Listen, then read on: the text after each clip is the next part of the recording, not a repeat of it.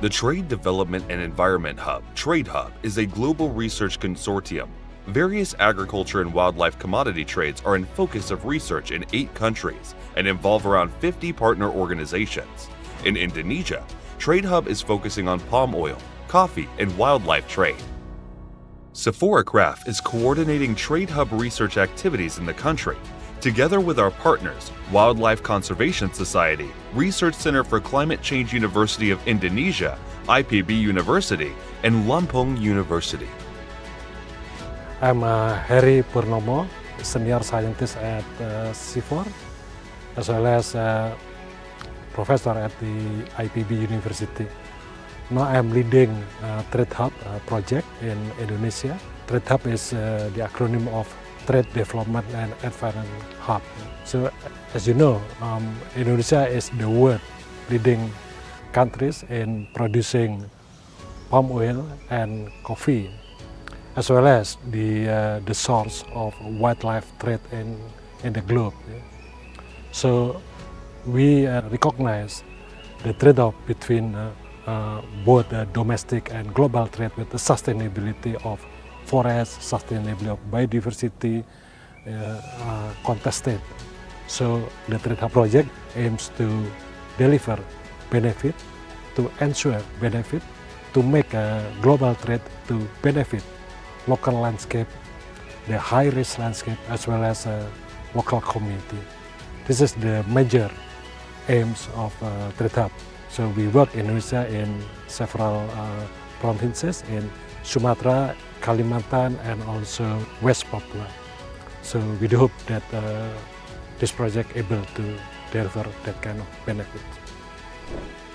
Toward the main goal, CIFOR-ICRAF research team is conducting various research to understand at-risk landscapes and associated supply chain risks to guide sustainable production using range of expertise on sustainable value chains of commodity.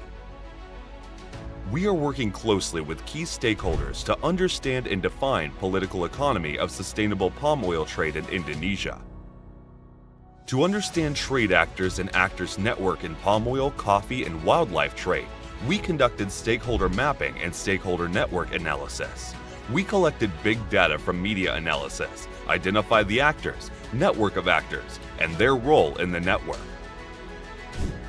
Another research on wildlife trade, we conducted big data analysis to understand online songbird trade in Indonesia. In this study, we try to apply machine learning work to analysis big data of online trade to give us hint on the online trade market of songbird in Indonesia.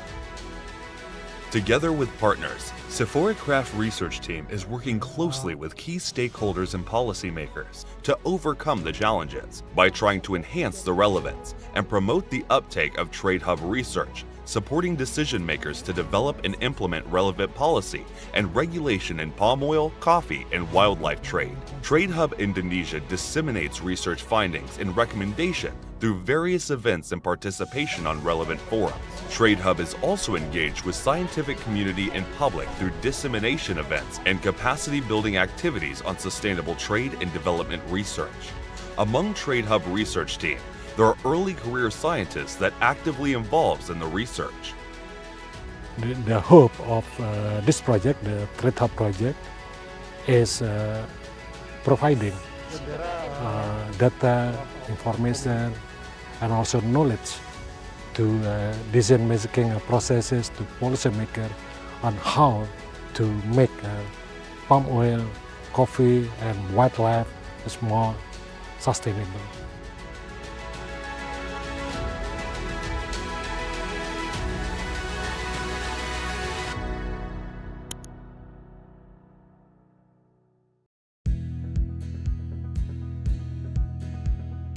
How do we transform the supply chains of agricultural commodities?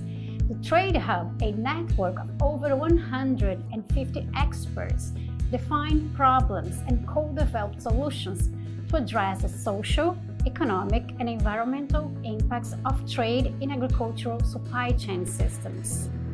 Together with local farmers, communities, researchers, and decision makers in the public and the private sectors, we present a roadmap to just and sustainable trade to encourage actions towards systemic changes in global trade markets.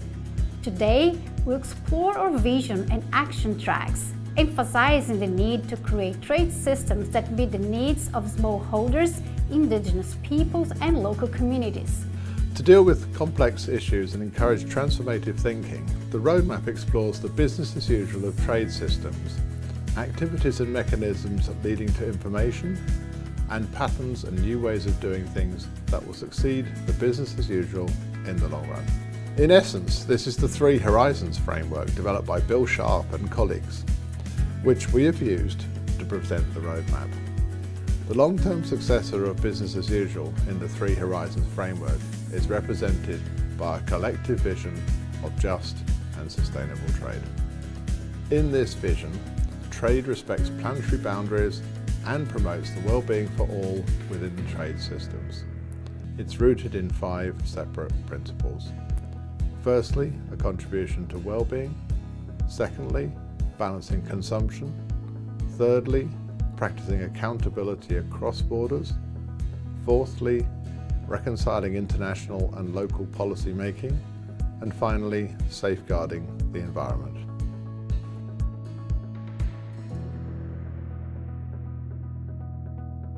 To achieve our vision of just and sustainable trade, our roadmap proposes 5 action tracks: consumption systems, production systems, local to global markets, the costs and benefits of trade, and smallholder needs.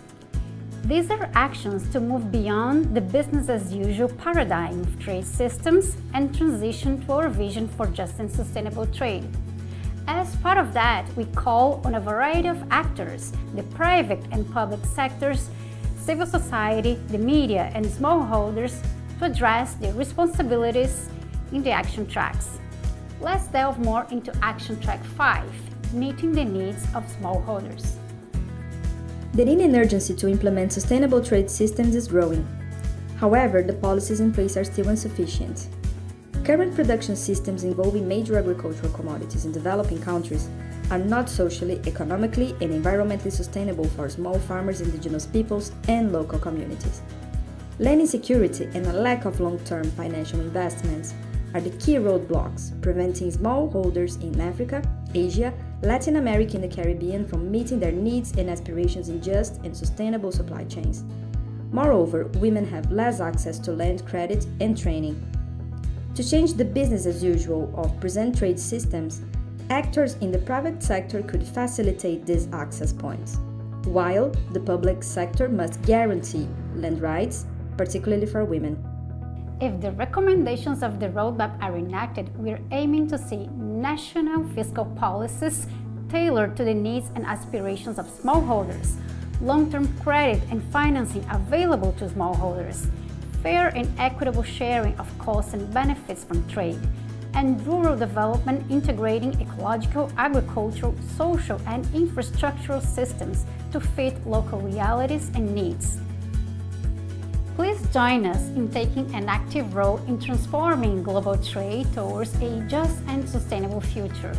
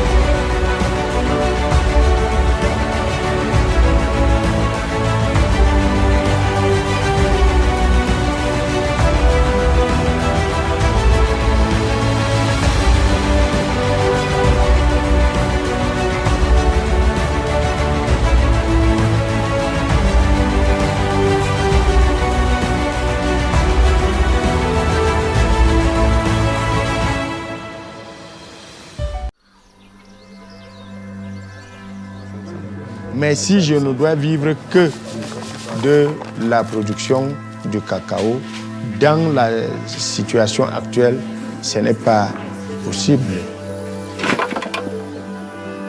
You see how water is pouring from my skin? Because I'm searching better life. Cocoa farmers are trapped in a cycle where they have to borrow money in anticipation for some revenue. We need to start doing something right now before we end up with an empty country with no trees. It has to be part of a hybrid strategy that involves smallholders. Et ici, la durabilité vient même avec des contraintes supplémentaires qui vont augmenter les coûts. Et si le prix reste le même, ça ne peut pas aller. Ça ne peut pas aller.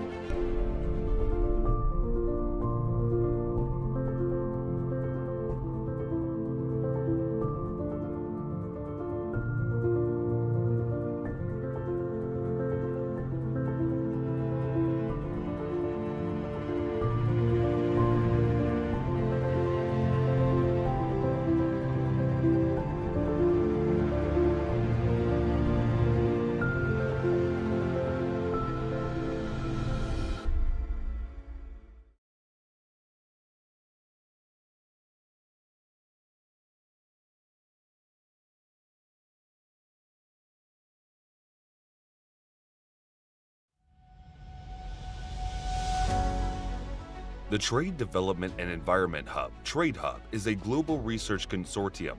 Various agriculture and wildlife commodity trades are in focus of research in 8 countries and involve around 50 partner organizations. In Indonesia, Trade Hub is focusing on palm oil, coffee, and wildlife trade.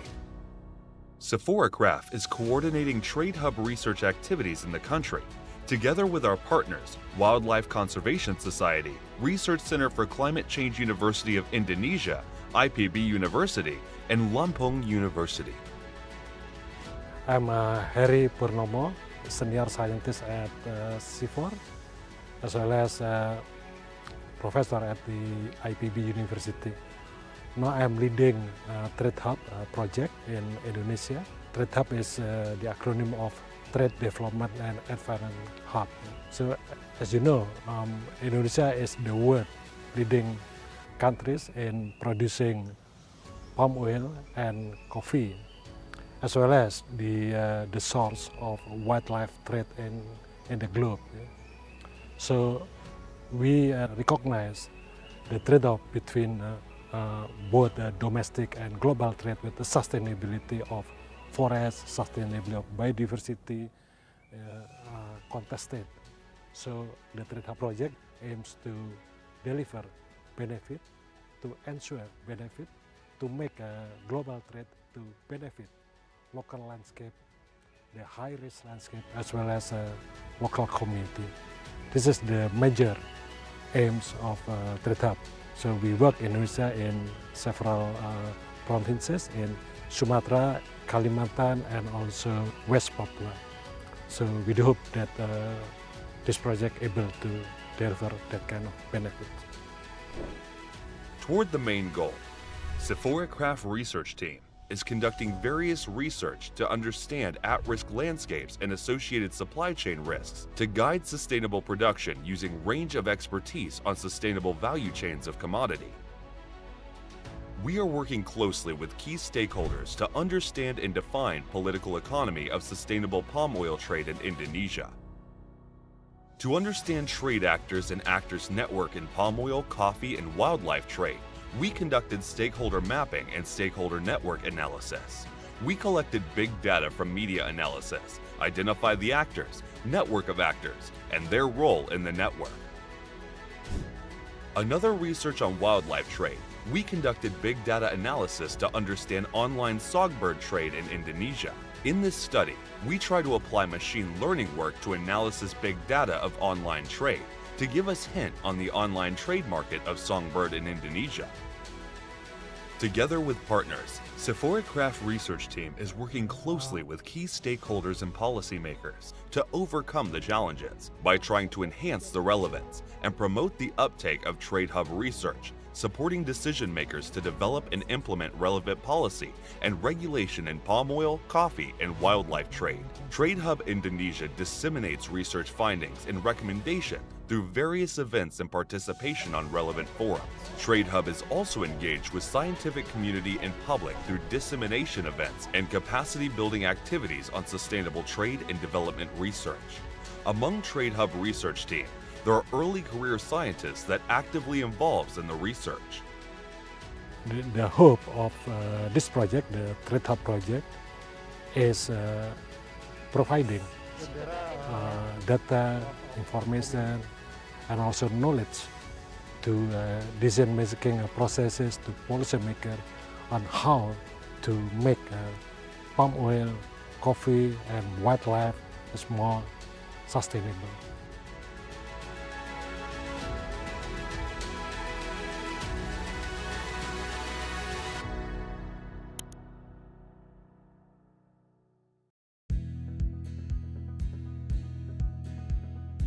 How do we transform the supply chains of agricultural commodities?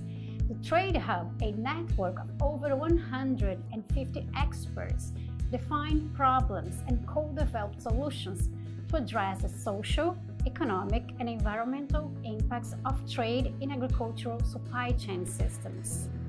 Together with local farmers, communities, researchers, and decision makers in the public and the private sectors, we present a roadmap to just and sustainable trade to encourage actions towards systemic changes in global trade markets.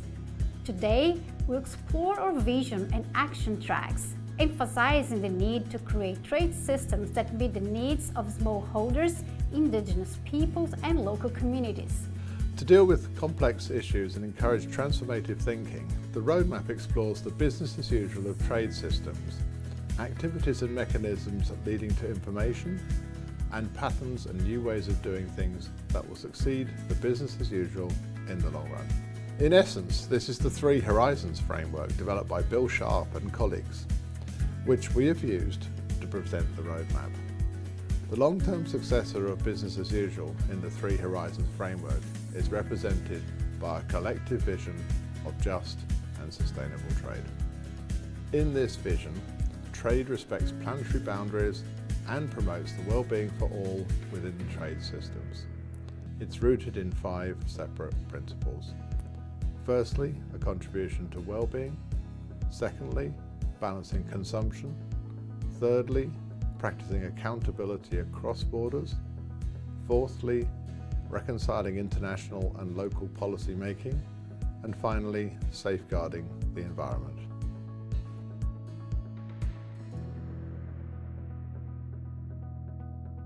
To achieve our vision of just and sustainable trade, our roadmap proposes 5 action tracks: consumption systems, production systems, local to global markets, the costs and benefits of trade, and smallholder needs. These are actions to move beyond the business as usual paradigm of trade systems and transition to our vision for just and sustainable trade.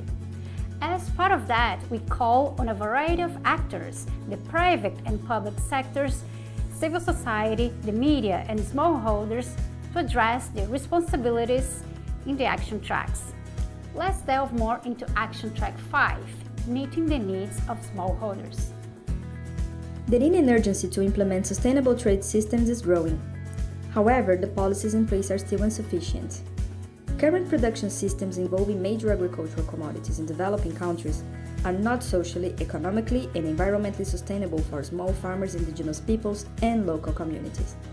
Land insecurity and a lack of long-term financial investments are the key roadblocks preventing smallholders in Africa, Asia, Latin America, and the Caribbean from meeting their needs and aspirations in just and sustainable supply chains. Moreover, women have less access to land credit and training. To change the business as usual of present trade systems, actors in the private sector could facilitate these access points, while the public sector must guarantee land rights, particularly for women. If the recommendations of the roadmap are enacted, we're aiming to see national fiscal policies tailored to the needs and aspirations of smallholders, long-term credit and financing available to smallholders, fair and equitable sharing of costs and benefits from trade, and rural development integrating ecological, agricultural, social, and infrastructural systems to fit local realities and needs. Please join us in taking an active role in transforming global trade towards a just and sustainable future.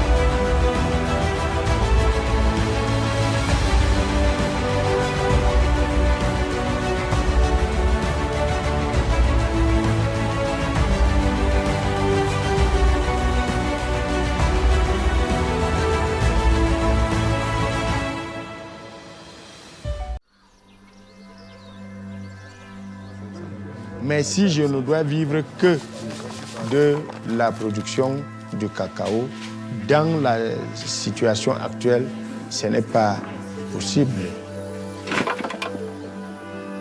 You see how water is pouring from my skin?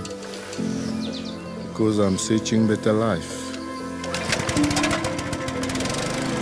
Cocoa farmers are trapped in a cycle where they have to borrow money in anticipation for some revenue. We need to start doing something right now before we end up with an empty country with no trees. It has to be part of a hybrid strategy that involves smallholders. Et ici, la durabilité vient même avec des contraintes supplémentaires qui vont augmenter les coûts. Et si le prix reste le même, ça ne peut pas aller. Ça ne peut pas aller.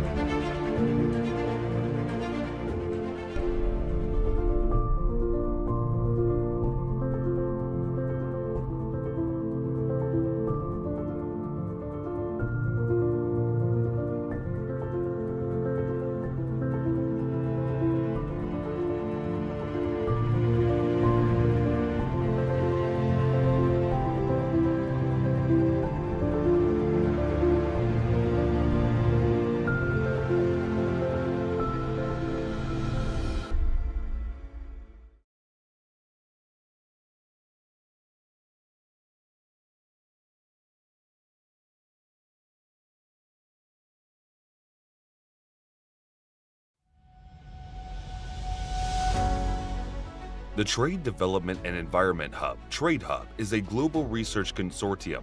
Various agriculture and wildlife commodity trades are in focus of research in 8 countries and involve around 50 partner organizations. In Indonesia, Trade Hub is focusing on palm oil, coffee, and wildlife trade. CIFOR-ICRAF is coordinating Trade Hub research activities in the country, together with our partners, Wildlife Conservation Society, Research Center for Climate Change University of Indonesia, IPB University, and Lampung University. I'm Heri Purnomo, senior scientist at CIFOR, as well as professor at the IPB University.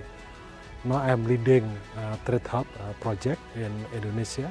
Trade Hub is the acronym of Trade Development and Environment Hub. So as you know, Indonesia is the world leading countries in producing palm oil and coffee, as well as the source of wildlife trade in the globe. So we recognize the trade-off between both domestic and global trade.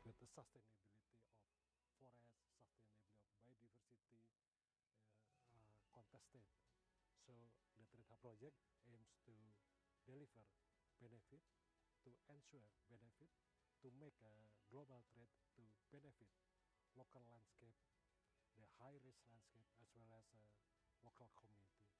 This is the major aims of Trade Hub. So we work in Indonesia in several provinces in Sumatra, Kalimantan, and also West Papua. So we do hope that this project able to deliver that kind of benefit. Toward the main goal, CIFOR-ICRAF research team is conducting various research to understand at-risk landscapes and associated supply chain risks to guide sustainable production using range of expertise on sustainable value chains of commodity. We are working closely with key stakeholders to understand and define political economy of sustainable palm oil trade in Indonesia. To understand trade actors and actors network in palm oil, coffee, and wildlife trade, we conducted stakeholder mapping and stakeholder network analysis. Please fill in the front row tables first, so all the speakers and panelists could clearly see who are their attendances, and we can have engagement more active, I believe. Once again, ladies and gentlemen, please fill in the front row tables and sit first, and the session will start soon. Thank you. The research team is working closely with key stakeholders and policymakers to overcome the challenges by trying to enhance the relevance and promote the uptake of Trade Hub research, supporting decision makers to develop and implement relevant policy and regulation in palm oil, coffee, and wildlife trade. Trade Hub Indonesia disseminates research findings and recommendation through various events and participation on relevant forums. Trade Hub is also engaged with scientific community and public through dissemination events and capacity building activities on sustainable trade and development research. Among Trade Hub research team, there are early career scientists that actively involves in the research. The hope of this project, the Trade Hub project, is providing data, information, and also knowledge to decision-making processes, to policymakers on how to make palm oil, coffee, and wildlife more sustainable.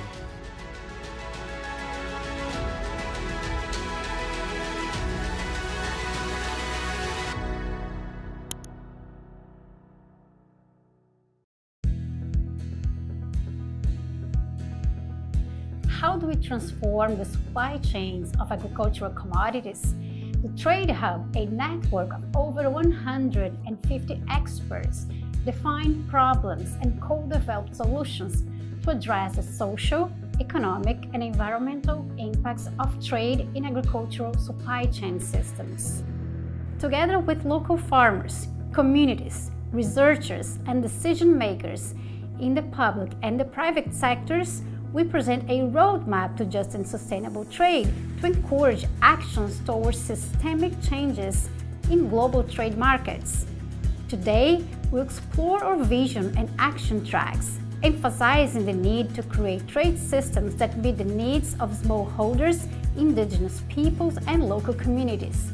To deal with complex issues and encourage transformative thinking, the roadmap explores the business as usual of trade systems, activities and mechanisms leading to information, and patterns and new ways of doing things that will succeed the business as usual in the long run. In essence, this is the Three Horizons framework developed by Bill Sharp and colleagues, which we have used to present the roadmap. The long-term successor of business as usual in the Three Horizons framework is represented by a collective vision of just and sustainable trade. In this vision, trade respects planetary boundaries and promotes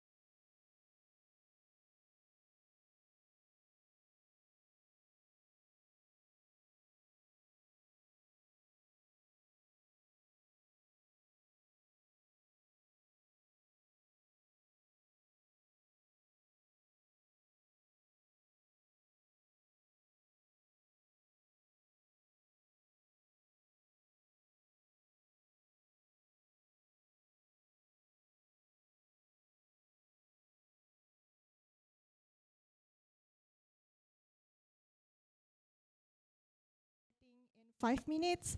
So please take a coffee break at the corner of the room to your table. And also please kindly fill in the front row of the table first.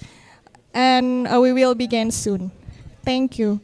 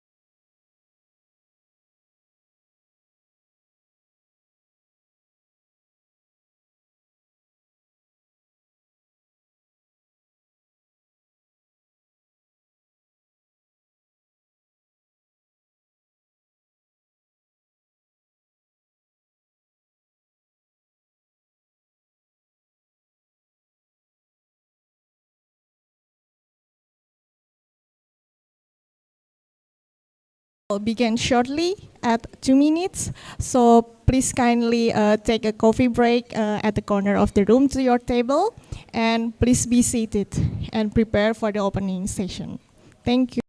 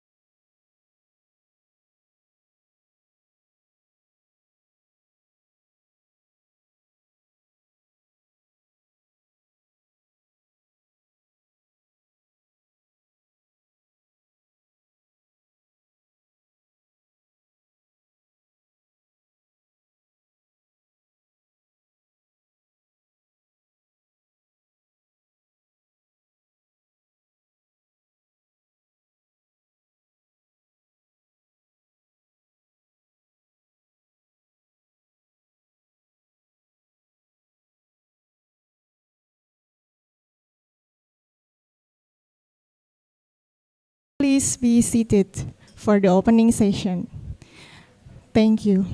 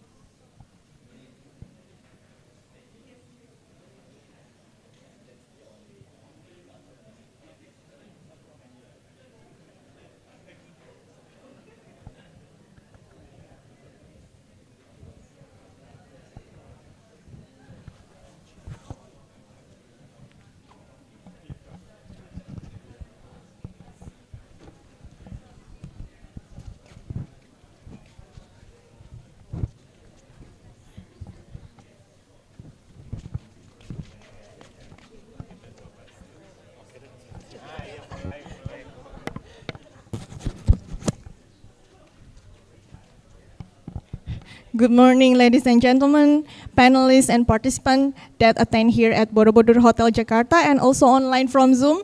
Welcome to the second day of the Regional Stakeholder Consultations in Asia and Cross-Regional Exchange with Africa and Latin America and the Caribbean for nature positive trade for sustainable agriculture, supply chains, and socio-economic development.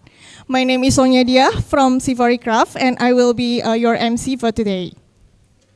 And I would like to inform you that this consultations is organized by UNEP, UNCTAD, in collaboration with CIFOR-ICRAF, IPB University and Center for Climate and Sustainable Financing, University of Indonesia. Before we start, I will explain to you several housekeeping informations. So we distributed a printed barcode of online agenda, and it is available on your table, as well as the important link that will be useful later for the sessions. And today's agenda is expected to end at 3:45 p.m., so lunch will be provided here.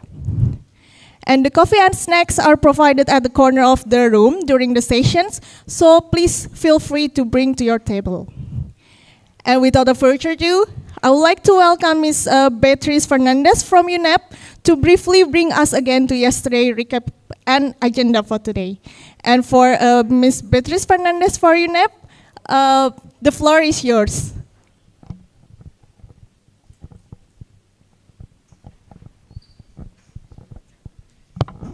Thank you very much. Selamat pagi. And good morning to everyone here, and also good morning to those joining us online, or good afternoon, good evening. Today we're just gonna welcome you all and thank you again for joining us. Just a quick recap, and you can see what happened yesterday.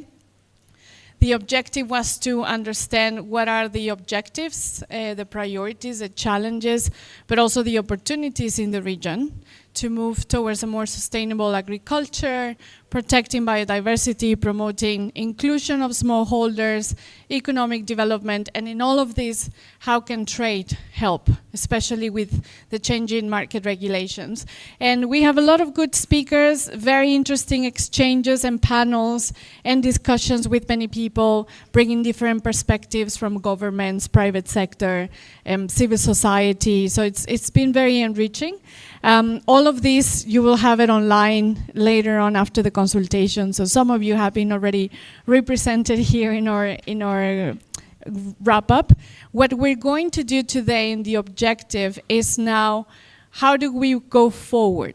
So what are the solutions? How can we move towards a more sustainable agriculture, inclusion of smallholders, sustainable development? And for that, you have probably seen in the agenda, if not, you have the chance to scan it. There are some papers on your tables that you can just scan and see the agenda. We're going to start with an excellent panel about the sustainable palm oil roadmap, and we're going to have a really interesting discussion about that. Then we're going to go for the interactive workshops, and all of you in your badges, you should have seen that you have different colors, different tags with different colors. That will be the workshop group that you will be organized, and we'll have 4 workshop groups. This will be completely led by all of you. We're just going to have somebody facilitating the discussion. But the workshop groups are really the opportunity for you to share your expertise, your knowledge, your proposals, and how do we provide solutions. And then we're going to close with an interregional session. We're going to have representatives from Asia, from Africa, and from Latin America and the Caribbean. And just to put in context, this is the 3rd and the last regional consultation that we're being hosting as part of the Trade Hub project. We already hosted a similar consultation in Latin America and the Caribbean in March. We were physically in Brazil, and many people joined online. The second one, we had it for Africa in June, and we hosted it in Cameroon, and this is the last, and we're really thrilled that all of you are joining us today. And I really encourage you to also participate in all the exchanges in the workshop groups.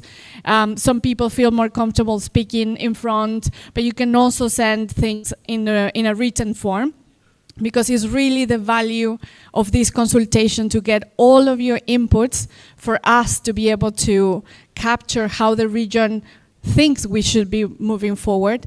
And we're going to have a closing, but just anticipating that the consultation is just not a dialogue, it's just not a nice discussion, it's really about an inclusion of all of you, your expertise, your knowledge, a consultative process, and we're going to be using the outcomes of this consultation to be used for information in different processes that are happening at the moment.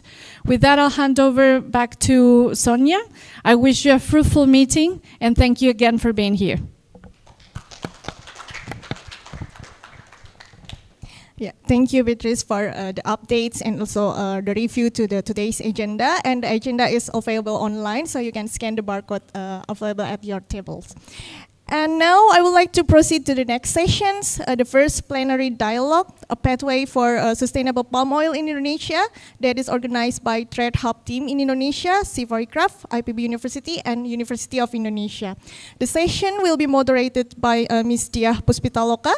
She is the lead for research group on green value chains, integrated business model, and innovative financings at CIFOR-ICRAF Indonesia. And Mbak Diah Puspitaloka, I welcome you to the stage to lead these sessions, and the time is yours. Thank you very much, Mbak Onya. Ladies and gentlemen, now the first plenary session is going to be a pathway to sustainable palm oil trade in Indonesia. So Trade Hub Consortium consisting of a lot of various partners in Indonesia. There are CIFOR-ICRAF, IPB University, and also University of Indonesia Center for Climate and Sustainable Financings. And there has been a lot of research already, especially in the sustainable palm oil trade in Indonesia and how the green trade can contribute towards addressing a climate crisis. And I would like to invite our speaker here, Professor Heri Purnomo, the Trade Hub scientist, CIFOR-ICRAF Indonesia Country Director, and also professor at IPB University, and also Mr. Nurrahman Setioko, who is the Acting Director of Center for Strategic Issues, Ministry of Trade, Republic of Indonesia, who will be joining with us online today. And Mr. Edi Suhardi, Sustainable Affairs at GAPKI, the Indonesia Palm Oil Association. Dr. Fitri Nurfatriani, the Scientist and Coordinator for Environment, Forestry, and Water Resource Conservation at Deputy of Policy Development, Research and Innovation Agency of Indonesia. And I would like to also invite Dr. Rusman Heriawan, the Senior Advisor of Palm Oil National Action Plan Forum in Indonesia, Forum RAN KSB.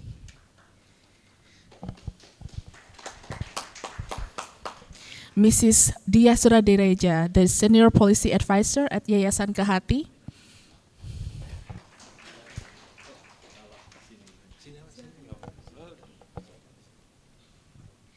And also Mr. Mansueto Darto, the Secretary General of the Palm Oil Farmers Union. So our panel sessions today, we will have presentations by Professor Heri Purnomo for 15 minutes, and then we will have feedback sessions from each panelist. Each have 5 minutes, so we will have a total of 30 minutes, and then we have discussions with the panelists for another 10 minutes, and then we proceed to the discussions and Q&A with the participants. And without further ado, I would like to invite Professor Heri Purnomo to present the roadmap for sustainable palm oil trade to address global green trade initiatives and the climate crisis in Indonesia.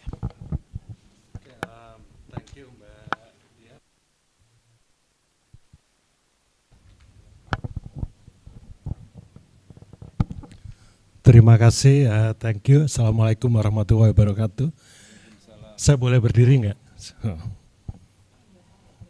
Pak, anak muda biasa berdiri. Ngaku muda ya, soalnya kalau duduk takut kelamaan duduk. Jadi saya akan mencoba mempresentasikan apa-apa yang sudah kami hasilkan selama ini. Oh sorry, we have to speak in English. I'm going to present the roadmap, the pathway actually, not real roadmap, but the pathway for sustainable palm oil trade to address green trade initiative and the climate crisis in Indonesia. So this is like the recommendation for the roadmap or guideline for the roadmap development. Because we know there is already RAN, rencana aksi nasional kelapa sawit berkelanjutan. It's like how we can contribute to the existing plan that the government of Indonesia is working and also is implementing. Next, please.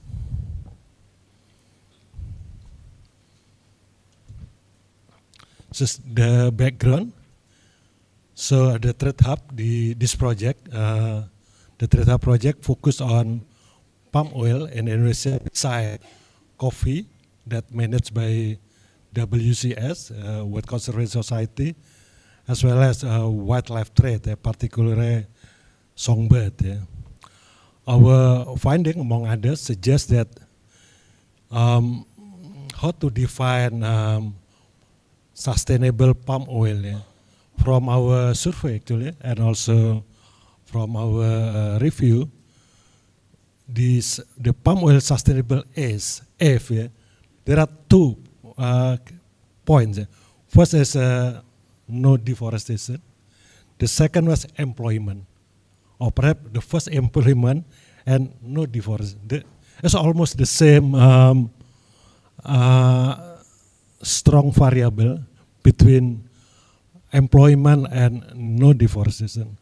This is how people actually define the sustainability of oil palm. If it is not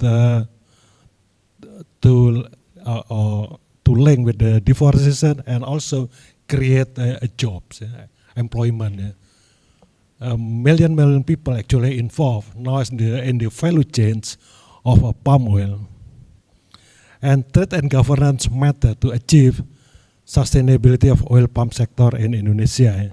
Trade is very strong variable of the sustainability is trade, perdagangan. Not only domestic trade but also international trade. So we found from we call it the SAM, structure equation modeling, how trade influence the sustainability of palm oil. The behavior, the green behavior of consumers matter. So it's not only what happened inside a particular country, in this case Indonesia or Malaysia, but what the consumers want. So because most agriculture product and forestry products are buyer driven. Buyer who want something is different from car or gadget. Gadget is driven by Apple. This is a new one. Then people buy. But agriculture and forestry is driven by consumers. If consumer want this, the producer try to pursue that interest. The trade and governance. The government, I see the actor is very, very important key player, particularly the government, the central government. That's why any sustainability talk without involving government is nothing. So that's why the RAN KSB, the FOXB, whatever, at the national as well as at the provincial and local, must involve government.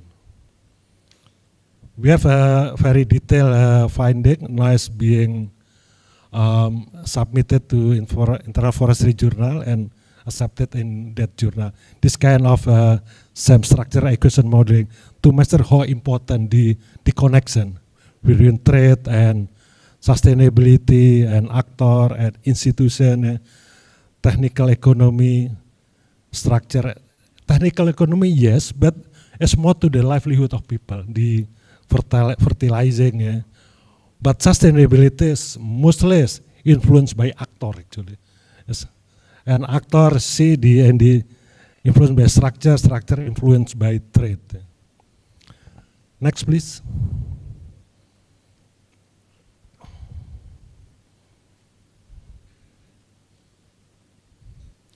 And this is also another article, I think, sent to the ecological economics, being reviewed in the ecological economics.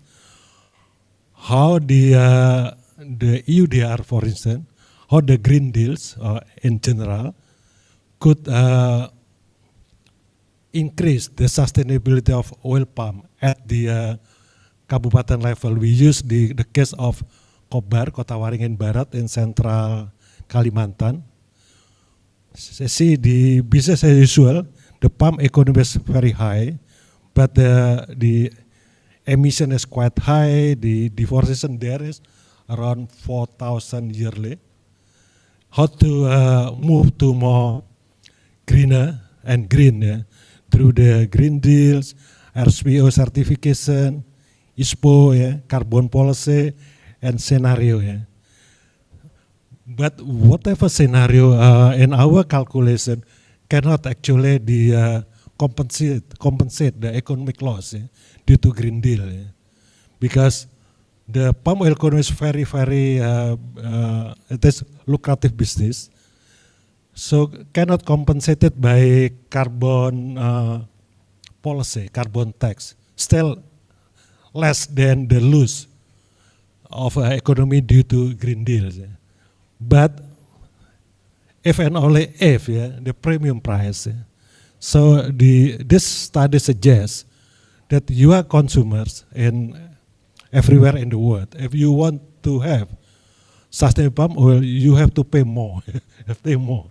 But if you pay with the same price, then will cause a loss of economy in Indonesia. This is being reviewed in the Ecological Economic Journal. Hopefully will be published soon. Yeah. Next, please.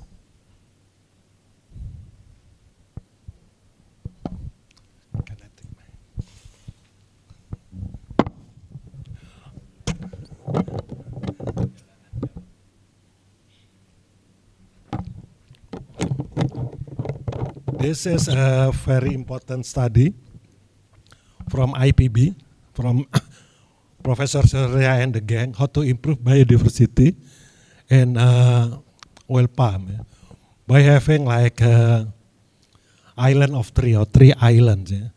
So in the sea of oil palm, how about to have island of petai, sungkai, avocado, durian, yeah? And it will increase the biodiversity, but not to decrease the economy. CIFOR-ICRAF also have a study in Latin America as well as in several other places in Sumatra to compare between monoculture of oil palm than more diverse of oil palm. Yeah. Hopefully this is a good try. If it is implemented in oil palm, ya Pak Darto, ya, hope we can increase the biodiversity. The forestry people are happy with this one because many trees, yeah, but not to lose the economy of the oil palm. Yeah. Next, please.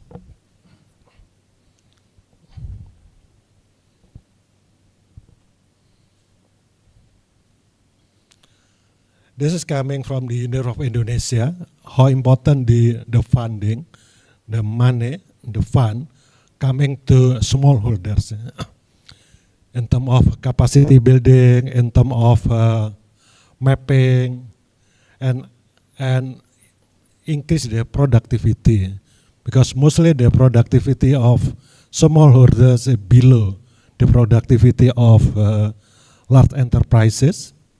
But how to improve it? Yeah. This is from the University of Indonesia. They have a program called 4F, Farmers for Forest Fund. Yeah. So I think it's good things to try. Farmers for Forest Conservation Fund. Yeah. So I think he knows better than the University of Indonesia. The slides coming from Pak Sony Mumbunan. Yeah. But yeah, I think so. Farmers for Forest Conservation Fund. Yeah. Proposed by SPKS. Yeah? Yeah. Okay. Next, please.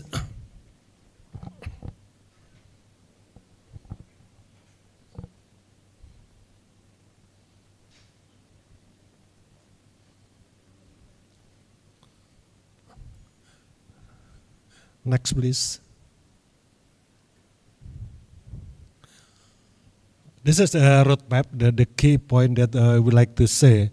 The roadmap comes from several studies on the result of our study, the case of EUDR. Also, we have several workshops on the roadmap since April 2023, as well as stakeholder consultation. Yeah.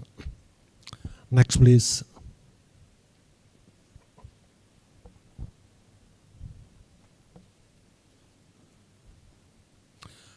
So our first process with key stakeholders started in December 2022.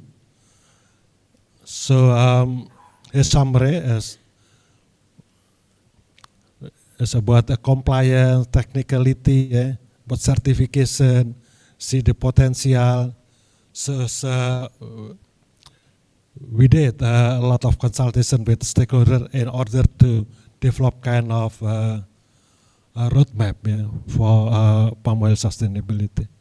Next, please.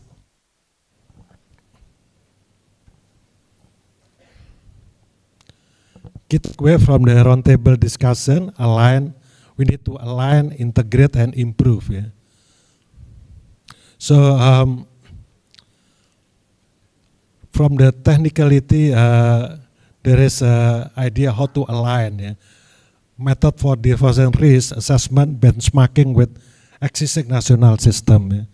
How to, if the EU, for instance, or US, they have their own assessment, how to synchronize with the output coming from the jurisdiction of Indonesia, the Ministry of Environment and Forestry, for instance.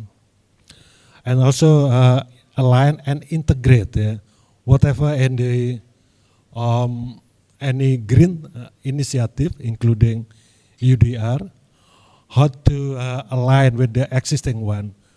ESA has already ISPO, for instance. They have a RAD KSB, RAN KSB, how to integrate. So it's like a joint effort. As I reminded yesterday that sustainability is very important for this country because it is part of our constitution. Article 32.4, it is crystal clear that this country has to develop the economy in sustainable way. Ramah lingkungan, collaboration. It is not the EU constitution, but actually our own constitution. So every work on the sustainability is actually the mandatory because of the our constitution says that. So align, integrate, and also improve. Improve. We believe we can do a sustainable oil palm that will also increase our competitiveness.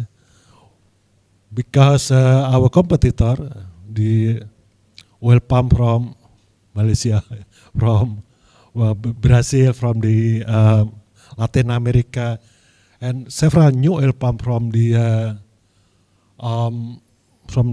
Africa are not sustainable. So we really hope that the sustainable oil palm is not our enemy, but our competitiveness. Because I always believe we did with the timber, with SVLK, with flat tea. I think timber is, to me, is like more complicated factor rather than oil palm. Oil palm is, to me, is not as complicated as timber. But timber we can do. We the first country to get a flat tea license. If we can do with timber, I believe we can do with oil palm or palm oil. The product we call it palm oil, the plants call it oil palm. Next, please. This is our second process with key stakeholders. We had a high-level policy dialogue and roadmap workshop in April 2023. Next, please. Key takeaway from the policy dialogue. This is reconciliation among priorities. That actually coming from Pak Abednego Tarigan. So Indonesia want to have sustainable development, the EU, the US, all of the world, the UN, but sometimes just different priority. Because Indonesia is not only talking about green things, environment, but also talking a lot about poverty alleviation, disaster, flood, and others. So reconciliation among priorities. This Professor Arif Satria from IPB also so how to our effort, joint effort to achieve free deforestation palm oil. Yeah. From Ibu Sonia Dewi also more or less the same thing. Yeah. And more communication and more collaboration, and try to trust our consumers. Yeah. It's not you are evil. Yeah. Just more communication, how to communicate and to collaborate. Next, please. The keynote presentation from Ibu Musdalifah, yeah, our Deputy Minister in the Korean Ministry of Economy. We need to have a bridge of communication between industry and other countries. How to communicate? Yeah? From the KLHK, from the MOAF, yeah? How to develop standard and instrument to measure the sustainability. Yeah? We all have the same spirit, yeah, on sustainability. It is also quoted from Ibu Musdalifah Mahmud. We have spirit, just how to work with that spirit. Yeah. So more collaboration, more communication. Yeah. There is many good guys, but also there are bad guys, and everywhere, yeah, Mbak Fitri, yeah, in Indonesia, in Europe, in US, bad guys. Yeah. Next, please. So the policy dialogue session 1 is need the definition what to call call sustainability. Also, Pak Abednego mentioned that the Indonesian commitment to sustainability is at presidential level. Yeah. The president himself is committed to the sustainability. Yeah. Need further communication would be done for policymakers. The priority is different. Yeah. From history, the process to achieve sustainable palm oil is accelerating. So we talk about deforestation. 25 years ago, 75% of oil palm lands coming from forest, but not anymore now. Yeah. Now it's less than 25%. So our trajectory is very good. Yeah. From 25 years ago till now. Yeah. So how to keep the momentum to be good and good. Yeah. Next, please. Okay. Okay, and the how to address the corporation as well, ISPO standard. Yeah. I think we can go. Yeah. Next, please.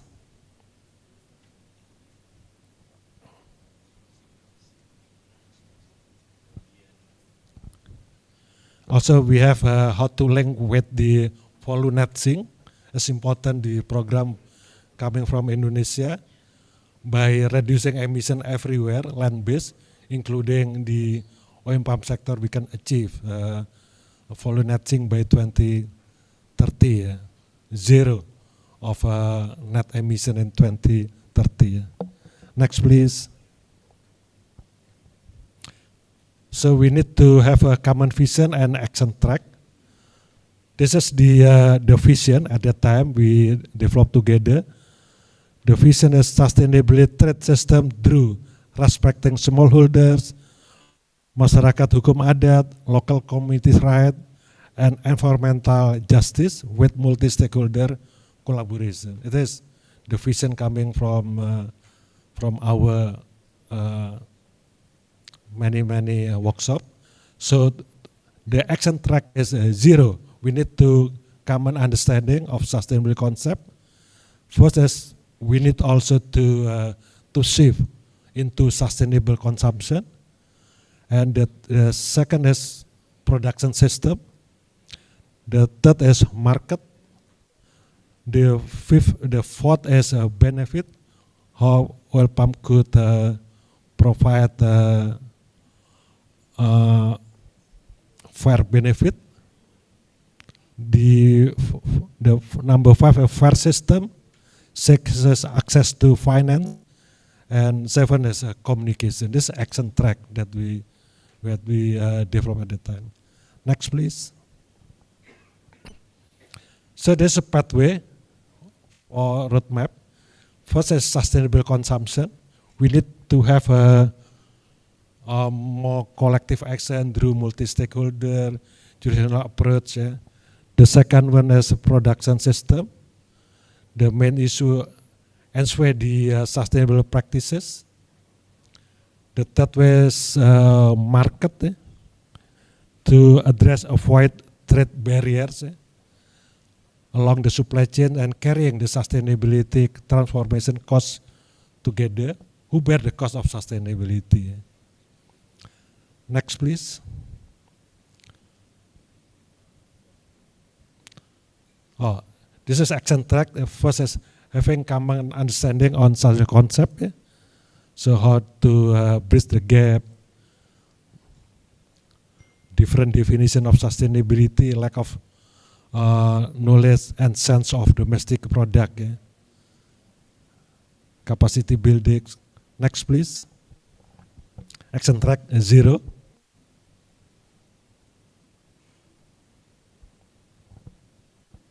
Next, please. The second one is sustainable consumption. How to avoid negative sentiment toward palm oil. How to clearing the missed campaign with positive sentiment. How to increase the incentive for sustainable palm oil, as well as premium price at the domestic market. It's not only global market, but also how to win the premium price at the domestic market. Next, please. The production system, how to increase the access to agriculture input, also land legality. I think it is very key, as Pak Agus just mentioned. And also the permission procedure, forest protection, and land tenure policy. Next, please. And market, lack of compensation scheme for ecosystem protection. How the government formulating incentive mechanism. Labeling the certified palm oil is not yet done, Pak. I think a small palm oil is labeled with halal, halal, but not sustainable. If I go to supermarket, I easily see the halal. Next, please. This is action track 4. It is a benefit to distribute fair benefit. The 5th is to ensure fair distribution of costs and risks. And the 6th is to provide better access to existing financing scheme. 7 is a communication. Next, please. This is illustration of benefit. Next, please. Fair system. Next, please. Access to finance, bank, the 4F. Next, please. Communication, how to promote ISPO, side by side with EUDR, whatever, what the synergy could achieve between different standards. Respect each other priority, how EU could respect the Indonesian priority, as well as Indonesia could understand what the consumer's country priority. Next, please. So it is the key ways forward, how to create demand for sustainable palm oil, globally, also domestically. The second is to ensure sustainable practices is implemented. There is a lot of talk, but the implementation we need to double our energy, our funding as well. To address and avoid trade barriers along the supply chains, carrying the sustainable transformation costs together. There is cost for transformation. To to distribute fair benefit sharing for different actors to empower smallholder farmers. Also to build and harmonize sustainability concept. Yeah. Sometimes not even between Indonesia and Europe, yeah. Between KLHK and Kementerian Pertanian, they have a different concept of sustainability. Yeah. Next, please. What actor can do is consumer, provide incentive, smallholder, implement sustainable practices, public sector, have framework and policy, private sector implement sustainable practices, and also more collaboration with smallholders, civil society, media, and academia, promote collective action and connect the dot of small but impactful initiative, provide and distribute credible information. Next, please. Okay, thank you. Next, please. There is a, okay, I think the last slide is how to give input to this article, Pak siapa? Pak Vito ya. Thank you, thank you.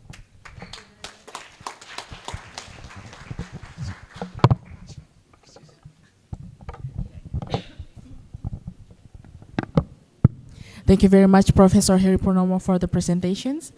And it surely contributes a lot towards the Indonesian National Action Plan on Sustainable Palm Oil that we envision together to achieve more sustainability in the palm oil sector.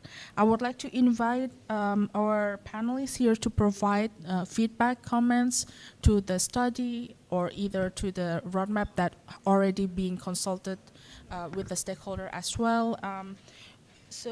In one of the presentations, Professor Heri Purnomo mentions that government is a very critical key actors to drive sustainable palm oil. And I would like to invite Dr. Rusman Heriawan, who is the Senior Advisor of Palm Oil National Action Plan Forum.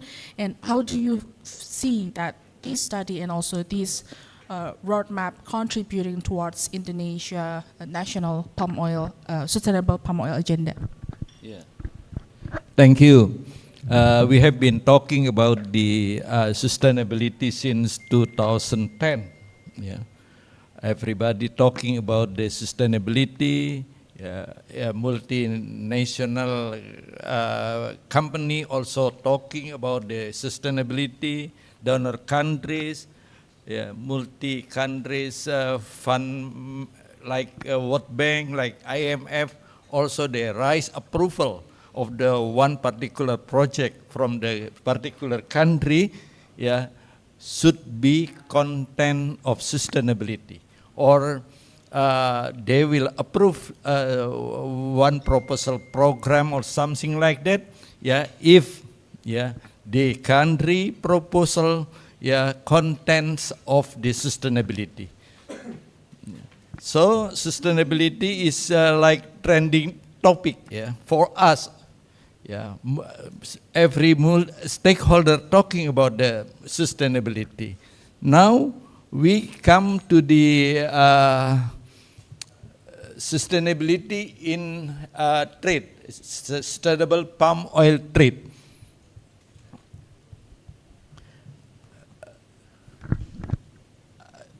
For me, we need Pak Heri, we need how you can define clearly about the sustainable palm oil trade. It's you have the criterion or procedure to standardize the sustainable palm oil trade. Because sustainable palm oil trade is just the third step for the sustainability in palm oil. We have sustainable palm oil in plantation. This first step. We have also sustainability in downstream industry. And now we come up with the sustainability palm oil in trade. So in my opinion, there three aspects should be included in the your study. Because your study is very hard statement. You have very hard statement. Number one, sustainable oil palm Indonesia defined as no deforestation. It's good, yeah.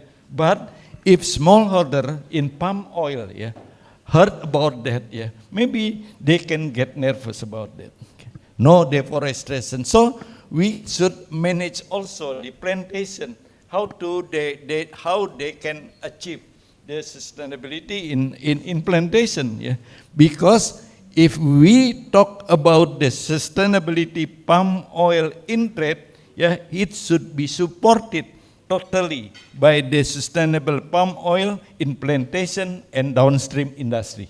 Without that, yeah, I think the sustainable palm oil in trade will be very, very hard also. Yeah. So we need the collaborative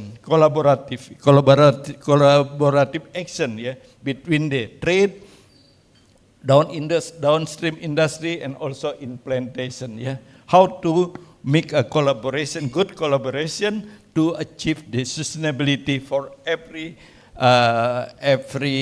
sustainability in palm oil. Thank you.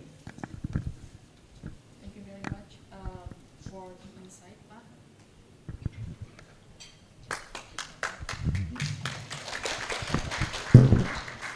Thank you very much for the insights, and I would like to invite our colleagues here who are from the producer to give their point of view from the sustainability in the producer sector, especially from the company. We have Bapak Mr. Edi Suhardi, who is the Sustainable Affairs at GAPKI. How do you respond to the study and also the roadmap that we already purchased on to drive sustainable palm oil, Pak? Thank you. I have quite a bit of notes here because I'm representing the Indonesian Palm Oil Association, so I have to be to provide a more comprehensive review on this study. And in this note, I identify two aspects. One is the appreciation and also the expectation to the research, and the second one on the notes of the research itself. So on the first part, GAPKI appreciate the research conducted by the CIFOR and expect that the research can fill in the gap for scientific reference in terms of the trade of sustainable palm oil, and expectedly it will help incentivize the ISPO or sustainable palm oil export to the EU under the UDR scheme. And secondly, we also appreciate that this research will also serve as the platform to provide the basis for trade mechanism and platform in anticipation of the implementation of EUDR. So we expect that this is going to help the growers and also other actors in response to the implementation of EUDR. Thirdly, we are in the view that the protectionism also associated with this sustainability discourses so far. So we do expect that the research is a precursor to development of fair and inclusive ethical trade of SPO. In our opinion, when we are talking about trade of sustainable palm oil, it has to be closely linked with the definition of fair, ethical, and inclusive trade. So GAPKI fully support and see this research as an opportunity for us to prepare a more fairer and then also more ethical trade in palm oil. And we have a few notes of this research, as we are aware that the sustainable palm oil only contribute to, especially EU market, only contribute to 5% of the Indonesian palm oil products. Last year we only export 2.1 million tons out of 50 million ton palm oil produced. And the sustainability, RSPO certified palm oil, we produce 8.6. So still there are unpurchased products of the certified RSPO palm oil. So I also expect that research can address this. I mean, the gaps on how the commitment of the producers in producing sustainable palm oil can be also recognized and also appreciated by the market. And we also note that the research needs to focus more on the incentivizing the SPO, especially for smallholders. I'm glad to see that from SPKS, Pak Darto is here, so hopefully he can contribute more to make sure that the voice of smallholders will be incorporated into the research. And the research also need to recognize and acknowledge the multi-tiers market of palm oil. So we would like to see that the research of fair and ethical trade of sustainable palm oil also disregarding the dominant market of the non-sustainable palm oil. So we have to recognize the multi-tiers market, multi-tiers product, as well as creating a multi-tiers market where we can set a standard for like EUDR compliance or the traditional market standard. And it is unfortunate to see that the research identify that the palm oil has been reduced, the sustainability in palm oil has been reduced only into two aspects of deforestation and employment. Basically, those two definitions or two criteria coming from the radical NGOs. So, however, we fail to recognize that the roles of green NGOs in determining or development of the sustainable palm oil. So the researchers has generalized the and then popularized the terminology of sustainability from the NGO, which is then adopted by the EU to become a general global definition. So in this respect, we expect the researcher to look at the origins of the definition of the sustainability, and also to look at the key actors behind the sustainability definition. Because if we just coming to the discussion and identify that this is the general understanding of sustainability, it's going to be misleading, because the current definition of sustainable palm oil has been differs and runs counter to the definition of the sustainability based on the Sustainable Development Goals. So we actually in the opinion that the market should not be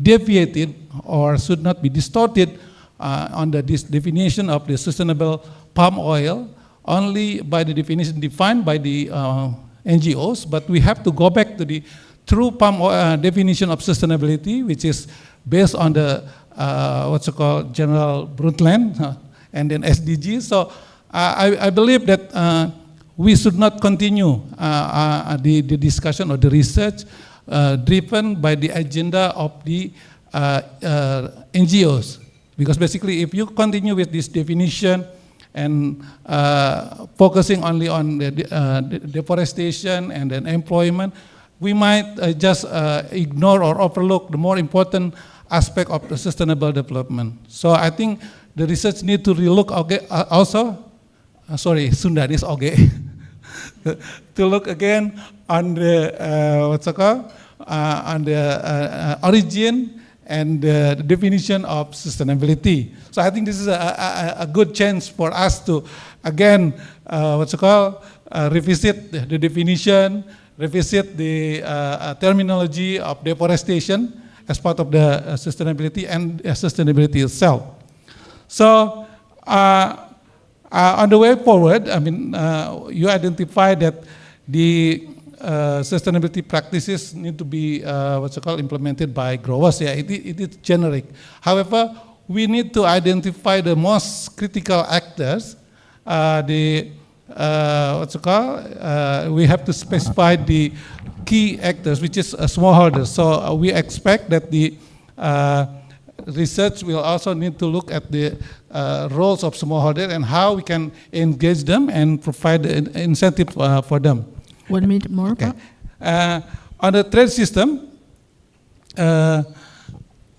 I think the research also need to look at the ways on how to create ethical market mechanism and platform. So basically, when we are talking about the trade of the sustainable palm oil, please be mindful that the principle behind this has to be ethical, fair, and inclusive. So palm oil need not to be singled out from the vegetable oil. So this research also need to look at other vegetable oil. So when we are talking the trade of the vegetable or the commodity, this commodity, it's going to be fair and square, and also looking at the global context. And on the actors, I would like to suggest that the actors need to be distinguished and then prioritized. So the roles of radical NGOs or the green NGOs, which not be covered in this research, need to be highlighted, and also the smallholders, especially the advocacy green NGO, and then the roles of market players, including like the traders, brokers, and financial institutions, also need to be incorporated. So in overall, despite our appreciation and recognition to this research, we also expect that this research can restart and revisit the existing misconception of sustainability in palm oil. Thank you. Thank you very much, Mr. Eddie from Indonesia Palm Oil Associations. And before we go to Mr. Nur Rahman, who is joining with us online, I would like to invite Mr. Mansuetus Darto from the Secretariat General of the Palm Oil Farmers Union to also provide from the smallholder point of view, how would you see the research and the roadmap that has been produced by CIFOR-ICRAF?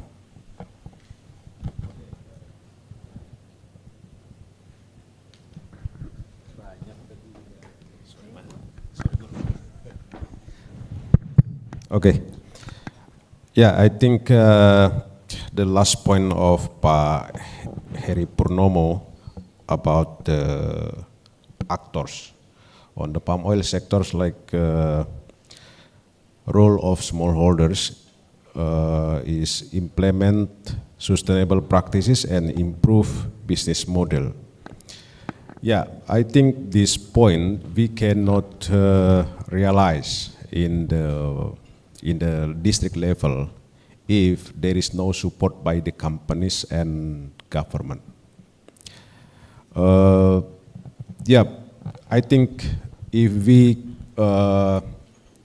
see the smallholders situation at the district level, like they are scattered, they are not organized on the smallholders cooperative, I think this is very difficult to achieve sustainable practices on the palm oil sectors. So the kind of support by the government to support smallholders farmers to achieve sustainable practices is, the first is mapping for farmers, and then establish the smallholders cooperative to create good partnership or fair partnership with the companies around the smallholders cooperative. The second point is how to create the CPO fund agency. Yeah, because the situation at the moment, the CPO fund agency just support for replanting for farmers. There is no support for how to create sustainable practices, like how to achieve Indonesian sustainable palm oil, how to achieve no deforestation production on the palm oil sectors, nothing. So I think we need support by the government to create the regulation about CPO fund agency to create more implement sustainable practices at the smallholders level. But the good news is, I think Ibu Budiah maybe will add some information about the revise of Perpres ISPO, yeah. I read the new Perpres ISPO, yeah. There is a kind progress issue because some point on the Perpres ISPO how to manage CPO fund agency to support the activity, to support the how to implement the sustainable palm oil practices at the smallholders level. And also there is DBH, profit sharing funds from palm oil to province and district level. And I think this is a good, this policy is very good to support the local action plan at the district level to support the farmers. And the third point is we need the support by the companies, like how to create fair price for smallholders around the companies, and provide investment services like training for farmers, good agriculture practices, best management practices, and I think also Pak Heri already explained about our initiative like Farmers for Forest Conservation Fund. This foundation to support the farmers who protecting the forest in the field level. We developed the pilot project in West Kalimantan, and now our members in West Kalimantan, they are protecting around 5,000 hectares of the forest. The kind of forest is customary forest. And then some months ago, we support the two villages because the two villages, they already comply with with the high carbon stock approach toolkit, and then the indigenous people and village head and Pak Bupati also joined when the village head and the community and the indigenous people community receive the incentive and benefit from their commitment to protect the forest. And one village maybe 30 million per village. Yeah. 1 minute more, Pak.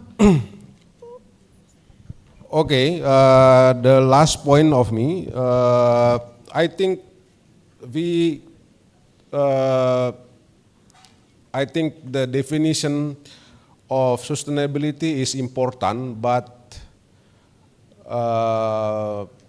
definition of smallholders is, I think it is very important.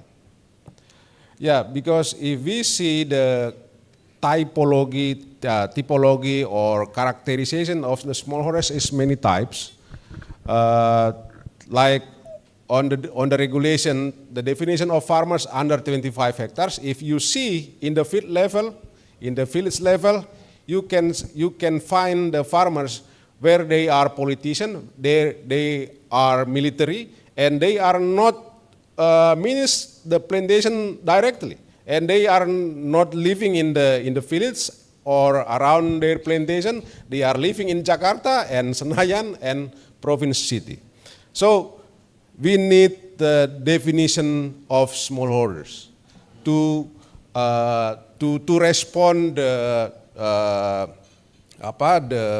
many kinds of sustainable paradigm at the global level.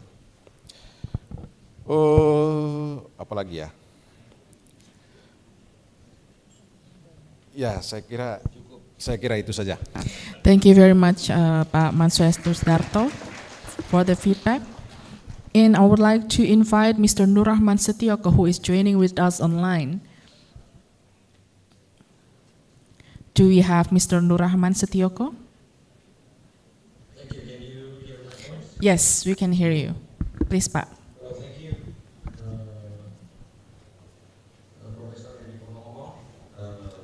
distinguished speakers and panelists, ladies and gentlemen. Forgive me for not attending physically in today's event, but I would like to thank you for inviting the Ministry of Trade to this event, and it is a great event for us to actually even study on the extent of the discussion of sustainability. And I would like to extend IPB's appreciation also and congratulate for the study. I think this study is a very important study. It will enrich the knowledge, not only the government, but also all the people and the owners of palm oil. They would be able to understand perfectly on what to extend their policy or their efforts to reach sustainability. I would like to begin with the very first presentation of Harry. First of all, about the definitions. I think all the other panelists also asserts quite an important part of the message of this study, that we require a good definitions of sustainability. To that extent, we need to convey a strong message, not only in terms of our policy, but in terms of our diplomacy. This is becoming very important. Right now, I'm the chief of negotiator for Indonesia, Canada, CEPA, and environment is one of the most prominent element of the negotiations. And it's always become a case of gaps between developed countries and also developing countries, not only on the bilateral part, but also on the regional and multilateral parts, that the definition of sustainability is becoming a very good case of discussion under the negotiation. I think we need to have a clear understanding of that.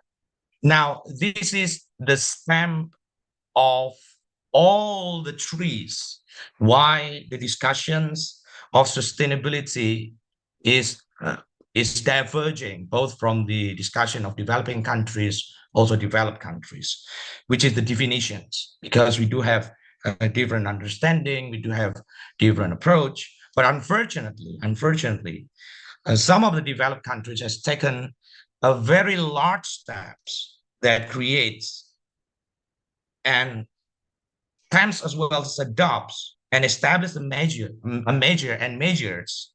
as well as policy unilaterally without scientific evidence in the name of sustainability to create a disguised protection. Now, this is becoming a problem. It may create a changing of a global trade as well as global rules and consequences. Now, this is becoming some of the issues that we need to address, and maybe this study could enlighten us to what extent and how we can actually establish our position, especially for the Indonesian part, towards that issue. Now, we do recognize that there are common but differentiated responsibilities, respective capabilities, principles. But unfortunately, again, I would like to say that some of the developed countries has tried to set up norms with a punitive approach rather than a collaborative approach. This is becoming a very deep discussions and also a major policy questions for addressing climate crisis. I do believe that domestic reform is inevitable because it is the mandate of the future generation. We're talking about sustainability is about future generation. And I do believe that sustainability has to be developed and well endorsed. However, along the path, there has to be also a compromise and also a fact of trust and guarantee of trust from the international community that a country, when they try to do the effort, there should be approach with collaboration rather than a punitive approach, or in this case, a punishment approach. Because anything that should be agreed both under FTAs or RTAs or any kind of approach, there will always be a dispute settlement mechanism that involved within that arrangements. Now, this is one of the things that we need also to be very aware of. And I think that this study could enlighten us in a way to answer those questions. And I do believe that everyone in this room would be very much well acknowledged of the AU Green Deal, with reveals of AU deforestation-free products and everything. So that is a clear examples of a country without a firm definitions and also an established scientific evidence to establish and even adopt, as well as put up measures that unilaterally without further engagements or proper consultations. Now, and it is in the name of sustainability become a disguised protections. Now, Indonesia will take a very essential path of reserving its rights, both under the international fora or maybe under the consultation bilaterally with any other countries, whenever its rights is documented. And obviously, in this case, we will try to do the most effective efforts and most effective efforts to prevent from further destruction to the world order with regards of the sustainability by a unilateral action of a certain country.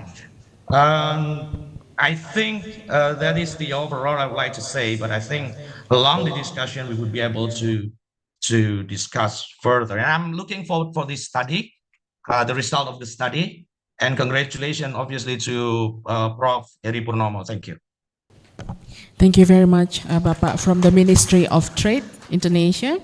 And I would like to invite our panelists who are also here. Ibu Dia Suradireja, how do you see from the policy point of view on this study and also on the topic in general? Okay, thank you. Thank you, Pak Heri, for great study.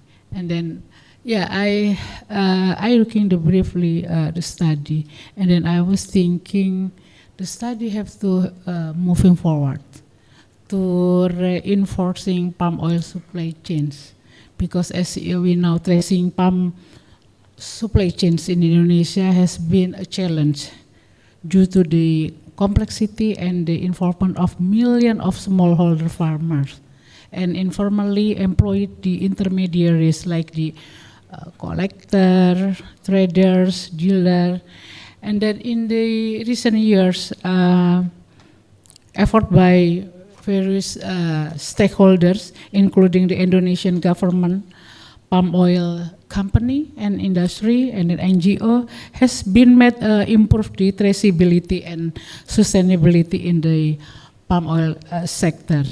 It is very important that Indonesia sustainable palm oil certification was established in 2011. Now we have the revising of the President decree in the ISPO, and then many improvement, because the ISPO is not only from the upstream but also upstream to downstream certification. Yeah, I think in this regard, this study, the issue is we know the big issue is we have to be called to have the information in data collection, and then now I think I will give the information that some effort from Indonesia regarding the UDR. We agreed have the ad hoc joint task force to discuss mainly is about the how the forum is Indonesia, Malaysia, and EU can have the mutual understanding, also preparation for how the UDR implementation. So for the reinforcing palm oil supply chains, I think the study will also at some point in the supply chains. The first is, I think, the proposed digital tools for supply chain actors to receive and pass on in the indicate declaration of legal and deforestation free status for a given location and product. I think I trying to see in the pathway, but I think it is the tool for supply chains platform is very important, and now the government of Indonesia with some partners establishing the clearinghouse for information in data. It is the clearinghouse is one of the instrument to have all the platform developed by partner, by NGO, by project, and then also by the government, for example, from the Ministry Agriculture, I think for agriculture commodities. And then the second is a set of the indicator that can provide visibility for district making process on legal and deforestation free production and traceability, and then I think facilitate potential allocation of incentive. It is I think in the second step, it is very important that the Trade Hub can looking also to deeply study on this issue. And then the last is the establishment of district registers to provide transparency regarding the legality, deforestation free status of medium to large scale producer in each district. I think we have some industry also already have the tools or the instrument for their supply chains platform. So I hope that the Trade Hub will be keeping in touch with the joint task force in terms of how we can establish the clearinghouse information data for forest and agricultural commodities strategies for us to export to outside Indonesia. It is the clearinghouse is not only for UDR implementation, but also for others consumer countries. So I think we have to sit together and then, looking forward to how the issue of the sustainable palm oil not enough or now, but we have to have the future views to have the fulfill the sustainable standard. Thank you very much, Ibu Dia, for the insights and also the feedback. And of course, what you say about data and information is obviously linked with the research. And we also have here Dr. Fitri Nur Fatriani, who is scientist and coordinator for Environment, Forestry, and Water Resources Conservations, and also Deputy of Policy Development at the Research and Innovation Agency of Indonesia.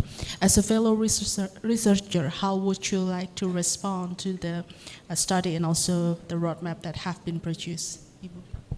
Thank you, Mbak Dia. First of all, I would like to thank to CIFOR for having me here. In this opportunity, I would like to elaborate the key way forwards that the study have been recommended.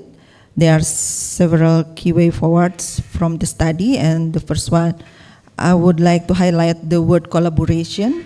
So because it is very important for the achieving sustainable palm oil, where the responsibility for achieving sustainability is not only in the hand of the producers, but also in the hand of the consumers. So the role of each is very crucial. For example, the consumers should provide the incentives such as the premium price, and then in this way producer consistently should implement sustainable practices because the market drives them. As the Pak Harris mentioned before, that this is the market driven business in the palm oil business.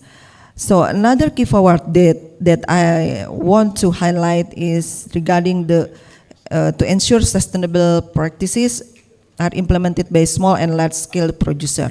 And the follow-up question is how to ensure the sustainable practice running.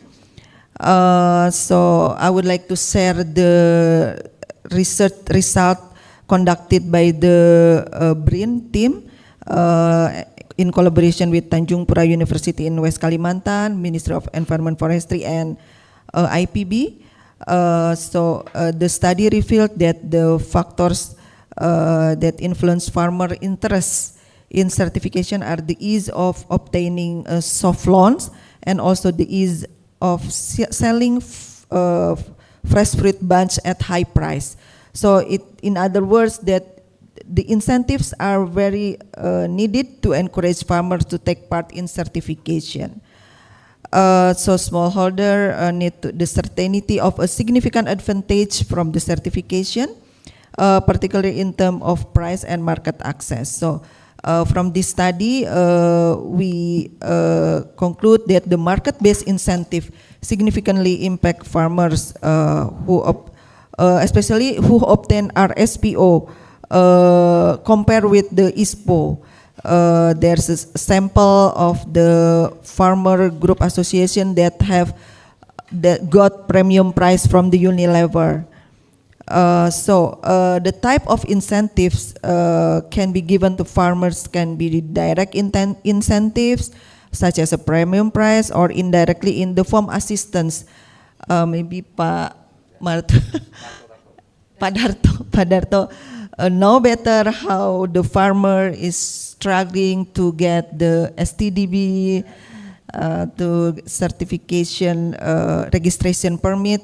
So it can become such as an incentive also for the smallholder farmers.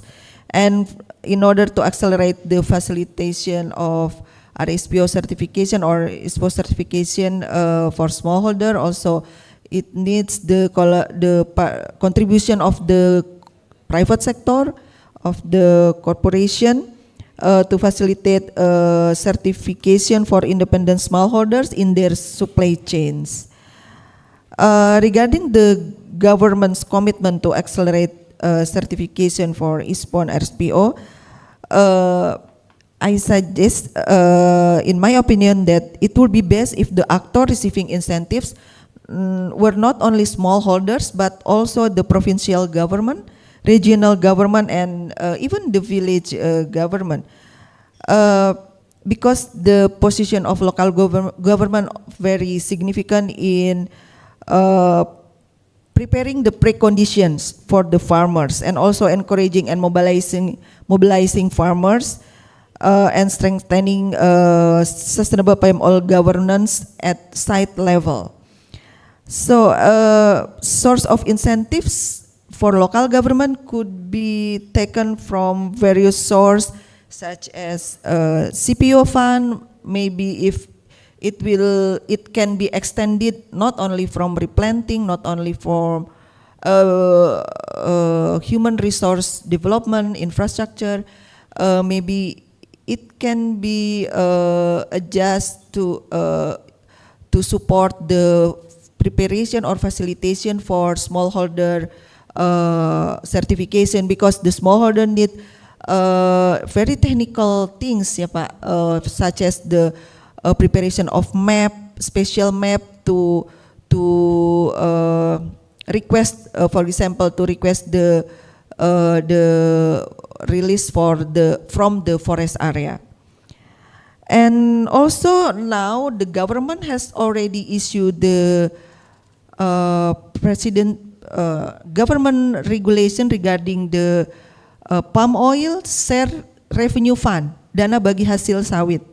Palm oil share revenue fund. It is part of the intergovernmental fiscal transfer, and it is allocated to the producing region, province, district, and the border regions, and the allocation is concerning the income from the export duties and also from the export levies. And beside of concerning the income from the levies and the duties, also there is an indicator of performance that government used to allocate the fund to the region government, to the regional government. So the indicator such as the reducing poverty in that area, and also the sustainable management practices in the region. So those kind of indicators or parameters can be used to allocate the DBH sawit or palm oil share revenue fund to the producing regional government. So the indicator still open to be developed. So maybe okay, thank you. Maybe we can use the indicator of high performance area that have a large certified plantation area, for example, like that. And it needs the input from all stakeholders to improve that kind of indicator to allocate the palm oil share revenue fund or DBH, dana bagi hasil sawit, to the regional government. And to respond the other key way forward, empowering smallholder farmers, we should connect it to the need of the land legalization resolving. We should connect it, the empower smallholder, to the need of the smallholder to get access to the financing. So, as I mentioned before, the assistance or the incentive should be allocated to empower smallholder in preparing mapping for their land, providing database, and those kind of factor that required to resolve their land legalization. Thank you very much, Dr. Fitri Nurfatriani, and also all of our distinguished panelists for their feedback to the study. I think we all agree that there are gaps in how each stakeholders should respond to meeting this gap. And I would like to take one question from the in-person participant who are attending here. So please feel free to raise your hand. Yes, we have one in the back. And also, please indicate to whom this question is being addressed. Okay, thank you, Mbak Dia. I'm Vita from EcoGreen Oleochemicals. So, basically, we are the proof that palm oil traceability in Indonesia is quite complicated because we are in the intermediate position in the industry. We do not have plantation, we are fully sourced from third party, we are not refinery, but we also are not FMCG. So regarding the UDR, I want to ask for any panelists there. I'm wondering, since we and you have a mutual understanding of removing the deforestation, but is there any change that we can learn deeply about if we can encourage ISPO, RSPO, or MSPO to be the replacement for the due diligence, not as only a supporting tools, but as the replacement in order to recognize the effort for any people that have a certification from ISPO or RSPO. I think that's all. Thank you. Thank you very much, Ibu. So this is basically how we can use this standard as a replacement. I would like to invite the panelists who would like to respond. Maybe one of you. Ibu Dia, please feel free. Okay, thank you. Ini ditunjuk langsung rame-rame nih ngeroyak. Okay, yeah, I think I know that one of the complicated now for the traceability is about not only data but also the platform. I think we have many platforms, and then I think you can have the listen to be learned from others. Like in Indonesia, as I know, we have the WWF have the platform of Harmony. I think one of interesting also the platform they're establishing for the not only palm oil but also for other commodities. And then WRI, IDH, and then also Surveyor Indonesia. Now they have the establishing the platform for all commodities. And then if you want to listen also for the how the standardization of the certification going into the traceability, you can see the system for timber, silk, or license information unit in KLHK. Is this the I was there in 2026. And then I think at least we establishing the system for 7 years. And then the difficult is not only data, but how to have the understanding about the definition of legality. So I think we will have the same problem. We have to have the mutual understanding about the definition of sustainability, for example. So. And then in the traceability and the transparency in fact dialogue, forest and agriculture trade dialogue, Indonesia is co-chair for almost 2 years. It is the forum the producer and consumer countries meet to discuss also about what the traceability and transparency standard will be used in the global issue. And then I think now the UDR for due diligence standard also we can see the regulation, and then I think is the time to sit together to see what the appropriate standard for us, mainly for the farmer. It's not only for palm oil, but also for the other commodities like coffee, cocoa, rubber, and then timber. And then I think CIFOR also involved very much as the global secretariat for effect dialogue. Thank you very much, Ibu, for the response. And before we end our sessions, I would like to give Prof. Heri 1 minute to respond to the feedback from the panelists, and also to just close the closing statement.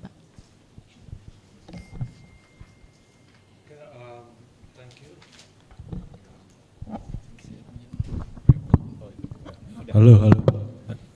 Sorry. Yeah, thank you. First, I would like to say thanks to all panelists.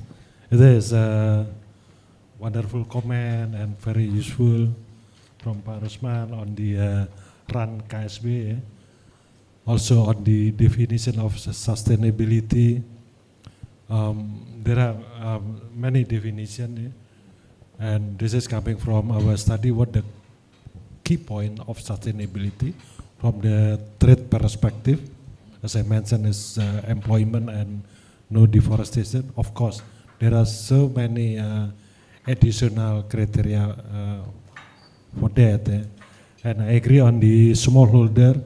A lot of things we have to do on the land legality and spot.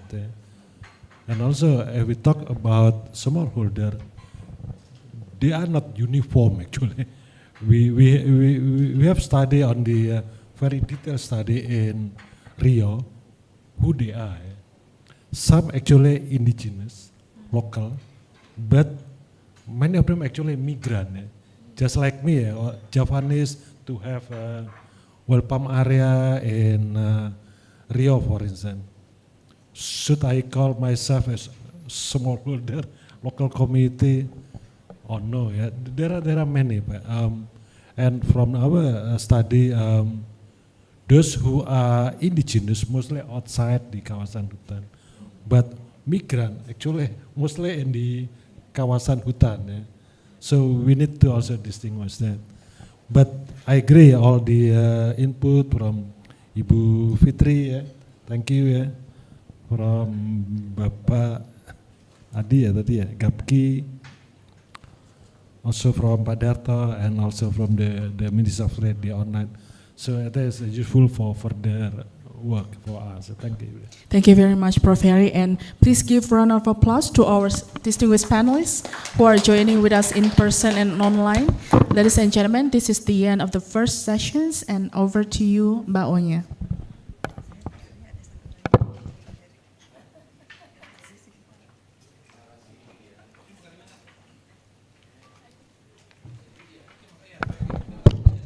Yeah, thank you, Media, and for honorable panelists for very insightful sessions.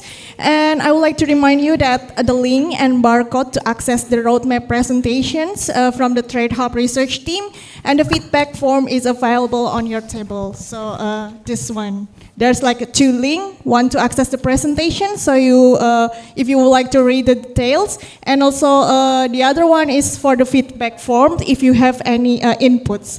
So it will be very valuable for the research team if we can have your inputs to improve our studies and maybe to think about the follow-up of the studies. Thank you very much. And now we proceed to the next agenda. The also interesting agenda. We'll have a breakout group workshops, and for informations, you have chosen your breakout group at the registration desk during your arrival, and follow the group number at sticker posted on your name tag. So we posted a sticker with numbers on your name tag, and please follow the numbers. We will have a group discussion for 1.5 hours, I think until 12:45 p.m. Jakarta time. And for participants joining us online, please kindly stay because we'll prepare also the discussions at Zoom. There will be a facilitator that lead the discussion online. And I will welcome again my colleague, Ms. Beatrice Fernandez from UNEP, to provide further instruction and kick off the breakout group sessions. For Beatrice. Okay then, maybe we can just start the breakout group sessions. So there will be 4 locations. For the group 1, please go to the this side. For the group 2 is on this side. For the group 3 is there. And for the group 4 is around there. Yeah, I think the organizing committee, please help with the flip chart. The flip chart has a number, so you can just follow the numbers. And in each breakout groups, there will be a facilitators that will lead the discussions. And again, I would like to inform you that we will have the breakout group until 12:45. Then we'll proceed for lunch after that. So yeah. Yeah, for the online participant, please stay. So we have Mrs. Listen Lawrence, our colleague, that will lead the discussions online. Thank you very much.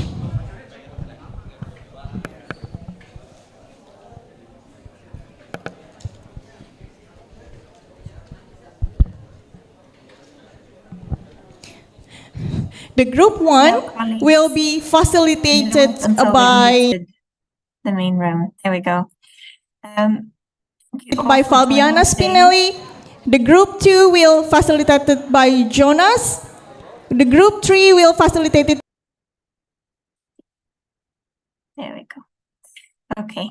Very good to have you online and you are choosing to stay for the Mais si je ne dois vivre que de la production de cacao dans la situation actuelle, ce n'est pas possible. About what we have heard, about what you would like to explore further among the questions that we've been talking about the last couple of days. So the way that we will run through this is, I will just start to give you a super quick overview of the project, just to set everybody on the same page. And then we have a small Menti question, just to understand who is in the room with us. And then we are going to start. I suggest that we start discussing the topic of scaling up access to markets and financial support for smallholders and indigenous peoples and local communities. And then if the conversation strays beyond that and there's a desire for speaking about a wider topic or different topics, that's absolutely fine, because this is your session. So I'm going to start with that. Let's see if I can share my screen here.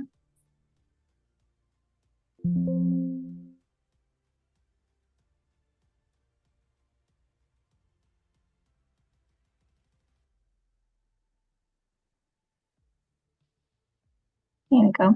So just a super quick introduction here to the Trade Hub project, which is the convener of the session today. We have around 40 partners in 15 countries across the world. So it's a big project. And it's working across the countries that you can see on the map here. And we're working on wild food species, agricultural commodities in these different countries. And as we've had in Indonesia, we're focusing on oil palm and coffee. And the overall objective is to look at how we can eliminate the negative impacts on people and ecosystems from trade. The overall objectives for the project is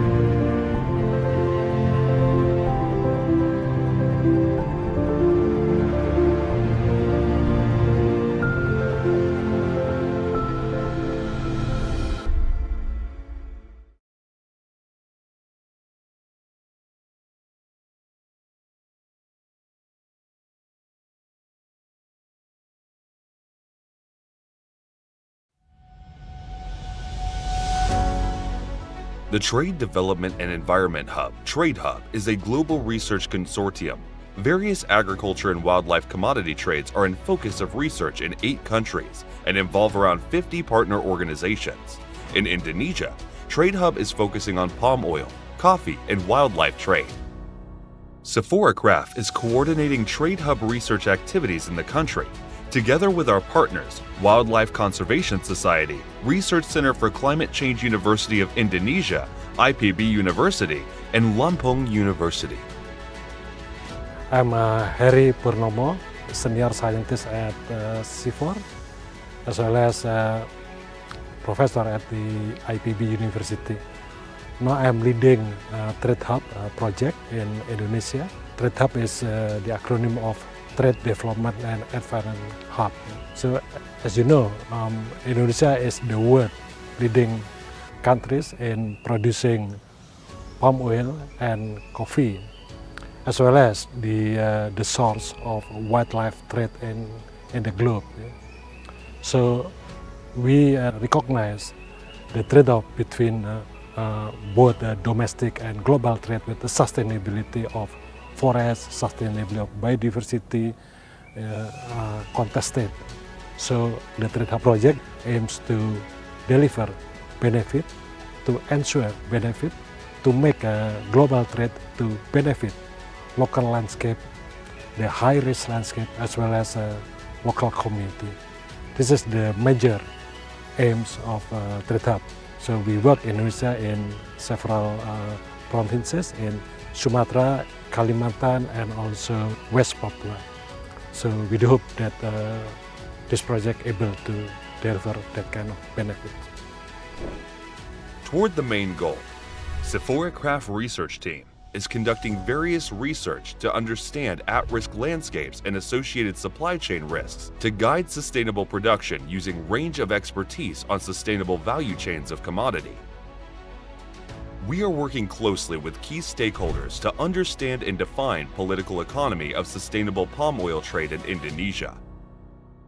To understand trade actors and actors network in palm oil, coffee, and wildlife trade, we conducted stakeholder mapping and stakeholder network analysis. We collected big data from media analysis, identified the actors, network of actors, and their role in the network.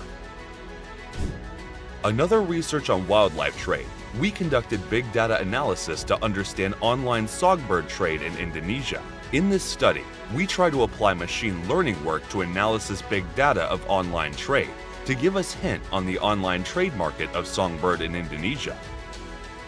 Together with partners, CIFOR-ICRAF research team is working closely with key stakeholders and policymakers to overcome the challenges by trying to enhance the relevance and promote the uptake of Trade Hub research, supporting decision makers to develop and implement relevant policy and regulation in palm oil, coffee, and wildlife trade. Trade Hub Indonesia disseminates research findings and recommendation through various events and participation on relevant forums. Trade Hub is also engaged with scientific community and public through dissemination events and capacity building activities on sustainable trade and development research. Among Trade Hub research team, there are early career scientists that actively involves in the research. The hope of this project, the Trade Hub project, is providing data, information, and also knowledge to decision-making processes, to policymakers on how to make palm oil, coffee, and wildlife more sustainable.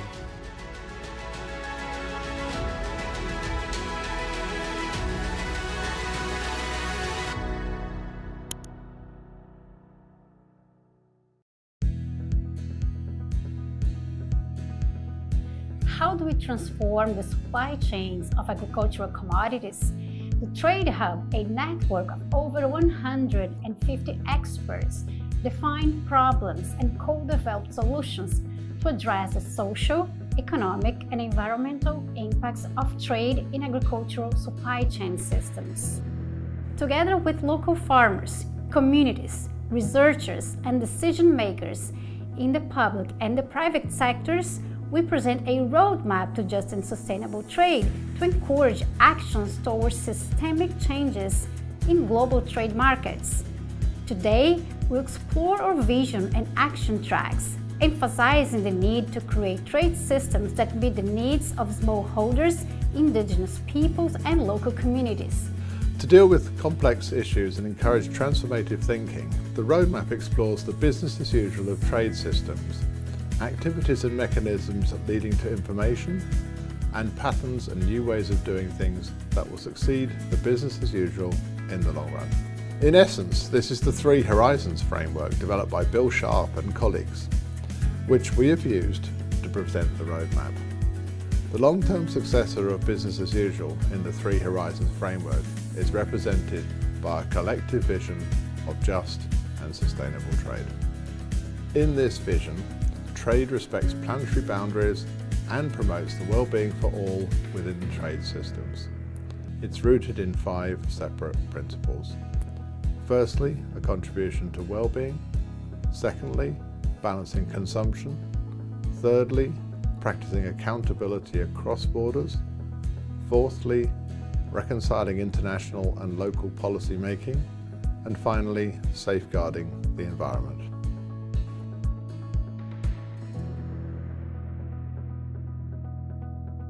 To achieve our vision of just and sustainable trade, our roadmap proposes 5 action tracks: consumption systems, production systems, local to global markets, the costs and benefits of trade, and smallholder needs. These are actions to move beyond the business as usual paradigm of trade systems and transition to our vision for just and sustainable trade. As part of that, we call on a variety of actors, the private and public sectors, civil society, the media, and smallholders to address their responsibilities in the action tracks. Let's delve more into action track 5, meeting the needs of smallholders. The need and urgency to implement sustainable trade systems is growing. However, the policies in place are still insufficient. Current production systems involving major agricultural commodities in developing countries are not socially, economically, and environmentally sustainable for small farmers, indigenous peoples, and local communities. Land insecurity and a lack of long-term financial investments are the key roadblocks preventing smallholders in Africa, Asia, Latin America, and the Caribbean from meeting their needs and aspirations in just and sustainable supply chains. Moreover, women have less access to land credit and training. To change the business as usual of present trade systems, actors in the private sector could facilitate these access points, while the public sector must guarantee land rights, particularly for women. If the recommendations of the roadmap are enacted, we're aiming to see national fiscal policies tailored to the needs and aspirations of smallholders, long-term credit and financing available to smallholders, fair and equitable sharing of costs and benefits from trade, and rural development integrating ecological, agricultural, social, and infrastructural systems to fit local realities and needs. Please join us in taking an active role in transforming global trade towards a just and sustainable future.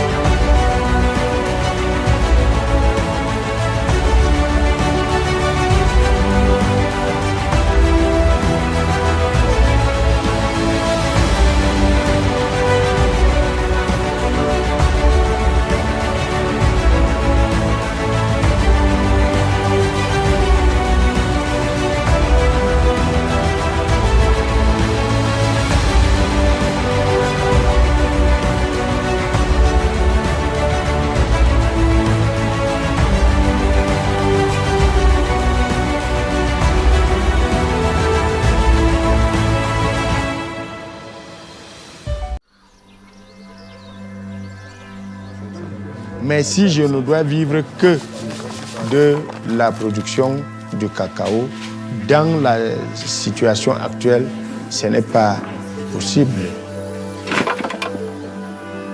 You see how water is pouring from my skin? Because I'm searching better life. Cocoa farmers are trapped in a cycle where they have to borrow money in anticipation for some revenue. We need to start doing something right now before we end up with an empty country with no trees. It has to be part of a hybrid strategy that involves smallholders. Et ici, la durabilité vient même avec des contraintes supplémentaires qui vont augmenter les coûts. Et si le prix reste le même, ça ne peut pas aller. Ça ne peut pas aller.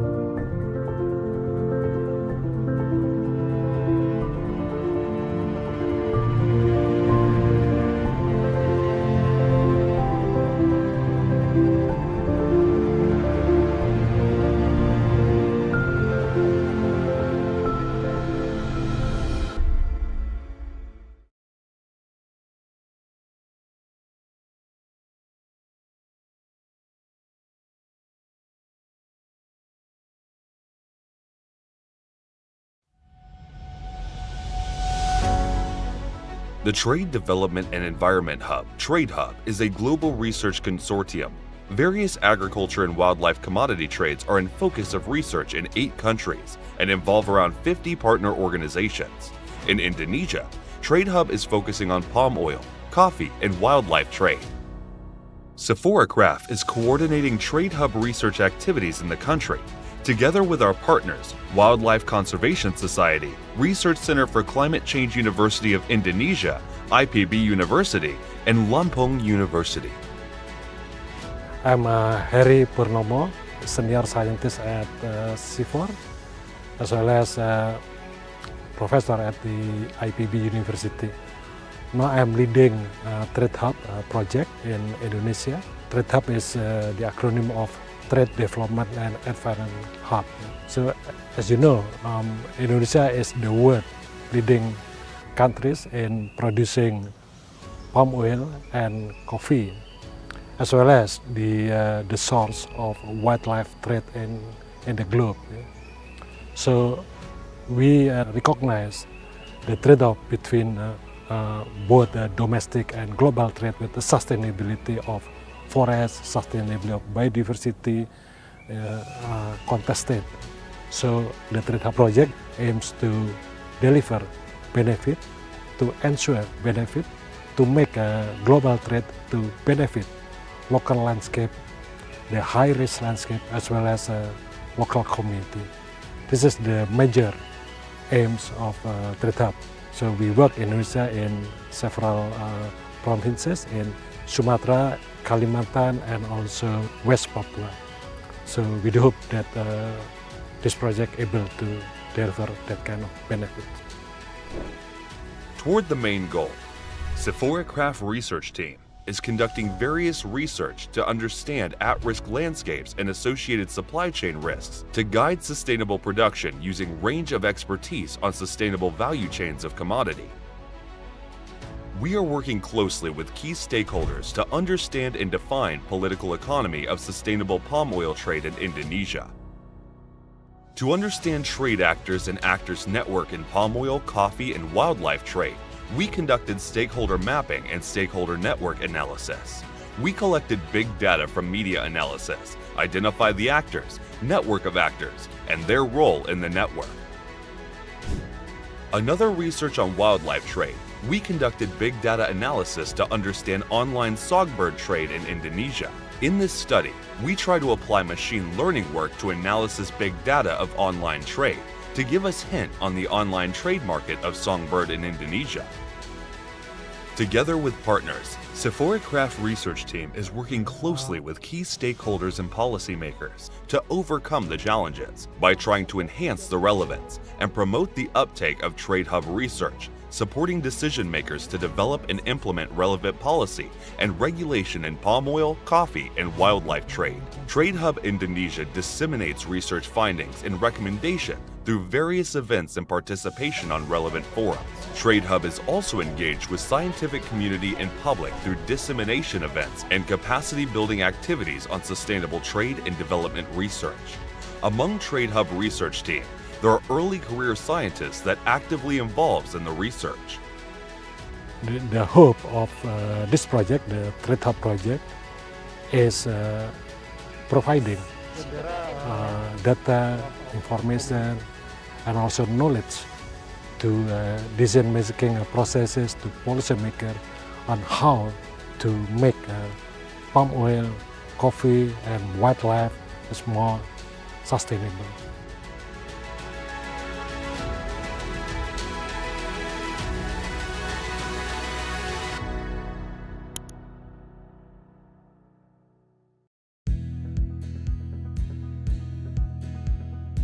How do we transform the supply chains of agricultural commodities?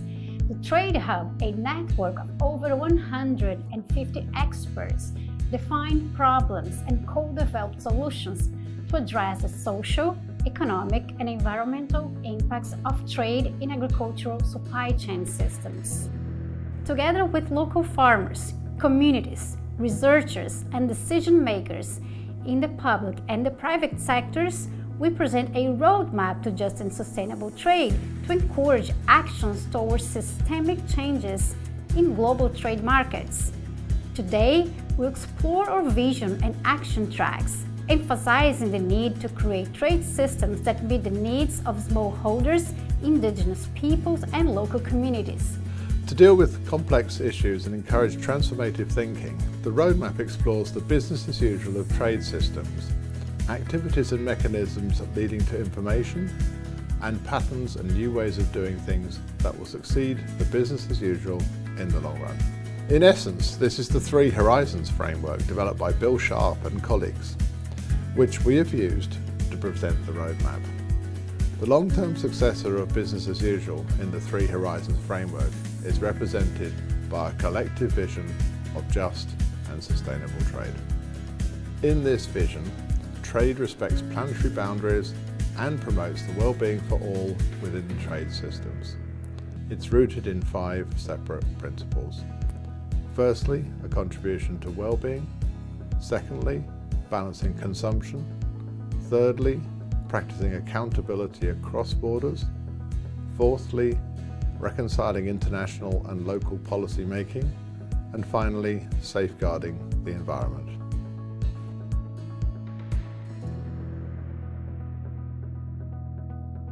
To achieve our vision of just and sustainable trade, our roadmap proposes 5 action tracks: consumption systems, production systems, local to global markets, the costs and benefits of trade, and smallholder needs. These are actions to move beyond the business as usual paradigm of trade systems and transition to our vision for just and sustainable trade. As part of that, we call on a variety of actors, the private and public sectors, civil society, the media, and smallholders to address their responsibilities in the action tracks. Let's delve more into action track 5, meeting the needs of smallholders. The need and urgency to implement sustainable trade systems is growing. However, the policies in place are still insufficient.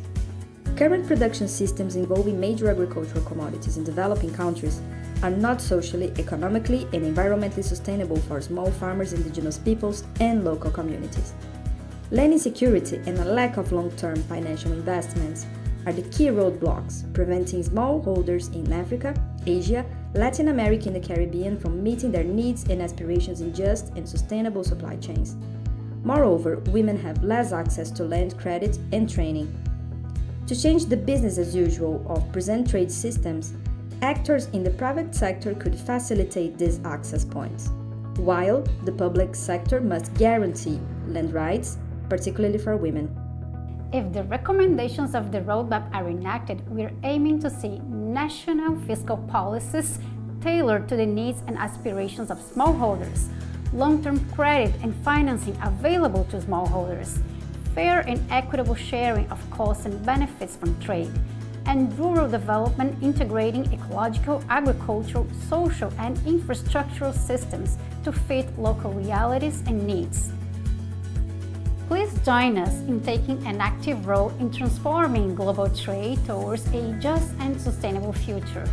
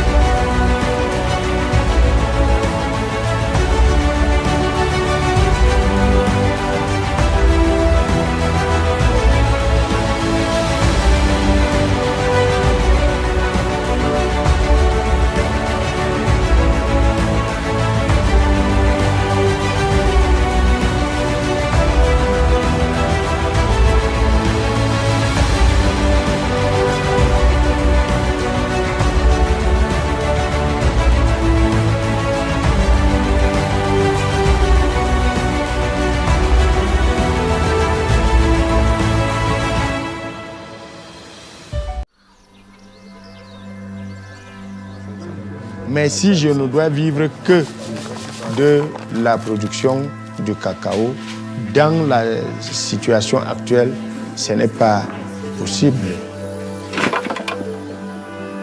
You see how water is pouring from my skin? Because I'm searching better life. Cocoa farmers are trapped in a cycle where they have to borrow money in anticipation for some revenue. We need to start doing something right now before we end up with an empty country with no trees. It has to be part of a hybrid strategy that involves smallholders. Et ici, la durabilité vient même avec des contraintes supplémentaires qui vont augmenter les coûts. Et si le prix reste le même, ça ne peut pas aller. Ça ne peut pas aller.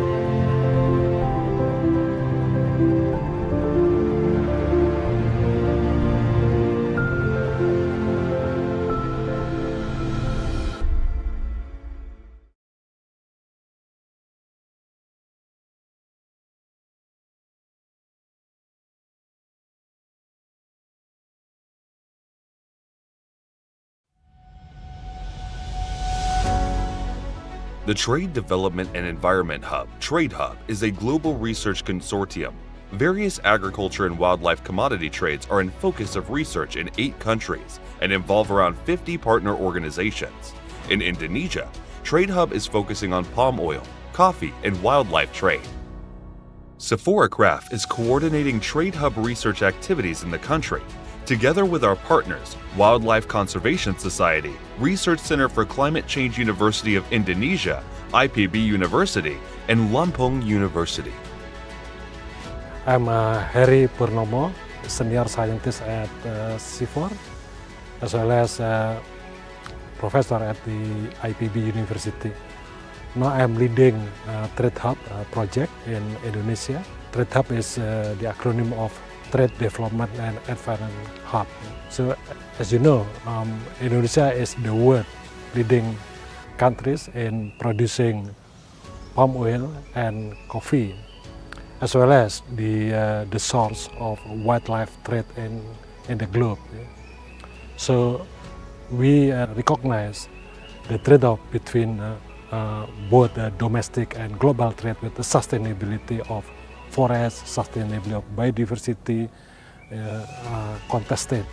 So the Trade Hub project aims to deliver benefit, to ensure benefit, to make global trade to benefit local landscape, the high-risk landscape, as well as local community. This is the major aims of Trade Hub. So we work in Indonesia in several provinces in Sumatra, Kalimantan, and also West Papua. So we do hope that this project able to deliver that kind of benefit. Toward the main goal, CIFOR-ICRAF research team is conducting various research to understand at-risk landscapes and associated supply chain risks to guide sustainable production using range of expertise on sustainable value chains of commodity. We are working closely with key stakeholders to understand and define political economy of sustainable palm oil trade in Indonesia. To understand trade actors and actors network in palm oil, coffee, and wildlife trade, we conducted stakeholder mapping and stakeholder network analysis. We collected big data from media analysis, identified the actors, network of actors, and their role in the network. Another research on wildlife trade, we conducted big data analysis to understand online songbird trade in Indonesia. In this study, we try to apply machine learning work to analysis big data of online trade to give us hint on the online trade market of songbird in Indonesia. Together with partners, CIFOR-ICRAF research team is working closely with key stakeholders and policymakers to overcome the challenges by trying to enhance the relevance and promote the uptake of Trade Hub research, supporting decision makers to develop and implement relevant policy and regulation in palm oil, coffee, and wildlife trade. Trade Hub Indonesia disseminates research findings and recommendation through various events and participation on relevant forums. Trade Hub is also engaged with scientific community and public through dissemination events and capacity building activities on sustainable trade and development research. Among Trade Hub research team, there are early career scientists that actively involves in the research. The hope of this project, the Trade Hub project, is providing data, information, and also knowledge to decision-making processes, to policymakers on how to make palm oil, coffee, and wildlife more sustainable.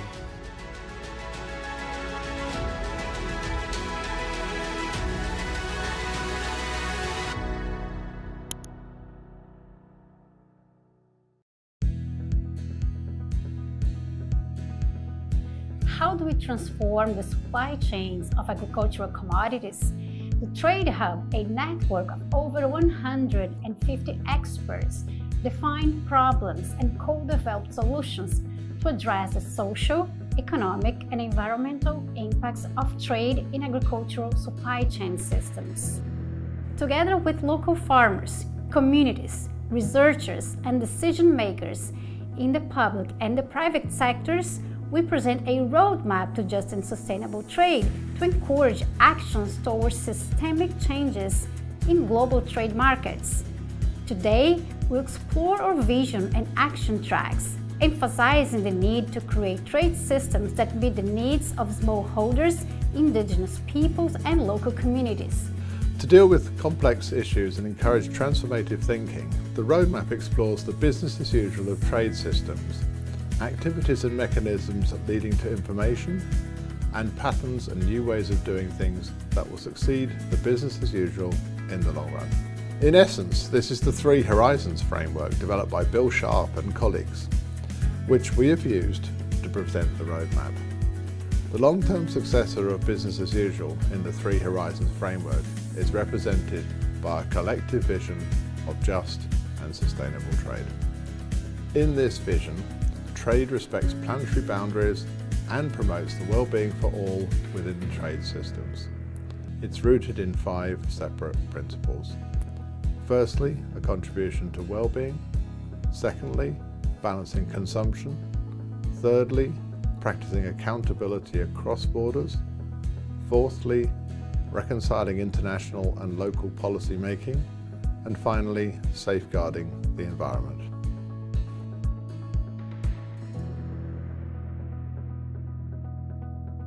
To achieve our vision of just and sustainable trade, our roadmap proposes 5 action tracks: consumption systems, production systems, local to global markets, the costs and benefits of trade, and smallholder needs.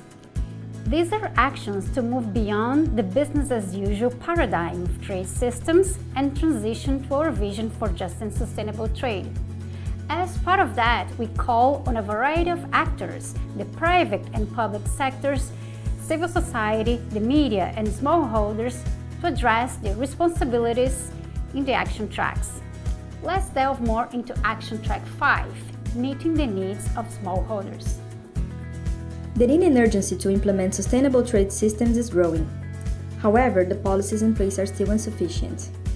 Current production systems involving major agricultural commodities in developing countries are not socially, economically, and environmentally sustainable for small farmers, indigenous peoples, and local communities.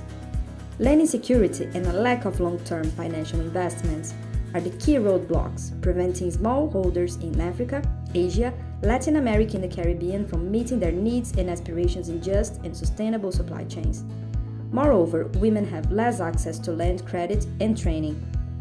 To change the business as usual of present trade systems, actors in the private sector could facilitate these access points, while the public sector must guarantee land rights, particularly for women. If the recommendations of the roadmap are enacted, we're aiming to see national fiscal policies tailored to the needs and aspirations of smallholders, long-term credit and financing available to smallholders, fair and equitable sharing of costs and benefits from trade, and rural development integrating ecological, agricultural, social, and infrastructural systems to fit local realities and needs. Please join us in taking an active role in transforming global trade towards a just and sustainable future.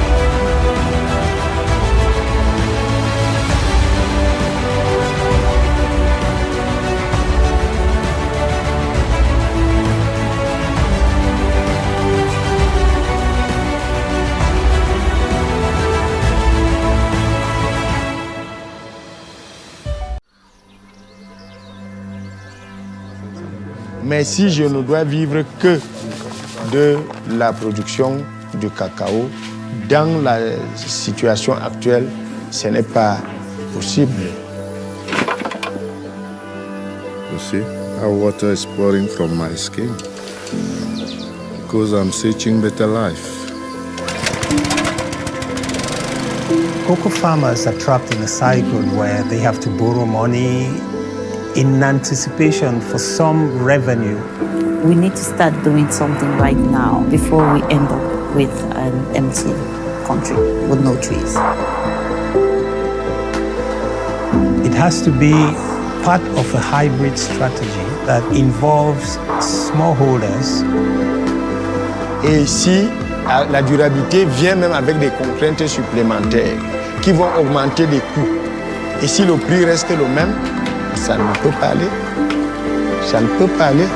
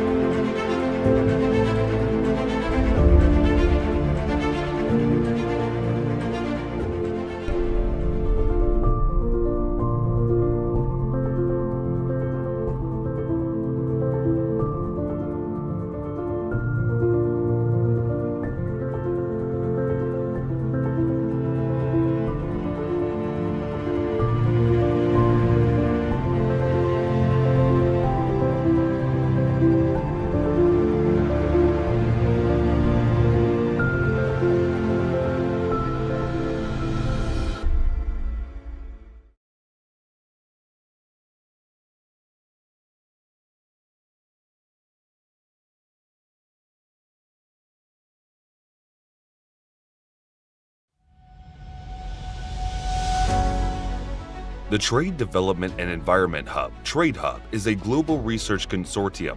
Various agriculture and wildlife commodity trades are in focus of research in 8 countries and involve around 50 partner organizations. In Indonesia, Trade Hub is focusing on palm oil, coffee, and wildlife trade. CIFOR-ICRAF is coordinating Trade Hub research activities in the country, together with our partners, Wildlife Conservation Society, Research Center for Climate Change University of Indonesia, IPB University, and Lampung University. I'm Heri Purnomo, senior scientist at CIFOR, as well as professor at the IPB University. Now I'm leading Trade Hub project in Indonesia. Trade Hub is the acronym of Trade Development and Environment Hub. So as you know, Indonesia is the world leading countries in producing palm oil and coffee, as well as the source of wildlife trade in the globe. So we recognize the trade-off between both domestic and global trade with the sustainability of forest, sustainability of biodiversity contested.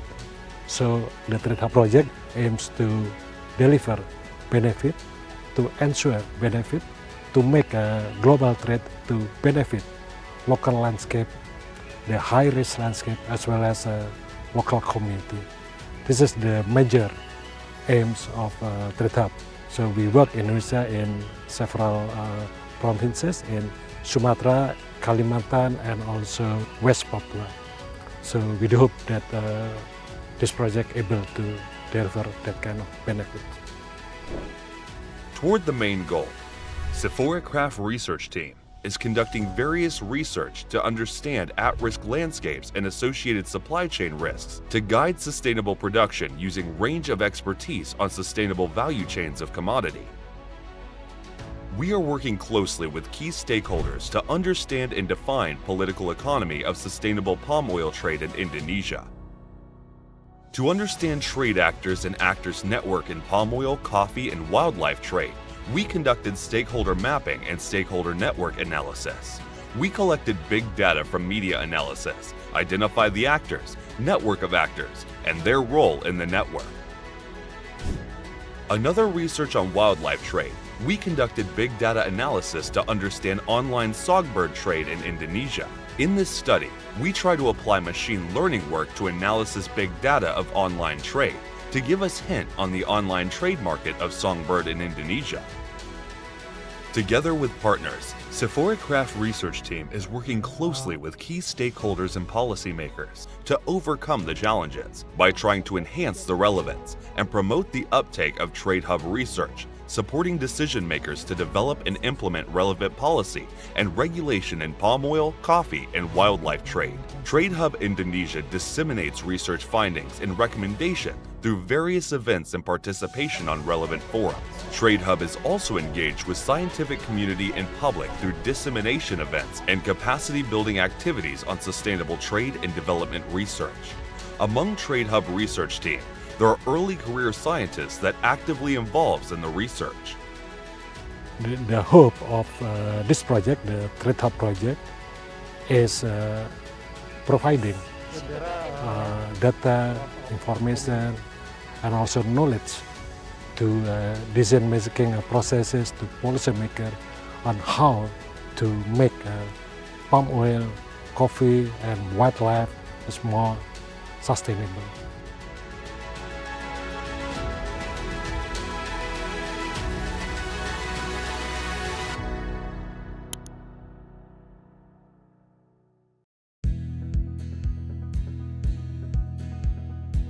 How do we transform the supply chains of agricultural commodities?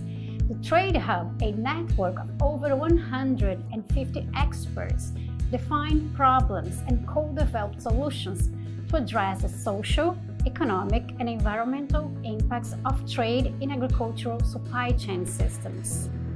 Together with local farmers, communities, researchers, and decision makers in the public and the private sectors, we present a roadmap to just and sustainable trade to encourage actions towards systemic changes in global trade markets.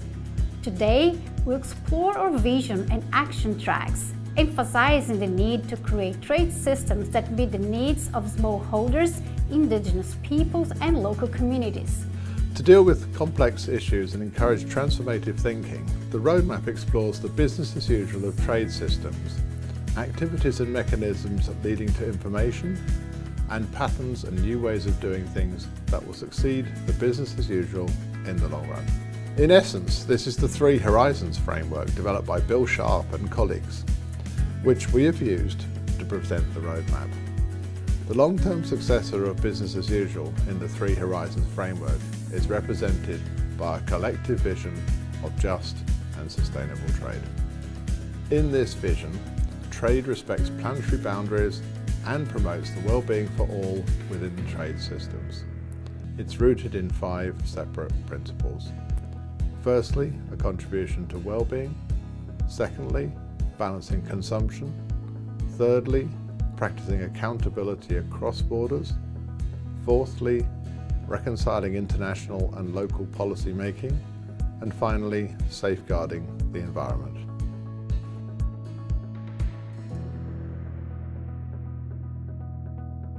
To achieve our vision of just and sustainable trade, our roadmap proposes 5 action tracks: consumption systems, production systems, local to global markets, the costs and benefits of trade, and smallholder needs. These are actions to move beyond the business as usual paradigm of trade systems and transition to our vision for just and sustainable trade. As part of that, we call on a variety of actors, the private and public sectors, civil society, the media, and smallholders to address their responsibilities in the action tracks. Let's delve more into Action Track 5, meeting the needs of smallholders. The need and urgency to implement sustainable trade systems is growing. However, the policies in place are still insufficient. Current production systems involving major agricultural commodities in developing countries are not socially, economically, and environmentally sustainable for small farmers, indigenous peoples, and local communities. Land insecurity and a lack of long-term financial investments are the key roadblocks preventing smallholders in Africa, Asia, Latin America, and the Caribbean from meeting their needs and aspirations in just and sustainable supply chains. Moreover, women have less access to land credit and training. To change the business as usual of present trade systems, actors in the private sector could facilitate these access points, while the public sector must guarantee land rights, particularly for women. If the recommendations of the roadmap are enacted, we're aiming to see national fiscal policies tailored to the needs and aspirations of smallholders, long-term credit and financing available to smallholders, fair and equitable sharing of costs and benefits from trade, and rural development integrating ecological, agricultural, social, and infrastructural systems to fit local realities and needs. Please join us in taking an active role in transforming global trade towards a just and sustainable future.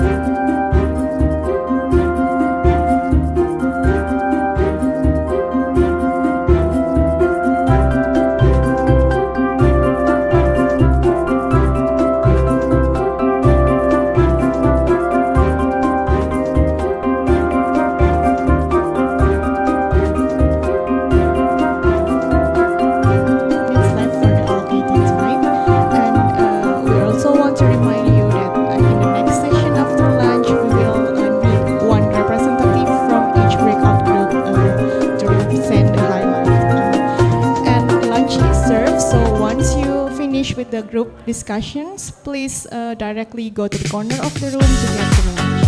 Thank you.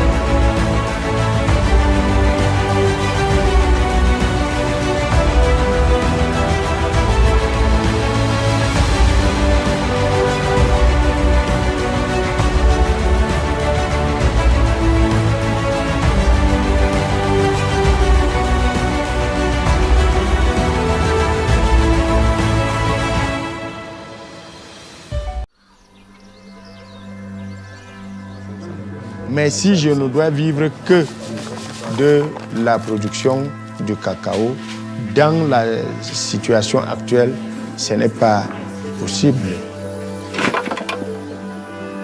You see how water is pouring from my skin? Because I'm searching better life. Cocoa farmers are trapped in a cycle where they have to borrow money in anticipation for some revenue.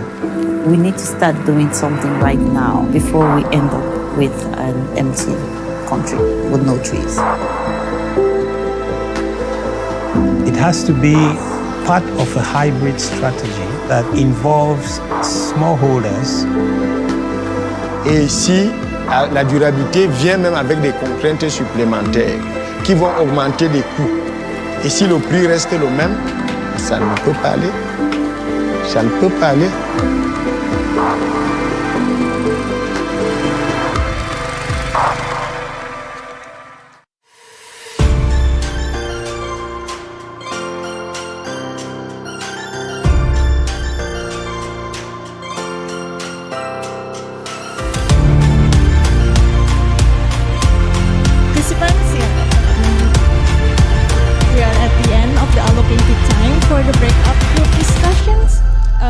Thank you, and I would like to remind you that lunch is provided at this corner. So if your group already done with the group discussions, please directly take your lunch. It's a lunch buffet in this corner. And we'll back again here for the plenary sessions around 1:30. around 1:30. So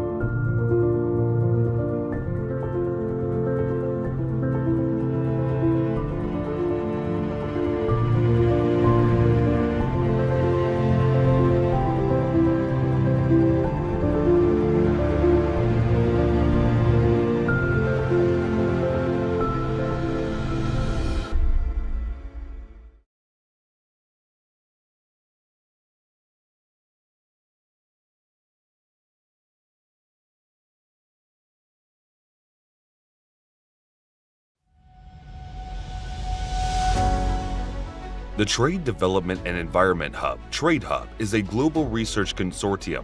Various agriculture and wildlife commodity trades are in focus of research in 8 countries and involve around 50 partner organizations. In Indonesia, Trade Hub is focusing on palm oil, coffee, and wildlife trade. CIFOR-ICRAF is coordinating Trade Hub research activities in the country, together with our partners, Wildlife Conservation Society, Research Center for Climate Change University of Indonesia, IPB University, and Lampung University. I'm Heri Purnomo, Senior Scientist at CIFOR, as well as Professor at the IPB University. Now I'm leading Trade Hub project in Indonesia. Trade Hub is the acronym of Trade Development and Environment Hub. So as you know, Indonesia is the world leading countries in producing palm oil and coffee, as well as the source of wildlife trade in the globe. So we recognize the trade-off between both domestic and global trade with the sustainability of forest, sustainability of biodiversity contested. So the Trade Hub project aims to deliver benefit, to ensure benefit, to make global trade to benefit local landscape, the high-risk landscape, as well as local community. This is the major aims of Trade Hub.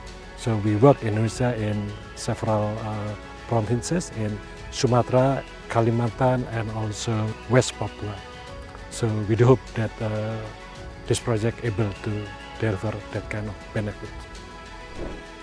Toward the main goal, CIFOR-ICRAF research team is conducting various research to understand at-risk landscapes and associated supply chain risks to guide sustainable production using range of expertise on sustainable value chains of commodity.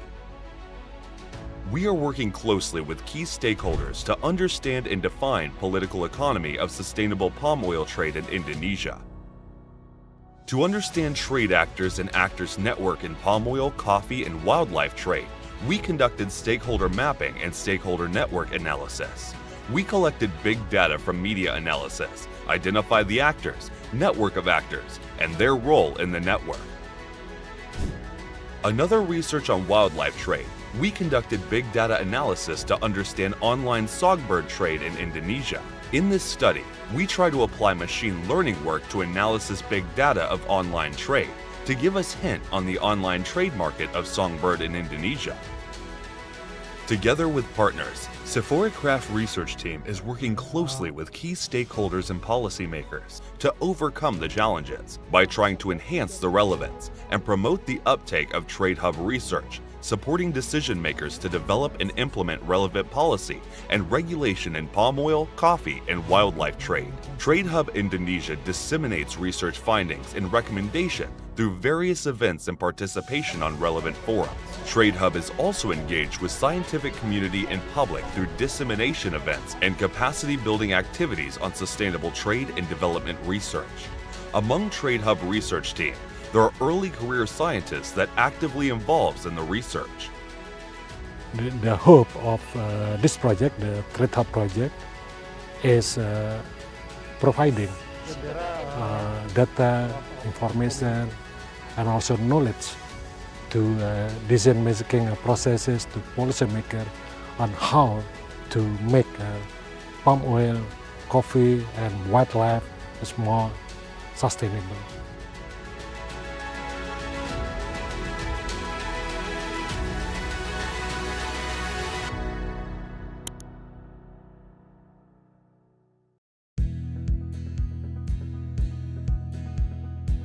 How do we transform the supply chains of agricultural commodities? The Trade Hub, a network of over 150 experts, define problems and co-develop solutions to address the social, economic, and environmental impacts of trade in agricultural supply chain systems.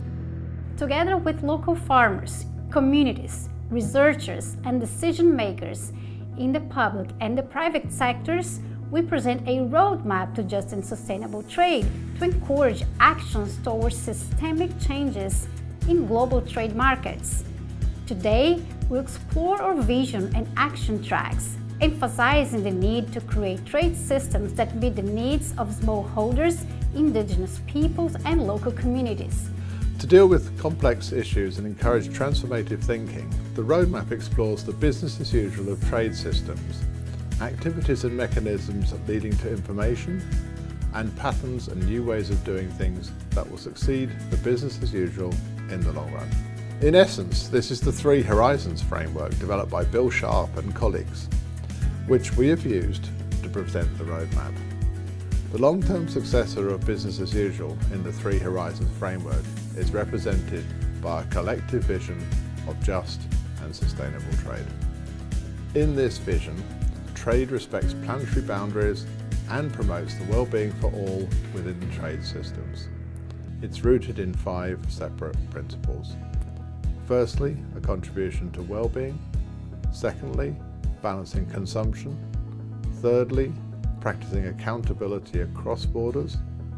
Fourthly, reconciling international and local policy making.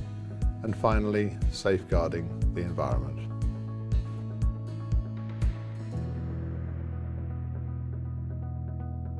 To achieve our vision of just and sustainable trade, our roadmap proposes 5 action tracks: consumption systems, production systems, local to global markets, the costs and benefits of trade, and smallholder needs. These are actions to move beyond the business as usual paradigm of trade systems and transition to our vision for just and sustainable trade. As part of that, we call on a variety of actors, the private and public sectors, civil society, the media, and smallholders to address their responsibilities in the action tracks. Let's delve more into Action Track 5, meeting the needs of smallholders. The need and urgency to implement sustainable trade systems is growing. However, the policies in place are still insufficient. Current production systems involving major agricultural commodities in developing countries are not socially, economically, and environmentally sustainable for small farmers, indigenous peoples, and local communities. Land insecurity and a lack of long-term financial investments are the key roadblocks preventing smallholders in Africa, Asia, Latin America, and the Caribbean from meeting their needs and aspirations in just and sustainable supply chains. Moreover, women have less access to land credit and training.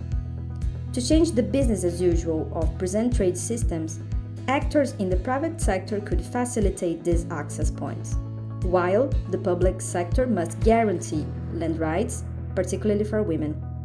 If the recommendations of the roadmap are enacted, we're aiming to see national fiscal policies tailored to the needs and aspirations of smallholders, long-term credit and financing available to smallholders, fair and equitable sharing of costs and benefits from trade, and rural development integrating ecological, agricultural, social, and infrastructural systems to fit local realities and needs.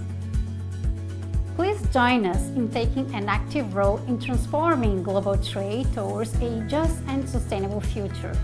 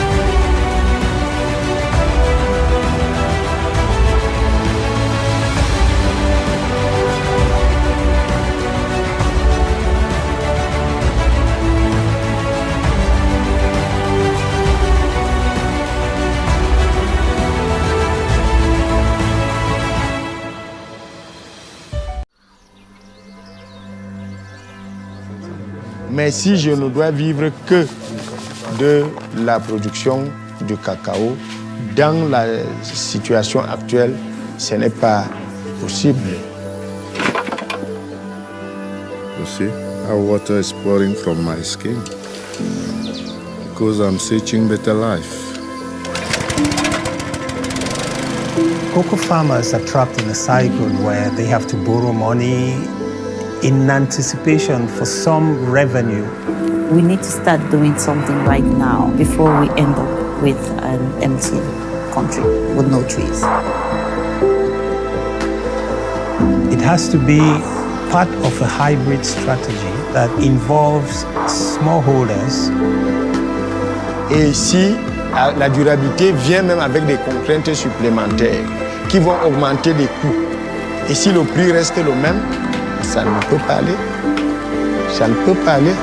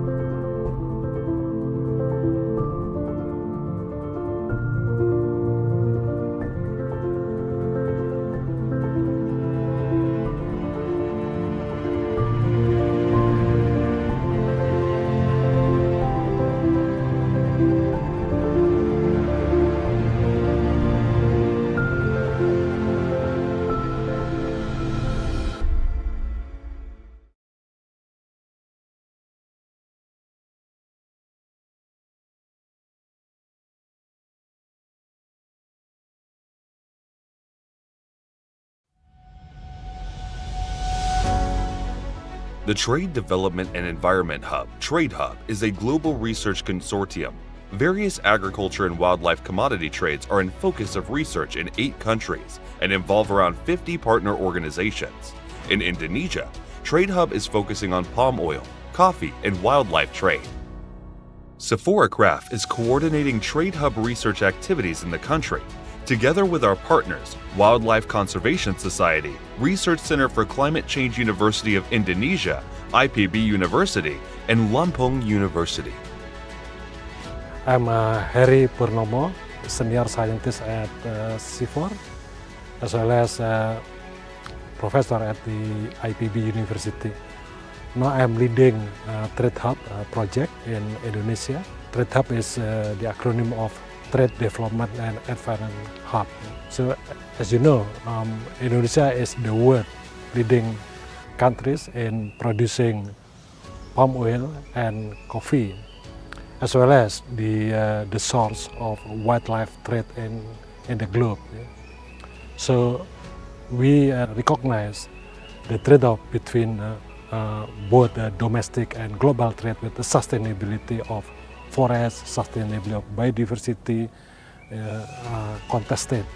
So the Trade Hub project aims to deliver benefit, to ensure benefit, to make global trade to benefit local landscape, the high-risk landscape, as well as local community.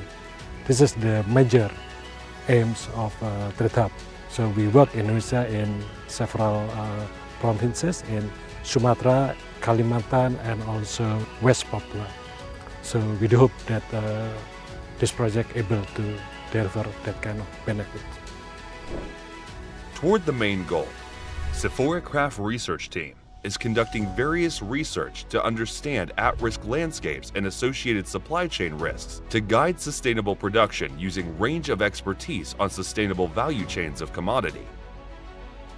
We are working closely with key stakeholders to understand and define political economy of sustainable palm oil trade in Indonesia.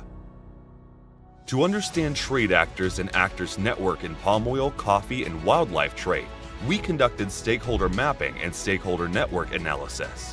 We collected big data from media analysis, identified the actors, network of actors, and their role in the network.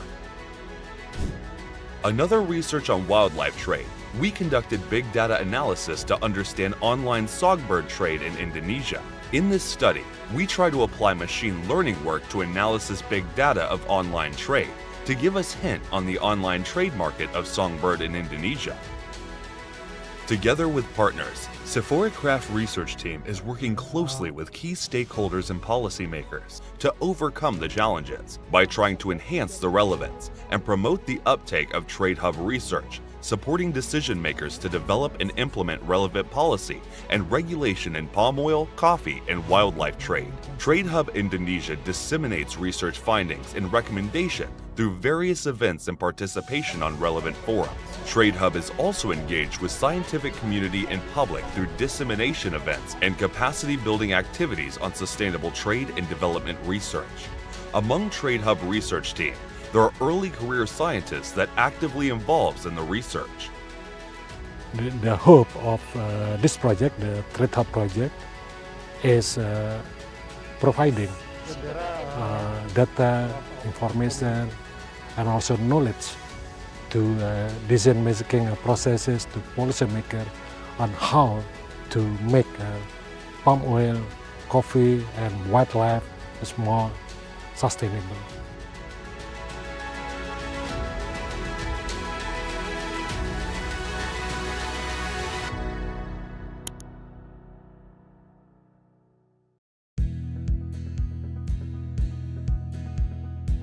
How do we transform the supply chains of agricultural commodities? The Trade Hub, a network of over 150 experts, define problems and co-develop solutions to address the social, economic, and environmental impacts of trade in agricultural supply chain systems.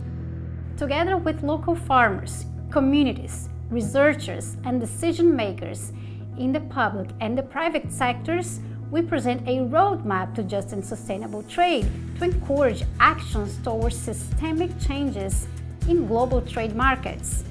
Today, we'll explore our vision and action tracks, emphasizing the need to create trade systems that meet the needs of smallholders, indigenous peoples, and local communities.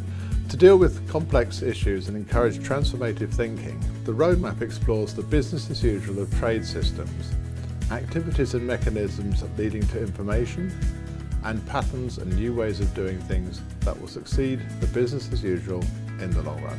In essence, this is the Three Horizons framework developed by Bill Sharp and colleagues, which we have used to present the roadmap.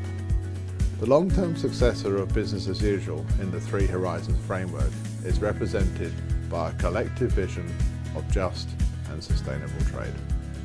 In this vision, trade respects planetary boundaries and promotes the well-being for all within the trade systems. It's rooted in 5 separate principles. Firstly, a contribution to well-being. Secondly, balancing consumption. Thirdly, practicing accountability across borders. Fourthly, reconciling international and local policy making. And finally, safeguarding the environment.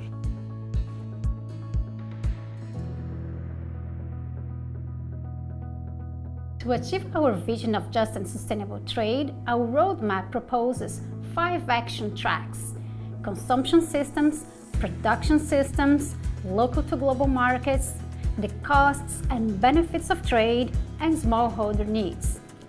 These are actions to move beyond the business as usual paradigm of trade systems and transition to our vision for just and sustainable trade.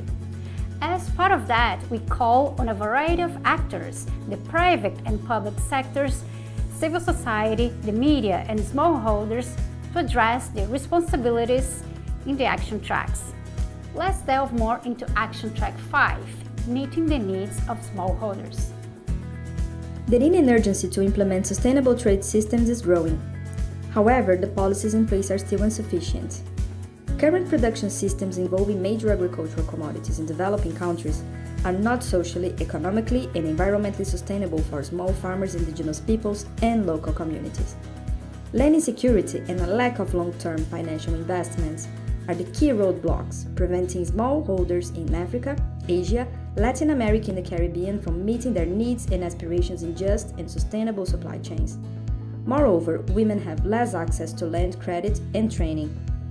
To change the business as usual of present trade systems, actors in the private sector could facilitate these access points, while the public sector must guarantee land rights, particularly for women.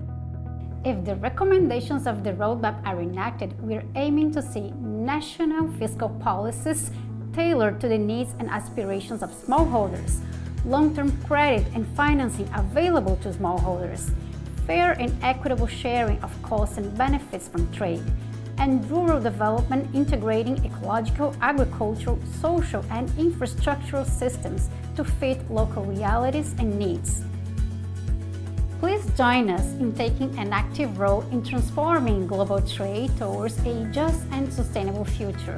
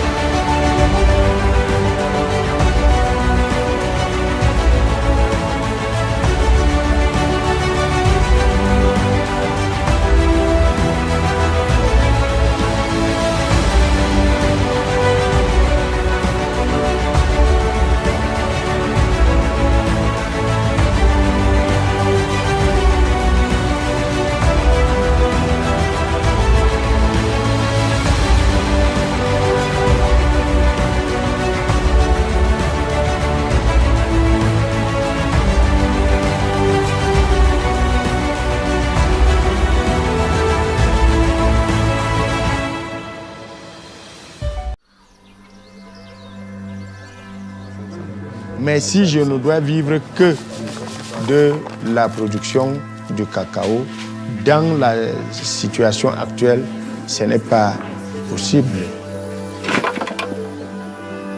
You see how water is pouring from my skin? Because I'm searching better life. Cocoa farmers are trapped in a cycle where they have to borrow money in anticipation for some revenue.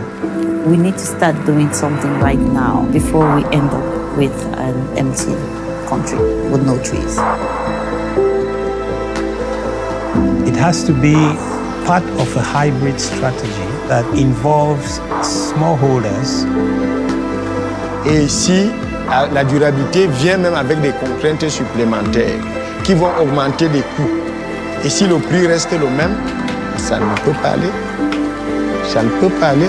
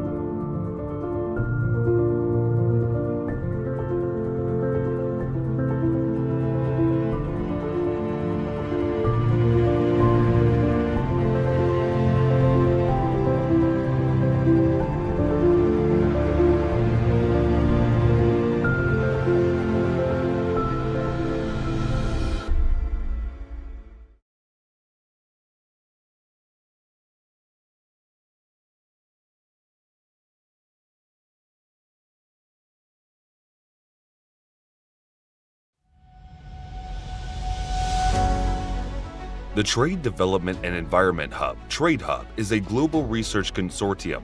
Various agriculture and wildlife commodity trades are in focus of research in 8 countries and involve around 50 partner organizations. In Indonesia, Trade Hub is focusing on palm oil, coffee, and wildlife trade. CIFOR-ICRAF is coordinating Trade Hub research activities in the country, together with our partners, Wildlife Conservation Society, Research Center for Climate Change University of Indonesia, IPB University, and Lampung University. I'm Heri Purnomo, Senior Scientist at CIFOR, as well as Professor at the IPB University. Now I'm leading Trade Hub project in Indonesia. Trade Hub is the acronym of Trade Development and Environment Hub. So as you know, Indonesia is the world leading countries in producing palm oil and coffee, as well as the source of wildlife trade in the globe. So we recognize the trade-off between both domestic and global trade with the sustainability of forest, sustainability of biodiversity contested. So the Trade Hub project aims to deliver benefit, to ensure benefit, to make a global trade to benefit local landscape, the high-risk landscape, as well as a local community. This is the major aims of Trade Hub. So we work in Indonesia in several provinces in Sumatra, Kalimantan, and also West Papua. So we do hope that this project able to deliver that kind of benefit. Toward the main goal, CIFOR-ICRAF research team is conducting various research to understand at-risk landscapes and associated supply chain risks to guide sustainable production using range of expertise on sustainable value chains of commodity. We are working closely with key stakeholders to understand and define political economy of sustainable palm oil trade in Indonesia. To understand trade actors and actors network in palm oil, coffee, and wildlife trade, we conducted stakeholder mapping and stakeholder network analysis. We collected big data from media analysis, identified the actors, network of actors, and their role in the network. Another research on wildlife trade, we conducted big data analysis to understand online songbird trade in Indonesia. In this study, we try to apply machine learning work to analysis big data of online I trade hope you to have give an us enjoyable on the online lunch trade break. market of songbird in So Indonesia. now we will starting the session again. Please be seated. For your information, we have 2 more sessions. First sessions will be the wrap-up sessions from the breakout groups, and the last sessions will be a panel dialogue on the interregional exchange.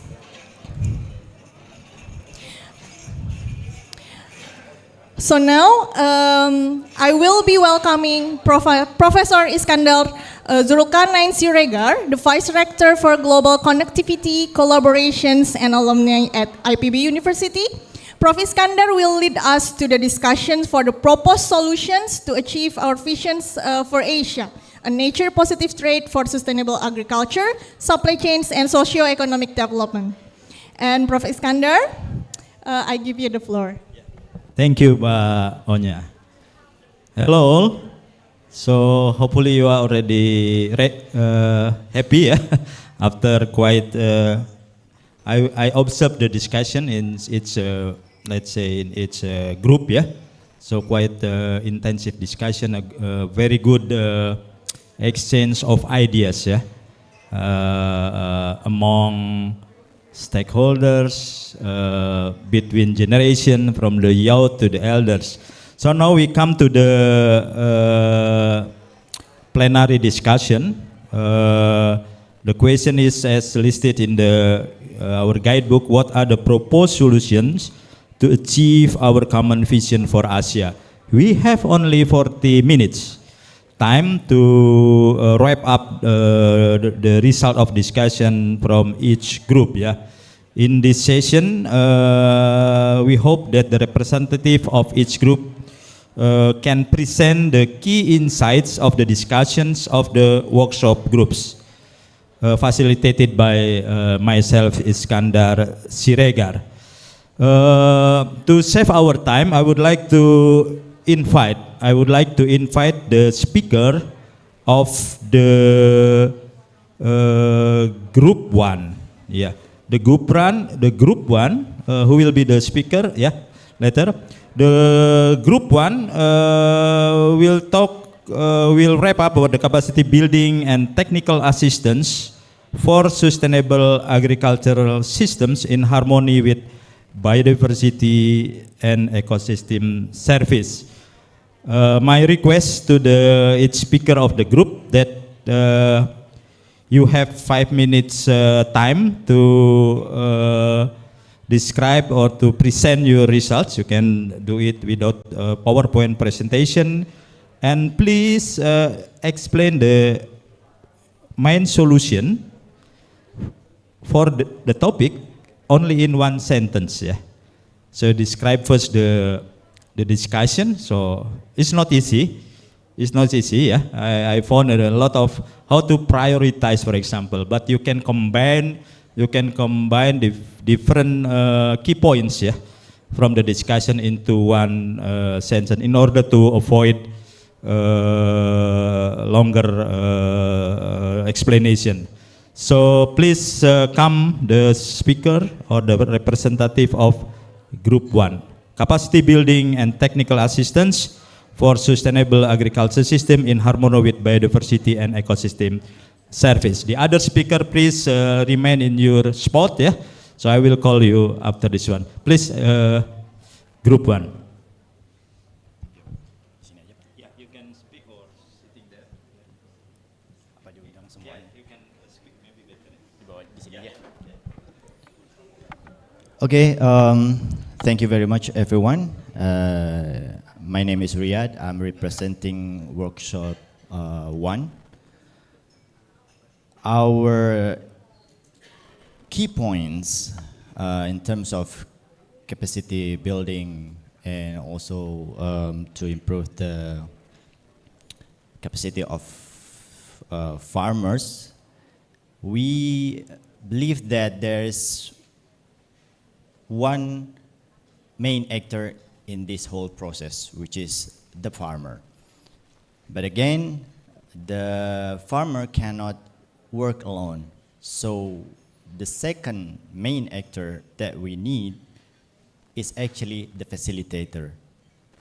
In this case, there's a bunch of ideas coming up from the discussion earlier, but since we have to summarize it a little bit, so we understand that the issue of sustainability agriculture is not really touching the ground level, which is the farmer.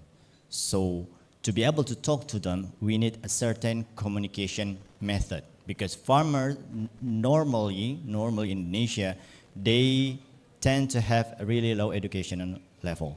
That's the reason why we have to have someone to actually encourage them, to educate them, to be with them all the time, which is facilitator. So the facilitator is really, really crucial in this part of process. The first thing they would help the farmers is actually regarding the legal standing of the land. So the facilitator will help the farmers to make sure the land is legal. And the second one is they will talk and communicate with the farmers in terms of sustainable farming method. Also, how that practices will impact for their social and economic life. In this matter as well, the facilitator put a crucial part where they can involve the youth and also the woman participation in the process of sustainable agriculture. So to wrap up the ideas and also to see what we can do to reach the real grassroots level of understanding to the farmer about this sustainable trade, then we need this person in the middle that can be here with us in the policy making process and understand that and then try to convert it with their language to the farmers so they can understand and accompany them day to day. So not only understanding, but also they are doing, they're implementing it day to day on their process. Again, the fact that we're facing at this time towards this facilitator are they somehow just becoming a volunteer. So no certain payment for them. So mostly they fight for others while they actually sacrificing their own problem or their own economical aspect in life. So we have to have attention as well to this facilitator because they really need to deliver a final message and also to encourage farmer at the very first level of this whole process of sustainable trade. So creating maybe institutions or maybe a group of facilitators and bringing them to this kind of event, facilitators will maybe give a better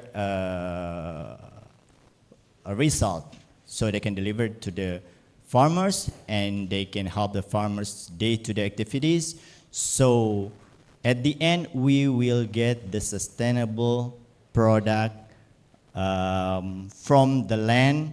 Also, the sustainable trade can be possibly done. Thank you. Thank you, Group 1. Give a big applause to the Group 1. Yeah, you may be seated again. Yeah, so if I take a note here, again, the keywords or the key points are facilitating, facilitator or facilitating, the sustainability, how to bring the sustainability issue in trade, yeah, to the ground, yeah. And the third one is the prioritize needs, yeah, legality of the land, method of the farming practice, and others necessary means, yeah, to make the sustainable trade in their business practice.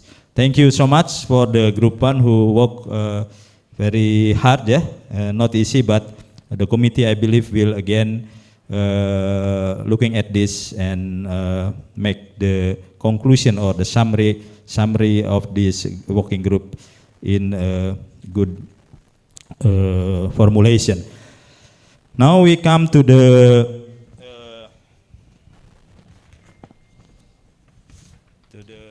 Group 2. Group 2, where is Group 2? The speaker has been assigned, yeah. Please come here. The Group 2 will talk about the scaling up access to markets and financial support for smallholders, indigenous people, and local communities. So your time is 5 minutes. Yeah. Good afternoon, everyone. So we are from Group 2, and we start our discussion with talking about the mapping the stakeholders.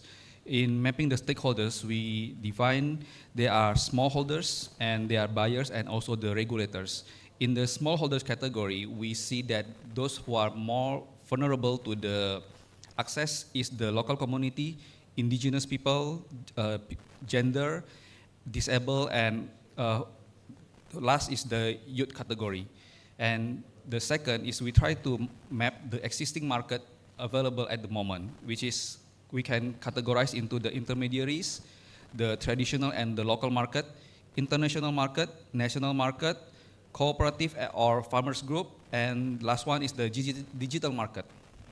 And from our discussion, mapping the stakeholders and the existing market and linking them, we see that the intermediaries have most of the access to all the market. They have access to the international market, national market, digital market, and this is also the same case with the cooperative or the farmers group. But the individual smallholders that are not cooperative or the farmers group, but they are more local communities, indigenous people that are working or producing individually or in small group that are limited by the volume or distance. They only have the access to the cooperative, traditional and the local market, and to the intermediaries. In most cases, the commodities are purchased by the intermediaries because they are more flexible. And they do not have the access or the ability to access the national market exhibition, and more is the international market or the digital market because they have a lack of capacity and knowledge to it. Okay, thank you. I will present my part, mostly in the financial part.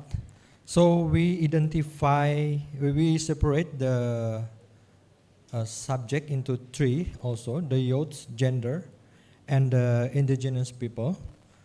We identify problem related with access to financing, related with the classic 5C in credit, like character, capacity, collateral, and condition of the debtor of the people. So in the collateral side,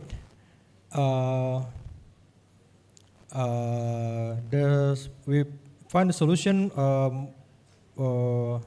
related with the government policy for the land ownership given to people in the industry category, and also in the financial literacy.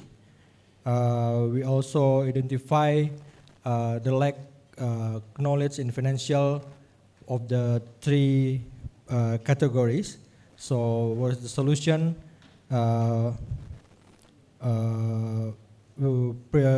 We give capacity building provided by the government or private sector or banking and fintech in this part. So we see that fintech can play a big role with this unbanked and underbanked people, with their mostly because their target market in this category. And that's all. Thank you.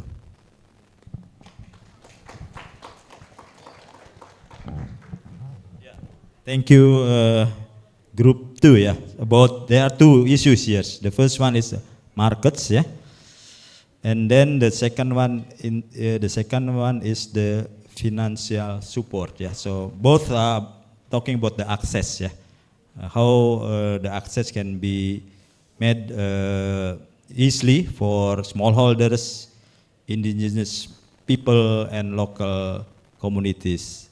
Yeah, keyword like capacity building, again, very important. So there is cross-cutting issue between the working group 1 and working group 2 on the capacity building. So later we will again sum up about the finding from the working group number 2. So give applause to the working group number 2. Thank you for your key insights, yeah, resulted from the discussion.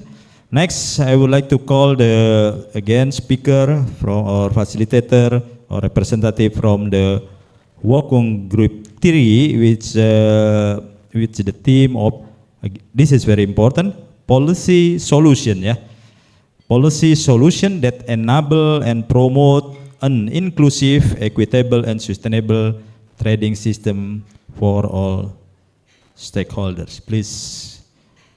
Oh, yeah. So you may introduce yourself, yeah, to the audience. Okay, thanks, Prof. Assalamualaikum warahmatullahi wabarakatuh. Selamat siang Bapak dan Ibu sekalian. My name is Fahrizal Nasser. I'm from Plan B. I will also invite Ika Zahara to join me on the stage. We are from Group 3, and we've been discussing about the one of the important issues on land uses, and also the exclusions of the potential exclusion for the smallholder farmers. Ika, would you join me? It's best to also invite woman voice in here, rather than all of us a male speaker. Bapak and Ibu sekalian, we have this gap of regulation between the village government and also the district government. Most of the land uses that has been facilitated by many NGOs or government partner supporting for the village mapping participatory process, and then trying to connecting the mapping the land uses of the smallholder plantations up to the mill point, and then also trying to recognize their in terms of the what we call it, this plantation registration for the smallholders. These kind of problems that has been going on so far, and there hasn't been any clear policy in district government to support this kind of process. You know, what happened in Rempang, that's really clearly showed that the smallholder position is very weak. All of the process of mapping on the ground can be somehow overlap with many permits that released by the district government or by the national government.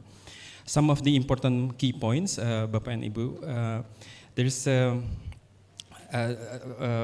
proposal from the group that different kind of land uses recognized by district level and village level, and then this clearly require bottom-up approach rather than top-down.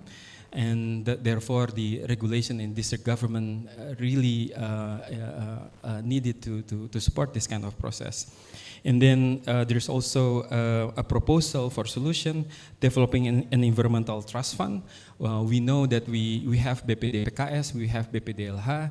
Their position is in national level. They have low resolutions for the ongoing activities on the ground level. So there's ongoing discussion and push for the new entity to be created in the regional level.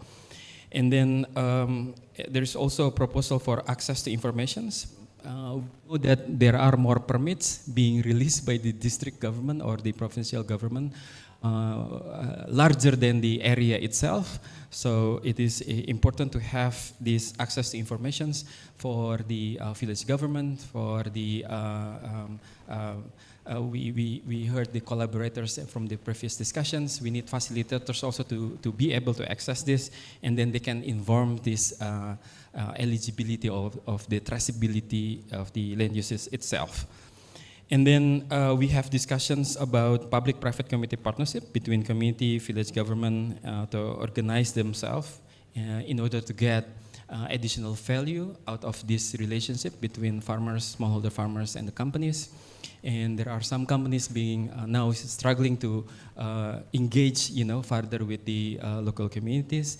And this kind of policy can support to enabling, this kind of partnership between smallholders and also private companies. And then there is increasing needs for more inclusivity for the supply chain itself. We are suggesting to make available of all actors related to the supply chain. We understand now better for the oil palm supply chain. We don't understand well for the coconut supply chains, or the cocoa or coffee, or now spices, for example. We discussed about how McCormick is buying all these spices from all over Indonesia, but there is no existing actually actors available in the regional level. Therefore, we inform that we need to make this all available actors to provide quality informations and to make also accountable for all actors to be included. And further, I want to ask Ika to have also your voice. Oh, you have? Okay, you have. Okay, thank you, Mas Fahri, for giving me the opportunities. So I know the time is very short, and Mas Fahri also have mentioned that all of the related or important steps to have a better policies to achieve this kind of sustainable supply chain. And I just want to add a little bit. It's like a Pareto law where we do the 20% and we gain another 80% if we know the root cause of all why some of the policies are ineffective. And I think one of the root cause is if we just be able to enable farmers to have an actual land ownership to their land, it will help a lot of things, like they could have a better financial access. They could have a better agriculture method or participating in a more equitable supply chain. And also, there's an example where in some areas the participation of farmers in ISPO or RSPO is quite low. It is because, again, they don't have the land ownership for themselves, and hence it prevents them to participate in better program that the government has been providing so far. And I think it also related to the land use or land permits that has been overlapping in some areas where we need to find a ways to clearing up where this land should be used for or who owns this land. Because without making clarity of this kind of overlapping, all of the policies will remain ineffective. I think that's all from my thing. Thank you very much. Respect to Prof. Thanks. Thank you so much from our young generation, I think.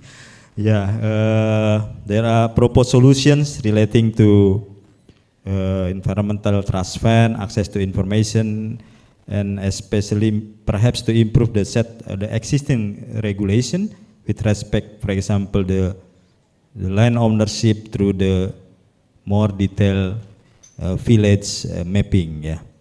So that's from group 3. Yeah. Give applause to the group 3.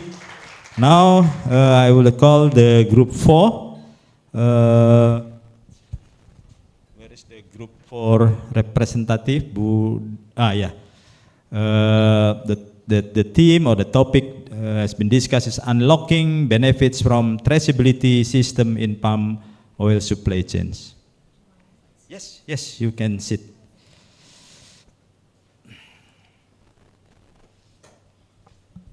Thank you very much. We have had a very rich discussion. Thanks so much to all participants and for all your inputs. I must confess that we would need a whole day workshop to discuss properly the different points that have been raised in this breaking group. But some highlights we would like to share are that, on the one hand, about the resistance from palm oil smallholders to share data, we have now understood that data requests are typically associated with police requests and potential trouble. And this is why there is a negative perception, a prejudgment, when someone asks them for data. There is also concern around data ownership, data safety, and data use.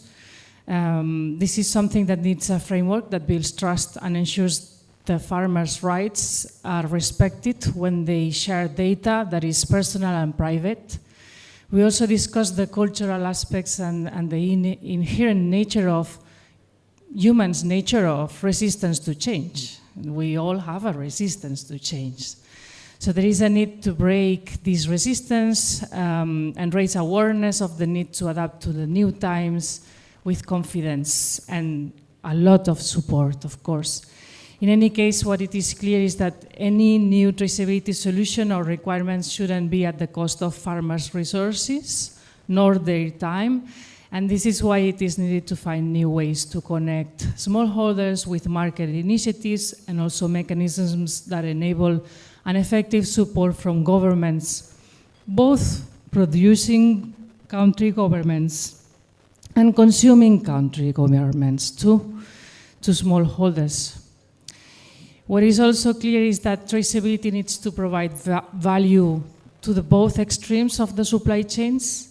And for farmers, this needs to be translated into better livelihoods, for instance, in the form of better prices and better productivity. And regarding the EUDR regulation and the traceability level required, it was also raised the fact that currently there is a lack of guidance regarding what are the specific data elements that need to be captured and which specific actors are supposed to capture them. Which data need to be provided by farmers? Which data need to be provided by governments? It was also explained that the Indonesian Ministry of Agriculture has already 2 digital platforms which include data on farm polygons, and this information could be potentially be used by traceability solutions. The challenge for these platforms to be broadly adopted and cover most of plantations is that smallholders need support in terms of land legality, land ownership certification. They need help with the mapping activities and geolocation activities. And in many cases, they are required to travel to the city from very rural and remote areas to register themselves, which is not only easy, and also it incurs costs.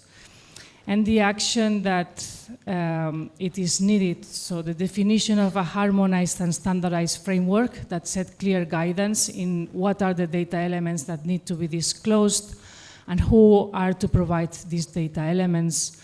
A scheme that must be burden-free for farmers. Farmers cannot be required more of their time or resources. They need a solution, not a problem. The setting of public policies and market requirements that support traceability, but also establish the required mechanisms to support implementation, taking into account the resources that need to be put in place to make things easy and feasible for smallholders. Also, there was discussed the need for a social community program that helps rural communities in the transition to a mindset change, maybe, that help them adapt to the new context and the new developments. And this can be achieved not only through capacity building, but also awareness raising programs. And to end, we also discussed about the need of very user-friendly technologies because first generation of smallholders are not that well adapted to advanced technology, and second generation smallholders are well adapted, but the technology and the traceability need to be accommodated anyway. Then also, as I discussed before, we need to pay attention to data safety, especially for smallholders, which needs to be guaranteed, because there's a fear to blackmails. And independent smallholders should have more assistance from the government in comparison to plasma smallholders that have a better access to knowledge. And we can put more burden on smallholders. This is something I have already mentioned. We need to facilitate, we need to help them achieve their goals, which should be access to new markets, access to finance, and so that they can get better prices also. And finally, to sum up, goodwill towards sustainability and cooperation between relevant stakeholders is needed to achieve better traceability so that it is beneficial to all actors across the supply chain. And we tried to summarize everything in one sentence. I don't know if I need to say it now. I think you need, yeah. Okay. A traceability system designed to support smallholders while ensuring industry's sustainability and regulatory compliance. Very good, very clear, yeah. So including the sentence, I would request to the previous groups that haven't formulated a sentence, please write it, yeah, and give it to me or to the committee while we are discussing this solution, yeah. Yeah, thank you. Give applause to group 4, yeah. Again, the group 4 mentioned about the data, yeah. The data, yeah. Data sharing should be clearly, yeah, explained to the smallholder farming because it relates with the land status, and the second one about the need of the traceability system through, of course, the digital technology, yeah. So this is kind of support that proposed, yeah, by the group 4. Very good. Thank you so much.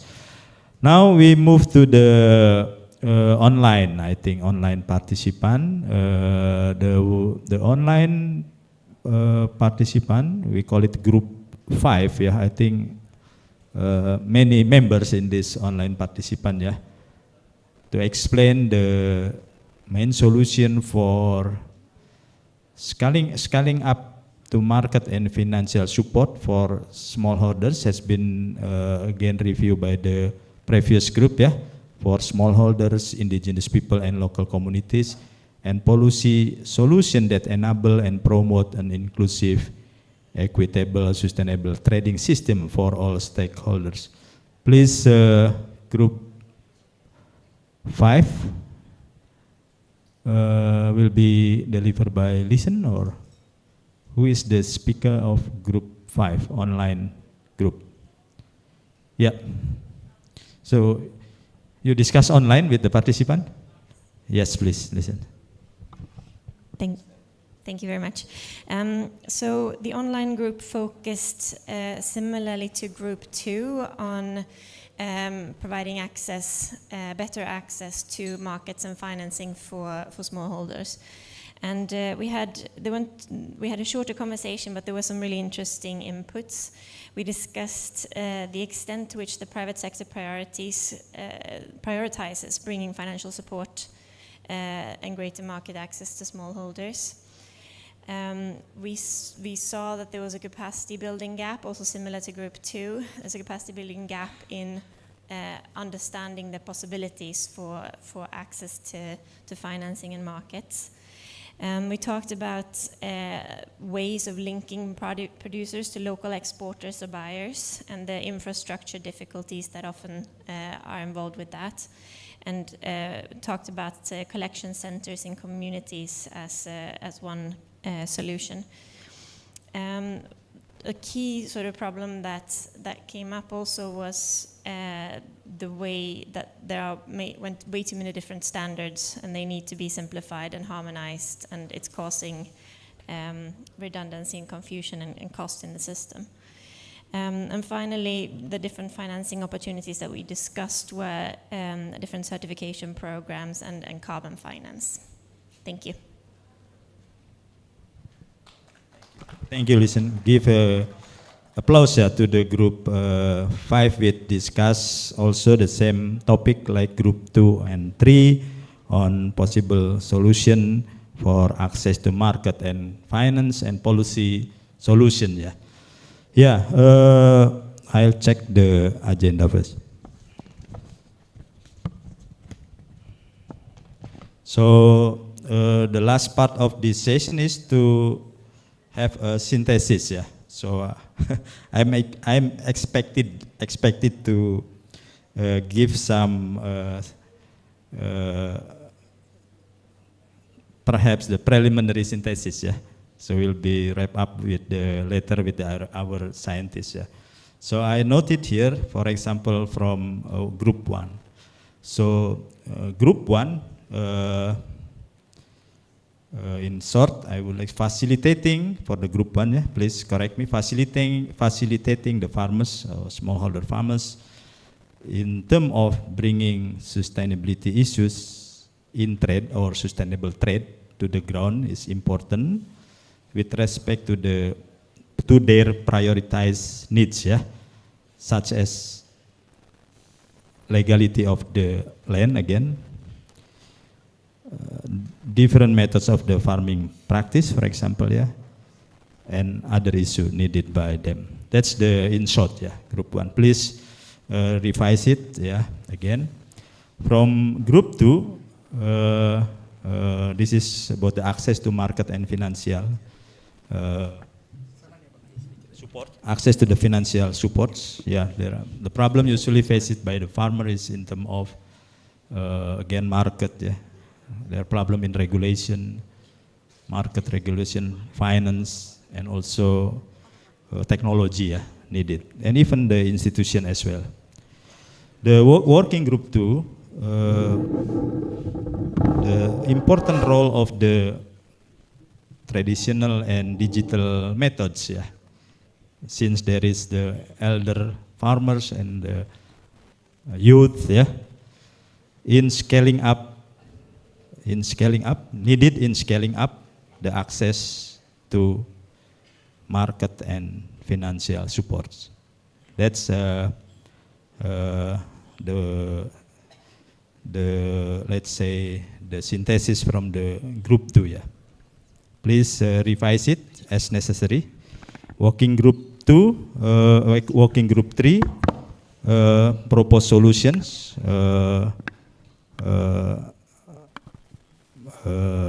has been discussed, yeah. And another one that very important is making information and data, I think, available, yeah, to the farmers, to relevant stakeholders, yeah. Improving the existing one, like the more advanced data like palm oil, but also need to consider other commodities like spices, cocoas, and others, yeah. And kind of environmental trust fund also need to be perhaps improve or synergize, yeah, from the existing one. From the working group 4, of course, has been stated clearly that the smallholder needs support, yeah. Again, because this is related to the traceability, yeah. There is this trust there when data sharing are promoted, yeah, especially when we are talking like in group 1 about the land legality, yeah. So traceability system has been clearly defined in one sentence, yeah. Traceability systems designed to support smallholder and ensuring the industry's sustainability. Yeah, and the online participant again discuss what has been mentioned in the working group 2 and 3. Additional information from the working group 5, yeah, the needs of the capacity building in relation to different standards, yeah, different standards of access to market and financial support, yeah. I think that's all that I can do my best, yeah, to synthesize the findings, the key insights from each group discussion. So thank you so much for your participation. I think this is a really valuable information, I think, from different perspectives, yeah, academia, NGO, IGO, farmers, youth also participating in each working group. Thank you. That's all from me. I'll give the time to Mbak Sonia again.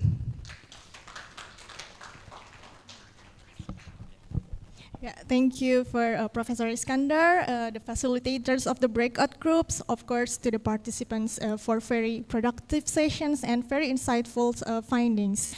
And now we're at the final panel, the interregional exchange with Africa, Latin America, and the Caribbean stakeholders, of course, including also the Asian stakeholders.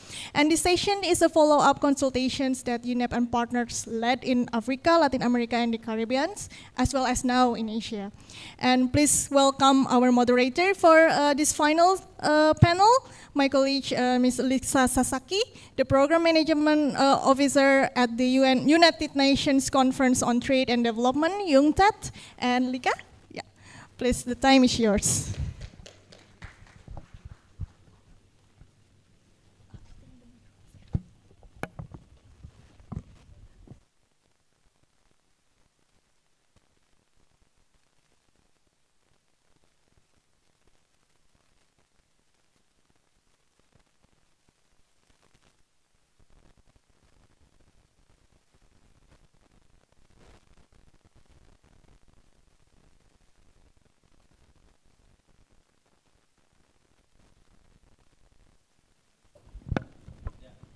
Yeah?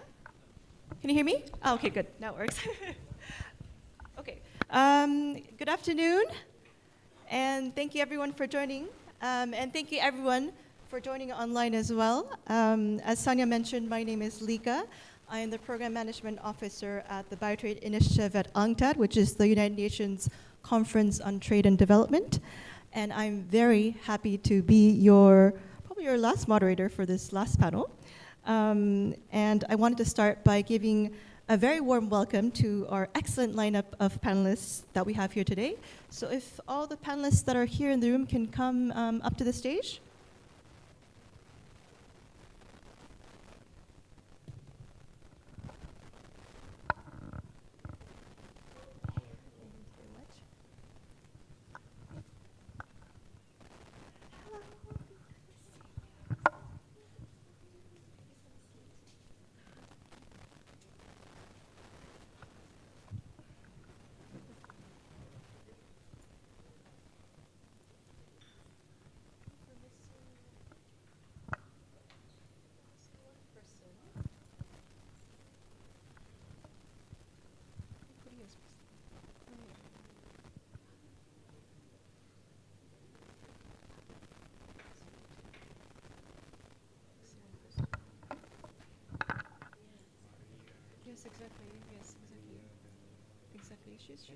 She's online. She's online as well, yes. Maria, are you here in the room today? Hi, Lika. I'm online. Ah, you're online. Ah, okay. Okay, good to see you. Good to see you. I'm very happy to see you and very sad for not being there. The room looks beautiful. So congratulations for everything. Thank you very much, and I can hear you very well, so thank you so much. Okay, so we're all here, so let us start. I would like to introduce you first to Huria Judy. I hope I said that correctly. Senior scientist at CIFOR, and at the Forest, Agriculture and Commodity Trade Dialogue, the FACT Dialogue. We also have here Surya Tarigan, scientist at the Trade Hub and professor at IPB University. Thank you for being here. We also have Jonas Nguopofan, sorry. Scientist at the IITA International Institute of Tropical Agriculture and the Congo Basin Institute, CBI. So thank you all for being here with us today. We are also connected with Maria Volodymyr Mikatania, Indonesian Palm Oil Farmers Association. Very good to see you. We are also connected with Ms. Chen Ning, Director of the China Chamber of Commerce of Import and Export of Foodstuffs, Native Produce, and Animal Byproducts. And we have also Maria Daniela Garcia Freire, and also Ligia Utitiha from the Ecuadorian Permanent Mission to the World Trade Organization. So thank you all virtually and in person to be here with us today in this panel. I would also like to take a quick moment to thank our co-organizers once again today, UNEP, Center for International Forest Research and World Agroforestry, Center for Climate and Sustainable Finance, University of Indonesia, IPB University, UNEP WCMC Trade Hub. I would also like to express my special thanks to the Swiss State Secretariat for Economic Affairs, SECO, for supporting our UNCTAD BioTrade program. As was mentioned this morning in the opening, and just as Sonia has also mentioned as well, this is the third and the last series of regional consultation meetings we have been having throughout this year. Can you put up the slide, please?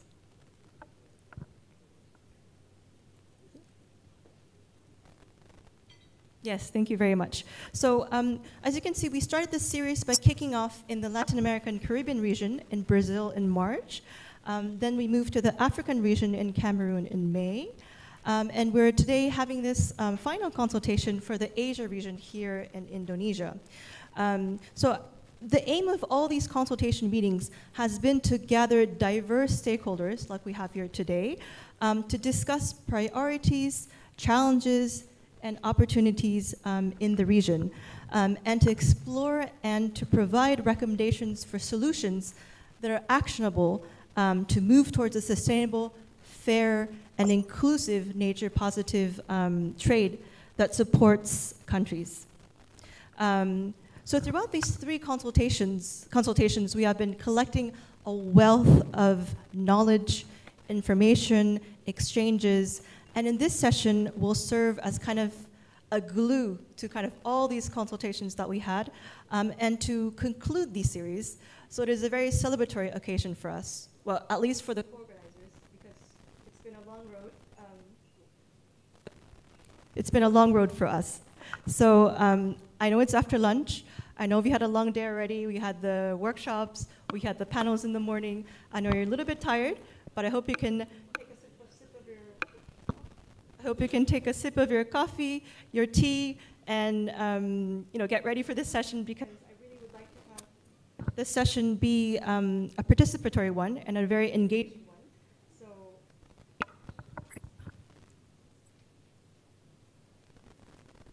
So I hope we can have a really good exchange for this panel. Just to recap, the state of play session that took place yesterday, which Beatrice has moderated, we saw some emerging challenges, opportunities, and what we need to continue to move towards a sustainable and inclusive agriculture and forestry systems which support social and also economic development. And just to kind of give a quick recap, we saw some recurring themes among the speakers, including the importance of inclusion of smallholders for green economy. We saw that technical assistance and also supportive public sector is important.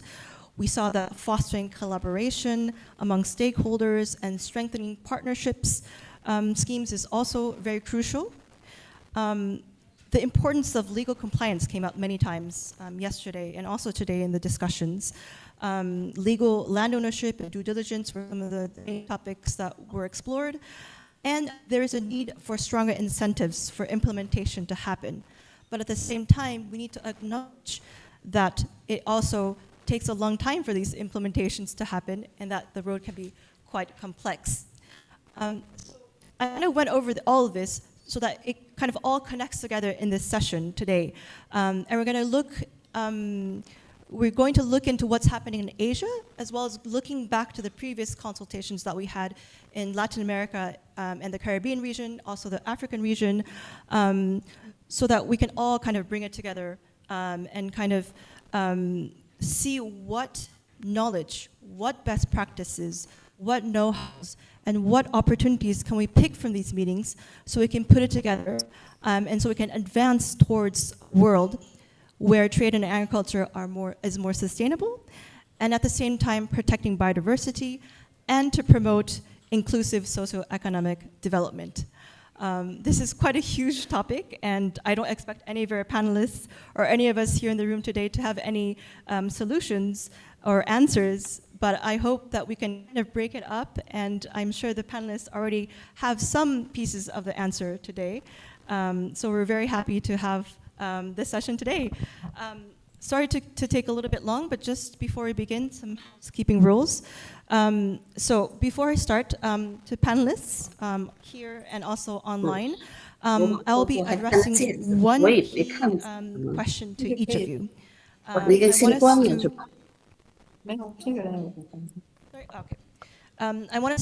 will address one key question to each of you, and I want us to, then I will do one question each to each of you, and then I want us to do a lightning round at the end, where I'll ask one question to all of us, and if you can answer in 1 or 2 minutes, just one key topic, one key theme for that answer. So we have quite a packed schedule today. We have quite a lot of panelists online and also here. So I would really like to keep it very I really appreciate it if you keep your responses very concise and short. We might have to cut you off if you go a little bit over. So I'll really appreciate it if you keep it very concise.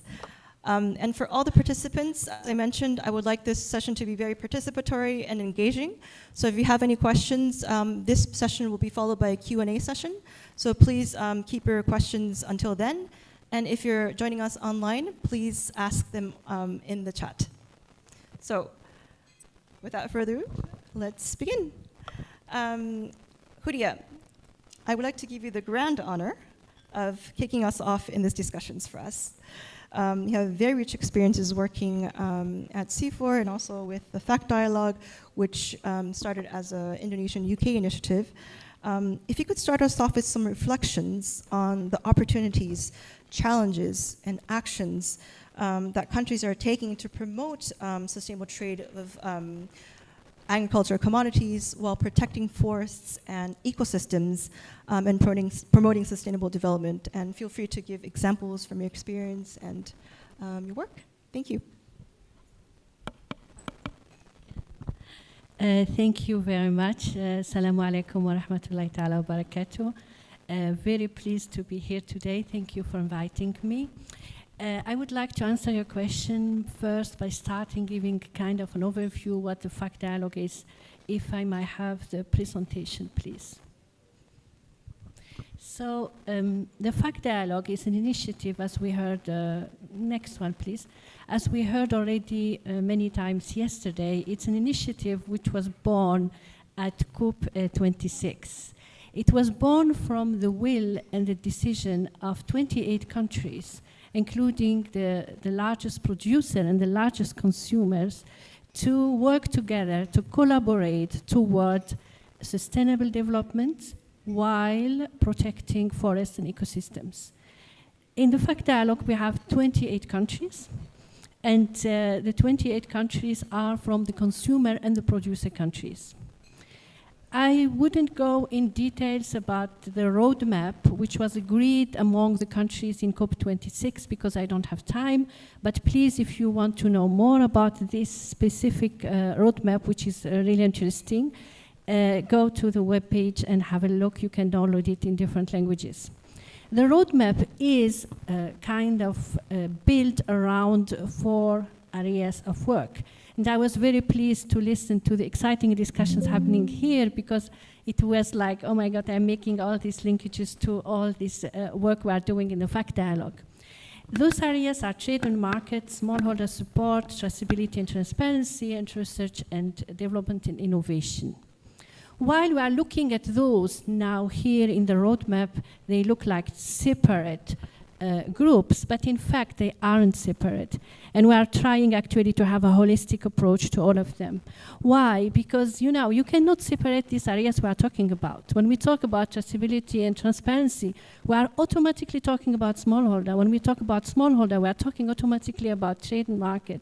So it's really important that we have, while we are working in different areas, that we keep having a holistic approach to the work we are doing.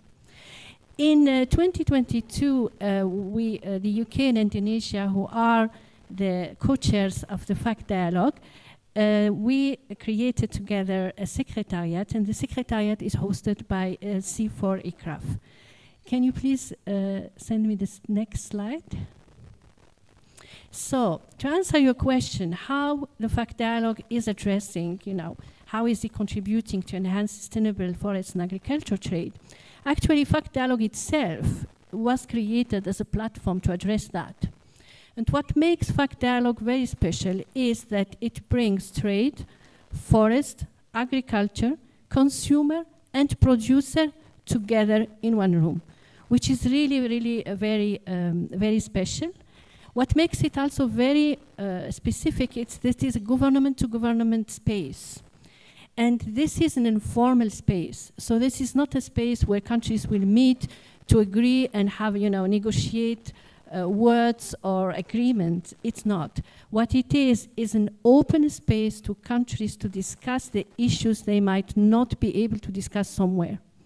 So it's really important to keep this space as informal as possible, because this is where we get really to the big elephants in the room, that countries can talk to each other directly about the issues and the specific issues of each country. Because while we are working toward collective goals, countries have different pathways, they have different realities, they have different problems, and they need to collaborate to find solutions, but the solutions need also to represent the different issues countries are facing.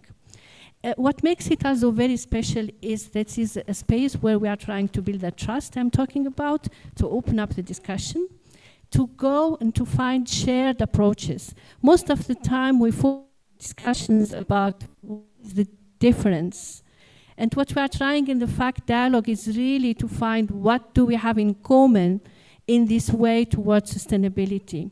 So it's really about, when you look at the roadmap, the title of the roadmap is Shared Path Forward. So it's really, the shared is really important.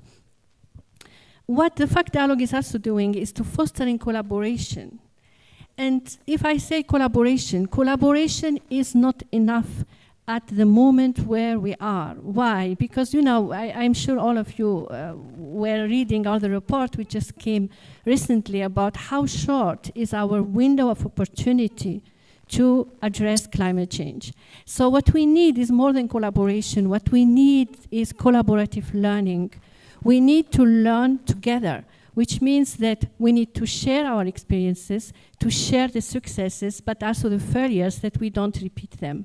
So what we are really trying to do in the FACT Dialogue is to foster this collaboration, which end up in a collaborative learning by sharing best practices and looking at what is working. And we really are amazed to see how much good practices are out there. The problem is how to bring them at scale, how to make them work at a different level.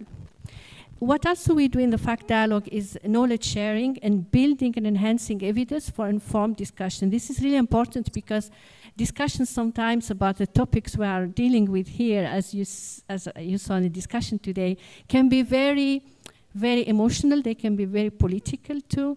So it is really important to look at the evidence we have, to look at what is common between the countries. For instance, here we are doing a study right now on sustainability, where we are looking at what is the convergence and what is the divergence in the way countries are looking at sustainability. And we are taking some commodities as an example, and we would like to produce a matrix for the countries to be able, when they talk to each other in the room, they see, okay, this is exactly what we are talking about. This is the approach we are talking about, and this is the common pillars for sustainability, the common indicators, and this is the ones who are different. And we would like to focus on the ones who are common to move the discussion to a positive space. And we are also, even though the FACT Dialogue is a government-to-government space, we are very, very interested and very keen and also engaging with other stakeholders, like you see here also today.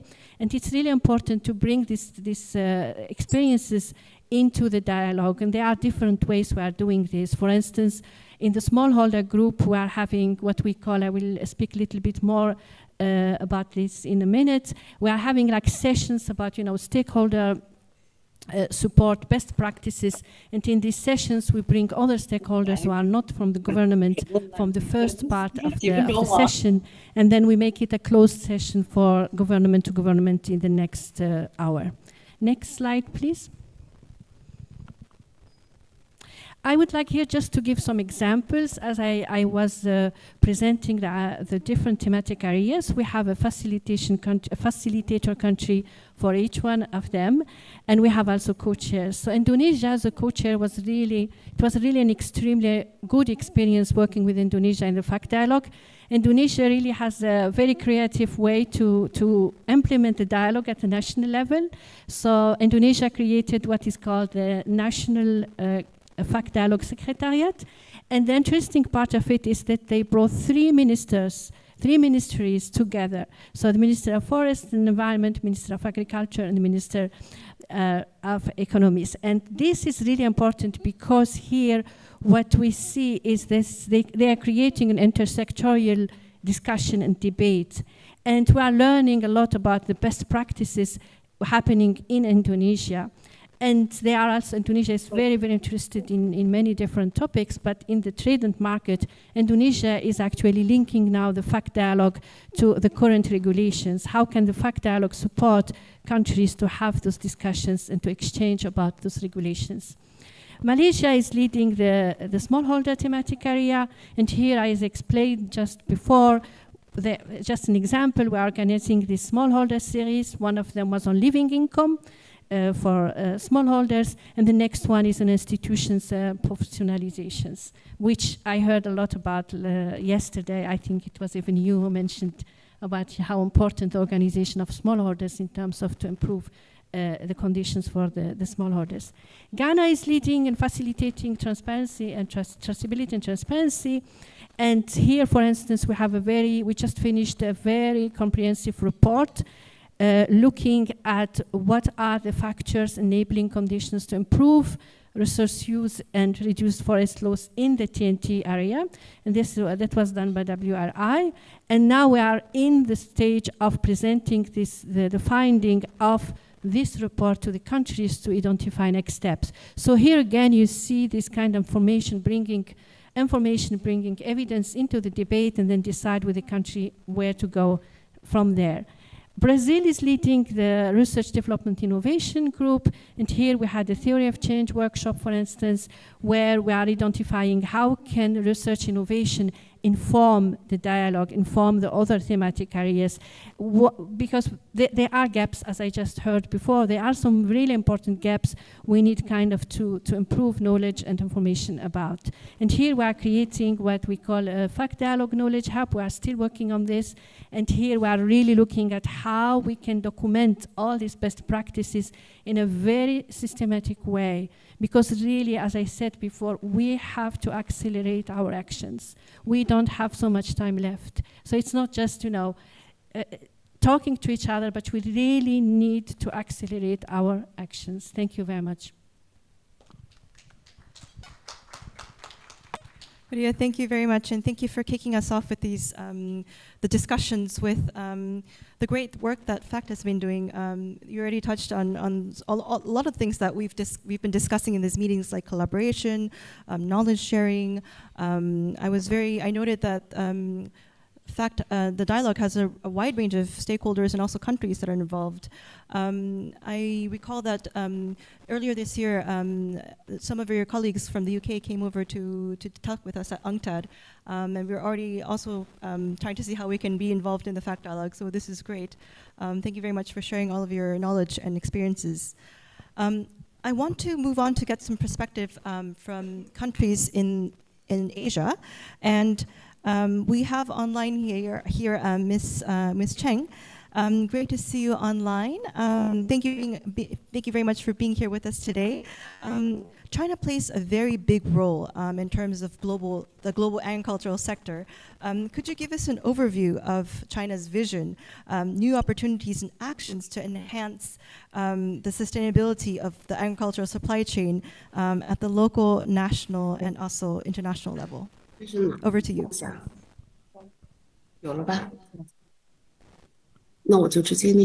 Okay, everyone. Very nice to be here. My name is Chen Ying. I'm from the China Chamber of Commerce. Thank you, the organizer, to invite me to share some information from China.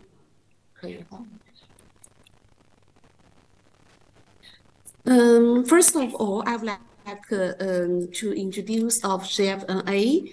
We are the #1 largest association in China and established in 1988. And we always take coordinate guidance, promotion, and consultant on the international agriculture trade.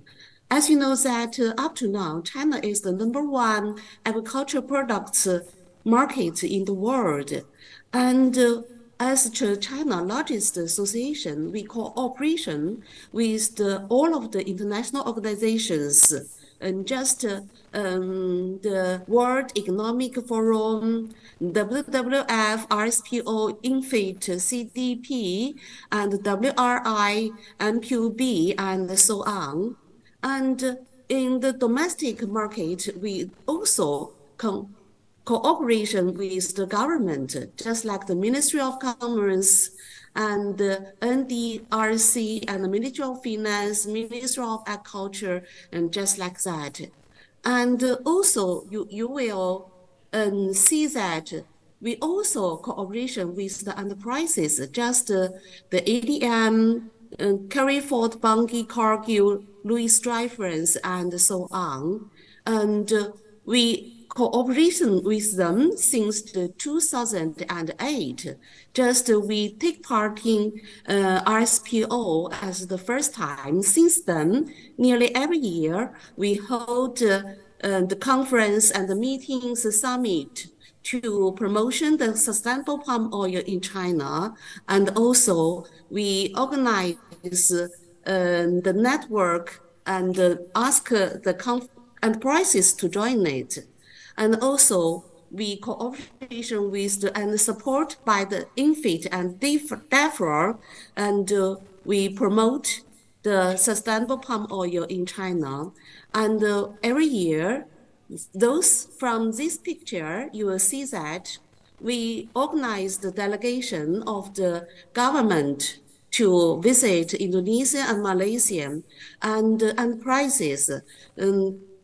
We show them to see what is the sustainable plantation, what is the non-sustainable plantations. And also we do some consumers promotion in China too. But we also think that there is many opportunities and also is a big challenge for our sustainable soft goods in China.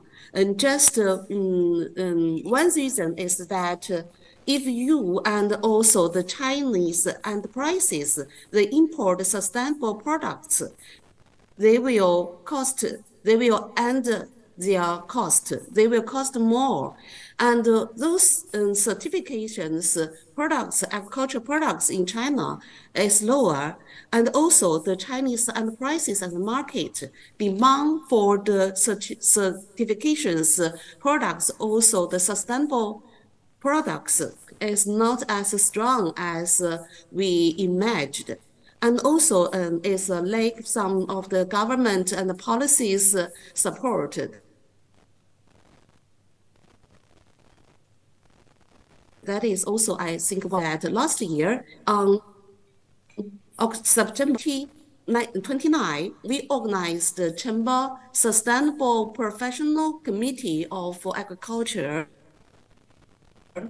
and submit, we promotion the sustainable palm oil in China, but also the soybeans and all of the soft goods.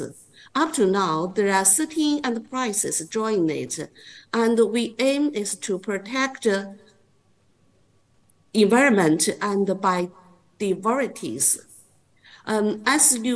We will give some magazines and advertisement to our member to ask them how to join the committee, and we also introduce our work. We offer the tours for the enterprises to guide them to how to purchase and how to consume the sustainable products.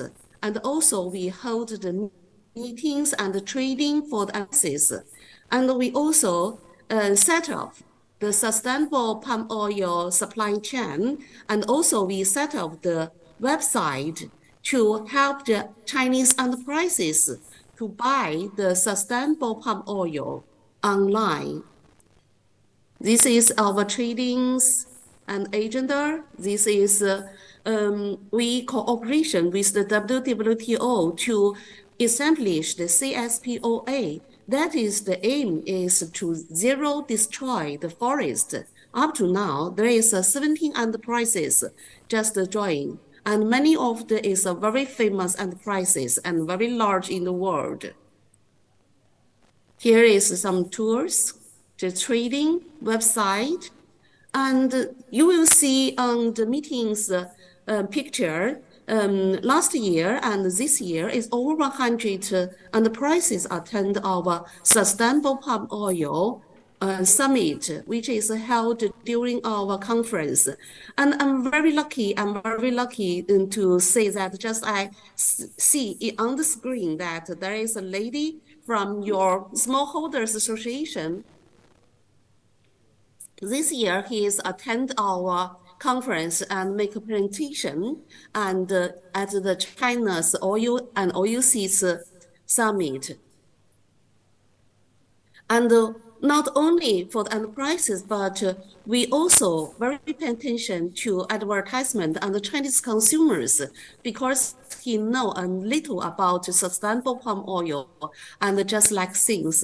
We use on the Chinese China National Sugar and the Wine Expo to advertisement the sustainable palm oil and sustainable products in China. And up to now, we are very glad to see that there are many Chinese local enterprises. They have entered into the actions just Mars.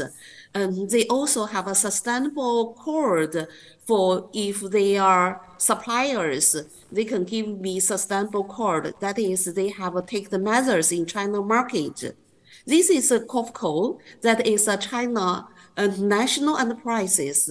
And in recent years, they do much things to promote and purchase and buy the sustainable palm oil in China.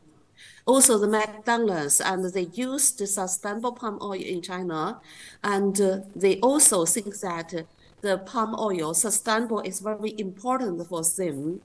We are also very lucky to announce that CSPOA, we up to now have 17 members, and there is a Chinese RSPO's members in China since 15 years before. It's only 8 enterprises, but up to now is 323 enterprises.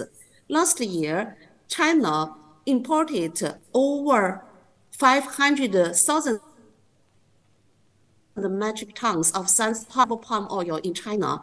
I think that during the past 10 years, we have a big gap in promotion the sustainable palm oil in China.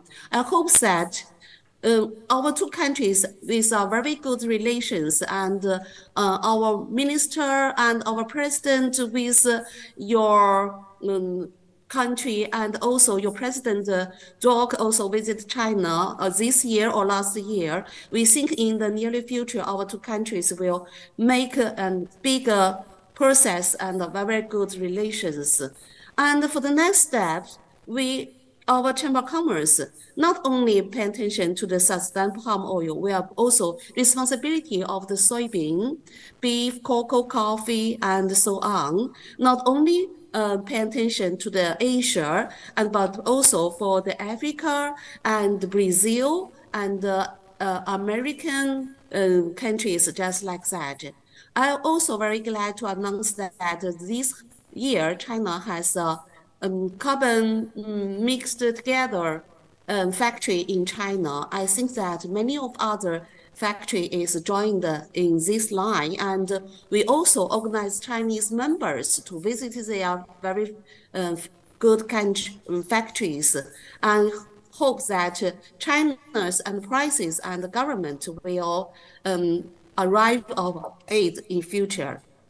And that is what I would like to share to you, and thank you very much. Thank you very much, Ms. Chen.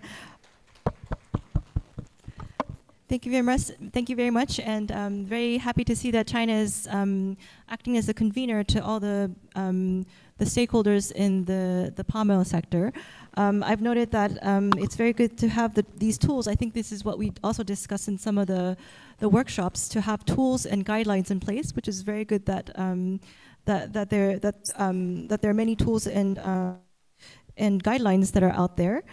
So I thought that was very interesting. I think you also mentioned some important themes that was also mentioned in our meetings, such as certification, supply chain issues. So I think that those were very all relevant issues that bring us all to this session today. So thank you so much. Let's now make a turn to Africa. We have Jonas here with us today, who has also been part of the consultation meetings that was held earlier this year in Cameroon.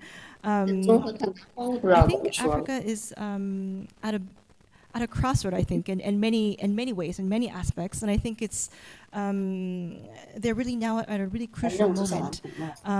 Could you give us some reflections on the actions, opportunities? Can you mute your mic, please? Thanks. Sorry. Could you give us some reflections on the actions, opportunities, and challenges that Africa faces, particularly in Cameroon, to move towards a more sustainable and inclusive agriculture and supply chains, and how can trade help to deliver this? And if you can give any examples, that would be great. Thanks. Over to you. Thank you, Lika. Thank you, everyone. Happy to be again with you today. So please, can you display the presentation?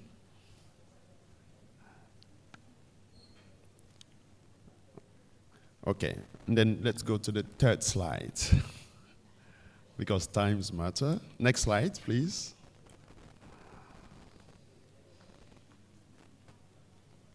Next slide again.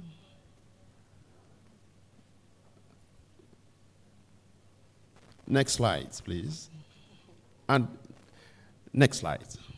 So, yes, talking about sustainability and inclusive agricultural supply chains, supposed to discuss about what is, please come back to the previous, what is supposed to be inclusive and sustainable. Come to the previous slide, please. Okay. So I just want to skip into the concept, not waste time, because so we should try to see, in Cameroon, we're trying to first discuss about what is sustainable and inclusive when it's come to agricultural supply chains. And since yesterday and this morning, we've been discussing about the concept, the definition. Yes, because it is also by understanding what we mean by a concept that we can better advance. So inclusiveness is to be understood in terms of including all the actors in the decision-making process. Because when we have actors missing, like small orders or like other link in the supply chains, then we are not in an inclusive process, sustainable process.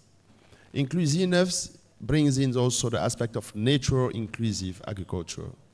This means that we should not be targeting only the sustainability of the environment, but also the resilient food system, the sustainability of income, and the share of the income along the supply chains with all the challenges that we can find. Yesterday we discussed some of the challenges for the farmers.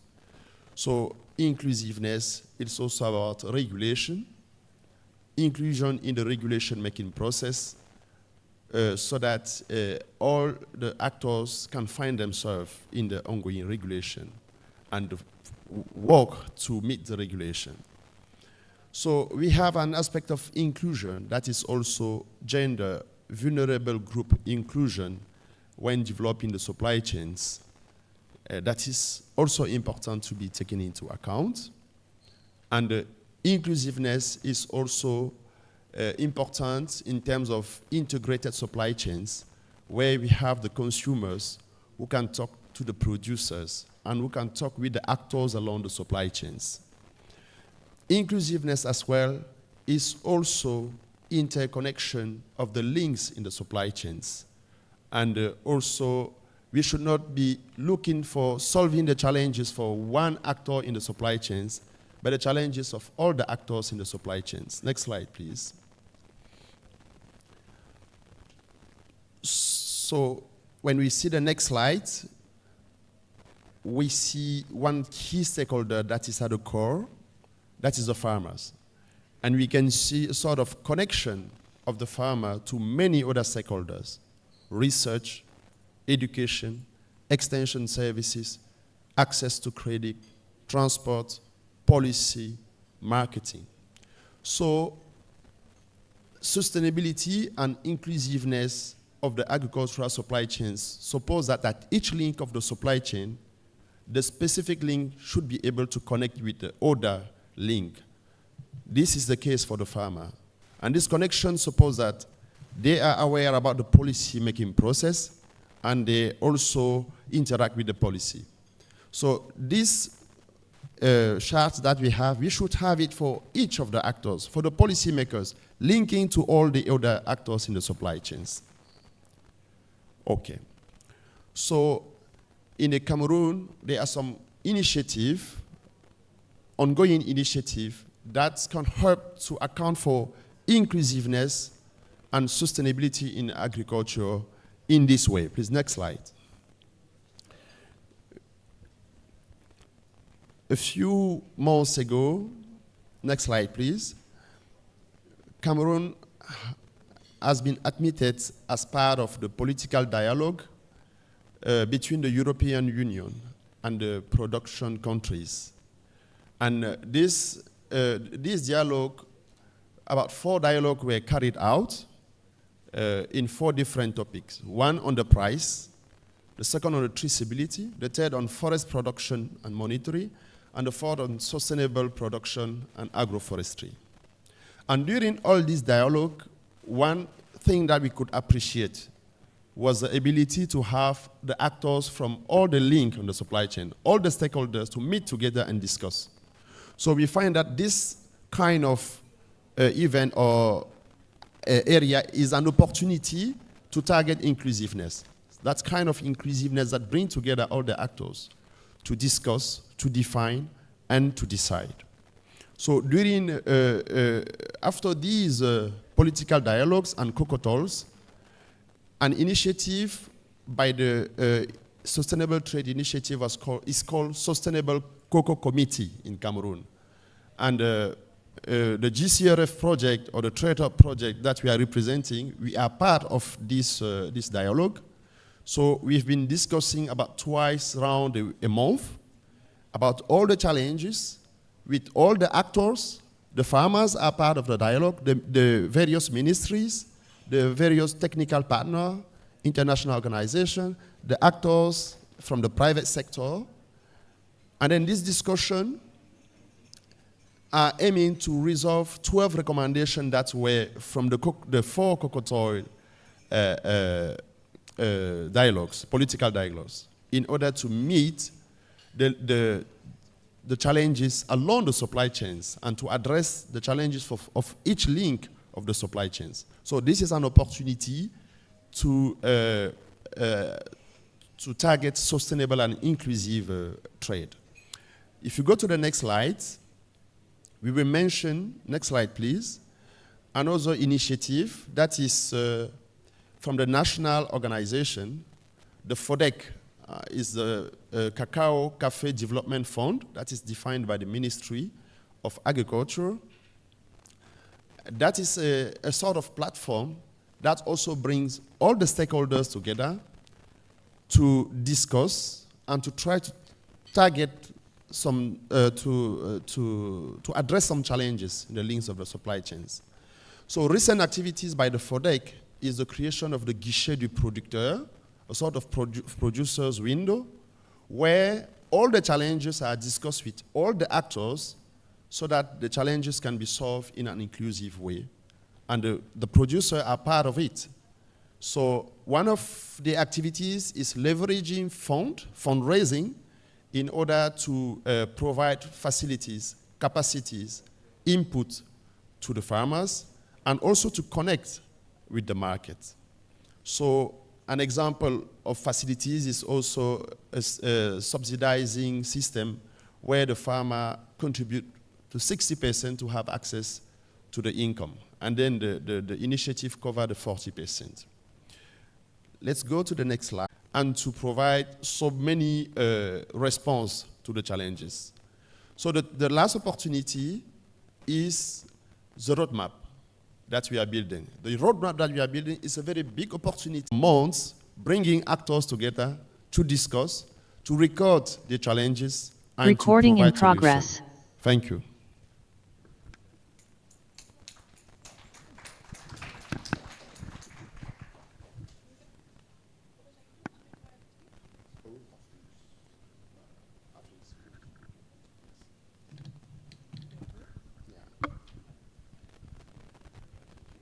No, Jonas, thank you so much. As you noticed, I take a lot of notes when I take a lot of notes.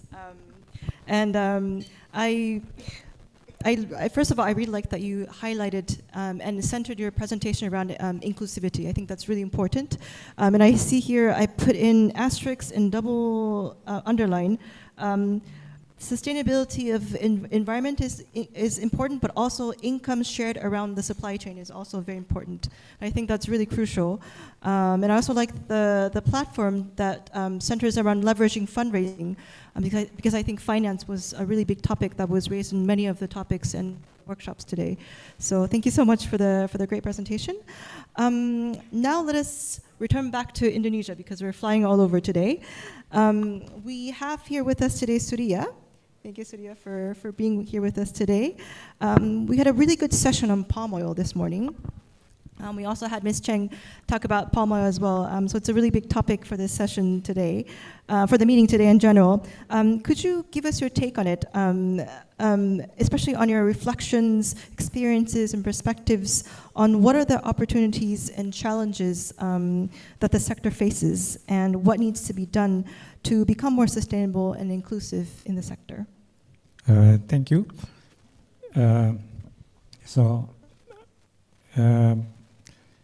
First of all, when we are talking about sustainability, it's very complex, as we already heard many times from yesterday. And here I'm talking about specifically about oil palm in Indonesia. Some strategies that our government are going to take to advance the sustainable agriculture and supply chains. We have already heard many aspects, but there are some important points that I would like to highlight in this event. So, what is actually indicator of sustainability? For us here, we have certification like ISPO and RSPO, and also it is coming UDR.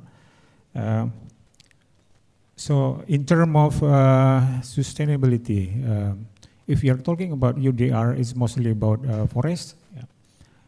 But consider the typology of oil palm, especially smallholder in Indonesia. It is more or less about 7 million hectares smallholder oil palm. Part of it experience I think second generation, because some of it already approached 25-year cycle and soon will be replaced by new plantation. In this case, I think it is little to do with UDR, deforestation. Part of the 6 million or 7 million smallholder plantation, it is also in area which is legal, probably the whole plantation in Indonesia from 16 million, 3 million is in the forest zone. So it means that some of the plantation, it is in area which is legal. Yeah. So when we are talking about sustainability, if we just refer to UDR, I think it is only have small cross section with current plantation. Mostly it will related to newly open plantation. So in this case, sustainability is not only relating to forests, even though as Pak Harry this morning mentioned that sustainability is deforestation. So we are talking about other element of sustainability which is already addressed in ISPO and RSPO criteria, yeah, including inclusivity and also good agriculture practice, which is I think not specifically addressed in UDR. Good agriculture practice, how to use fertilizer, because if plantation is certified, they need to analyze exactly the demand of the nutrients, so they will give fertilizer as it is needed. And it is, when we are talking about fertilizer, we are talking about nitrogen and one element of planetary boundary, it is also relating to nitrogen. So good agriculture practice as well is also important part of sustainability for us. Yeah. So that's why sustainable indicator for us, I think it is already covered in ISPO and RSPO. Yeah. But the problem, as we already mentioned, for smallholder, less than 2%, which already certified, and 2%, less than 2% from 2,500 farmer, and still a lot of farmer to go. And this is, I think, the strategy how to speed and to expand in the future. And one strategy, I think, probably can be also adopted in other region, what we call jurisdictional approach. Yeah. As an example, we are talking about legality. Yeah. Land legality as one of sustainability element. Legality is regulated in district level. Yeah. In district level. So it is not possible to neglect regulation stakeholder in district level if we would like to increase legality. Yeah. So that's why I introduced jurisdictional approach. It has been already tested in many districts. So it's based on district as a jurisdictional boundary. Yeah. Because the many decision regulation related to sustainability, it is in district level. Yeah. So traceability, legality should include stakeholder in district level. That's why jurisdictional approach is very, very important. So this is, I think, the way to go to expand to speed the certification, and also in this certification scheme, there is a need to strengthen the farmer institution. Yeah. You can imagine the cost for certification is very, very expensive, probably up to 1 billion. Yeah. And small farmer, individual small farmer can never afford it. So in this best practice, they organize themselves in a kind of cooperative institution. It is a legal entity, and they have more power. I think these two approach is the way I think to speed expand the certification in smallholder. I think that's all. First, thank you.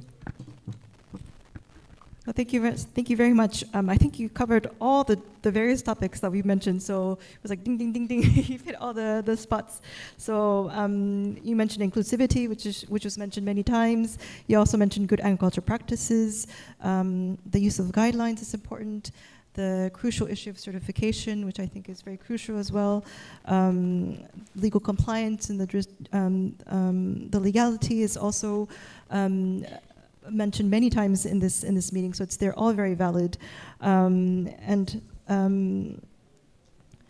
Yes, I think they're all very good points, and I think it's very hard to choose which one is the priority because I think they're all priorities, and I think this will be kind of the next step to see how to tackle each of these issues. I have to make one apology to Maria because. If you realized in the agenda, there are two Marias. There is one Maria online, and there's one Maria here on the stage. So my complete and my sincere apologies for not being able to introduce her before. So I would like to take this moment now to introduce Ms. Maria Golda-Maria Mektania from the Indonesian Palm Oil Farmers Association.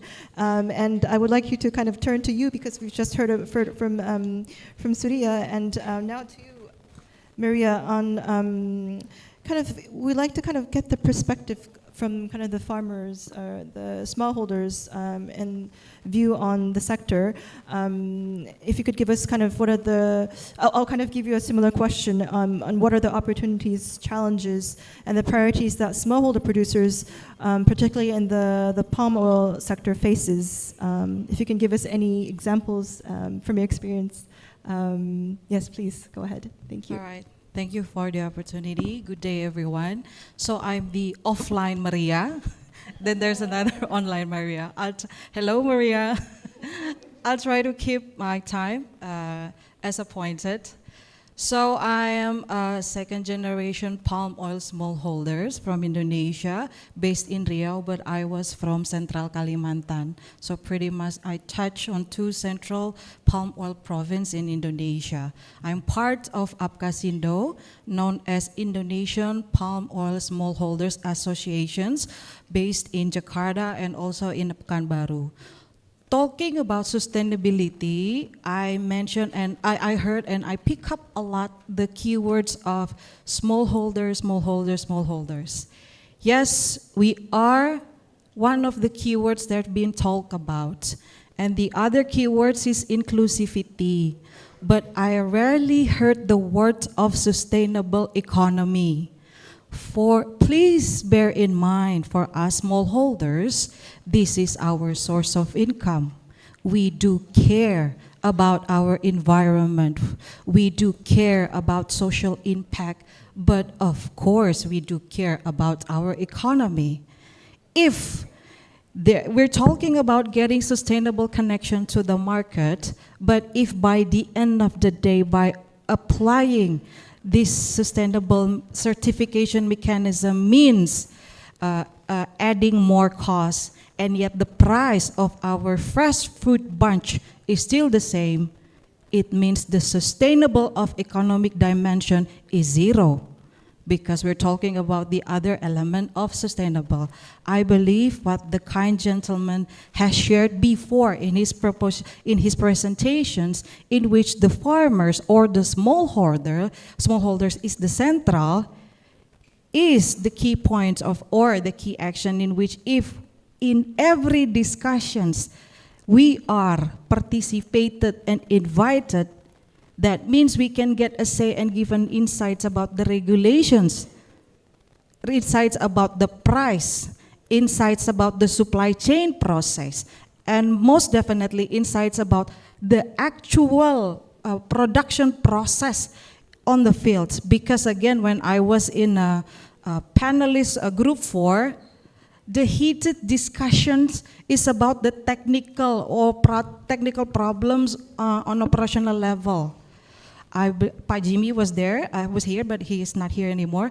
Pa Jimmy, who closely related from 8 project, I believe, closely related with smallholders, he even mentions it is quite difficult if we ask the smallholders to do this and that, but we do not give support, particularly economic support. And I agree with what the kind professor said before. We have to be supported in several key points. Good agricultural practice, the cooperative unit, or what popular term said kelembagaan, because we cannot stand alone, especially the swadaya, the independent smallholders such as me. I am a independent smallholders. It's okay, it's on. Another sample of technical problems that we did not see before. So anyway, I believe if we ask about the challenges ahead, is if the challenge.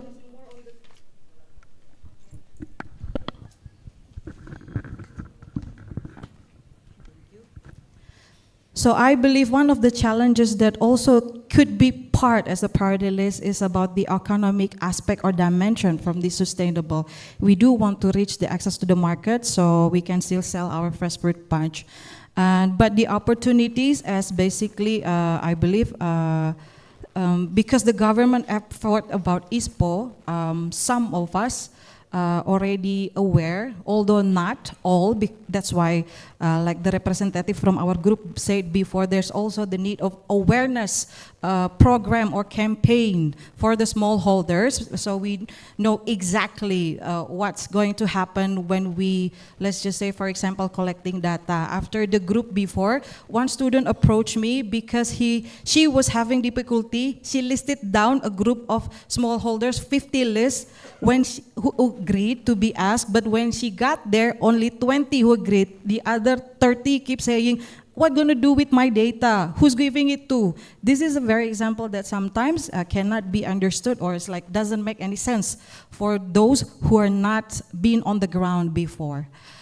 So that's what I believe, but the opportunities, I believe that's there, because we as a smallholders, we want to be part for the sustainability of the industry in the big picture. But do please, when we're talking as a big picture, please include us in a more practical and not just one way, or just giving us a session to just workshop and then leave us just like that. Cannot. I believe what in the Cameroon can be a good example also, when the farmers is being assisted as a group, a pilot group, from zero until connecting to the market, and see how the effort of this assistance can bring finally food on the table. I believe that's the perspective for us smallholders. Thank you.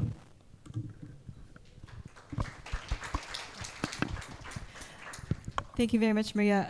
You brought up a very good point that we have been talking about sustainable economy, but not as much in comparison to the other topics that we discussed. So thank you very much for bringing up that.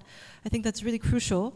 While you were talking, I was remembering for my workshop, I was in group 1, and someone in the group mentioned, in this meeting, it should be the farmers that should be the main actor of this whole, screenplay, or the whole theme of this, but they're not here. They're not a part of it, and so they don't get the spotlight. So I just really thought about that when you're giving your presentation. I also think that the awareness campaigns is also equally as important.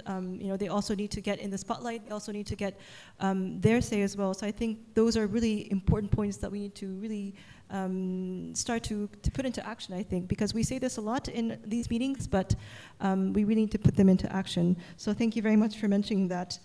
I think we're here to our last speaker, but last but not least, we're going to fly over to the other side to Latin America and the Caribbean region. We have on here, sorry, I should have mentioned, not Maria, Daniela, and I believe your colleague is also joining us. Good morning. I think you're in Geneva, right? Good morning. Could you give us some reflections, actions, opportunities, and challenges that Ecuador and also the Latin American and the Caribbean region face to move towards a more sustainable and inclusive agriculture and supply chains, and how can trade can deliver how can trade help to deliver this? And please feel free to give examples from Ecuador or from the region. So over to you. Thank you.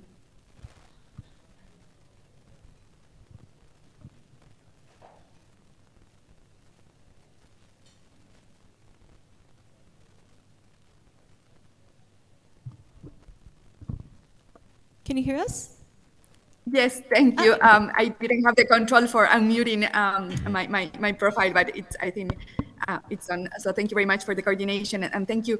As I was saying, I'm super happy to participate, but very sad because I cannot be there. And Indonesia is such a beautiful country. So thank you very much for inviting us. And I think, after everything that my colleagues have already mentioned, I have a few things to contribute with because we share so many, there are so many convergences and in terms of challenges, but also opportunities, and in terms of how we see sustainability can contribute, or sustainable can contribute, sustainable agriculture can contribute, but also on how we can have agriculture in terms of how we can understand agriculture and how we can understand supply chains from an inclusiveness dimension, from an inclusive approach. And as my colleagues mentioned, we have I had also inclusiveness in my points, and but it's important to understand what it means when we talk about also multi-stakeholders.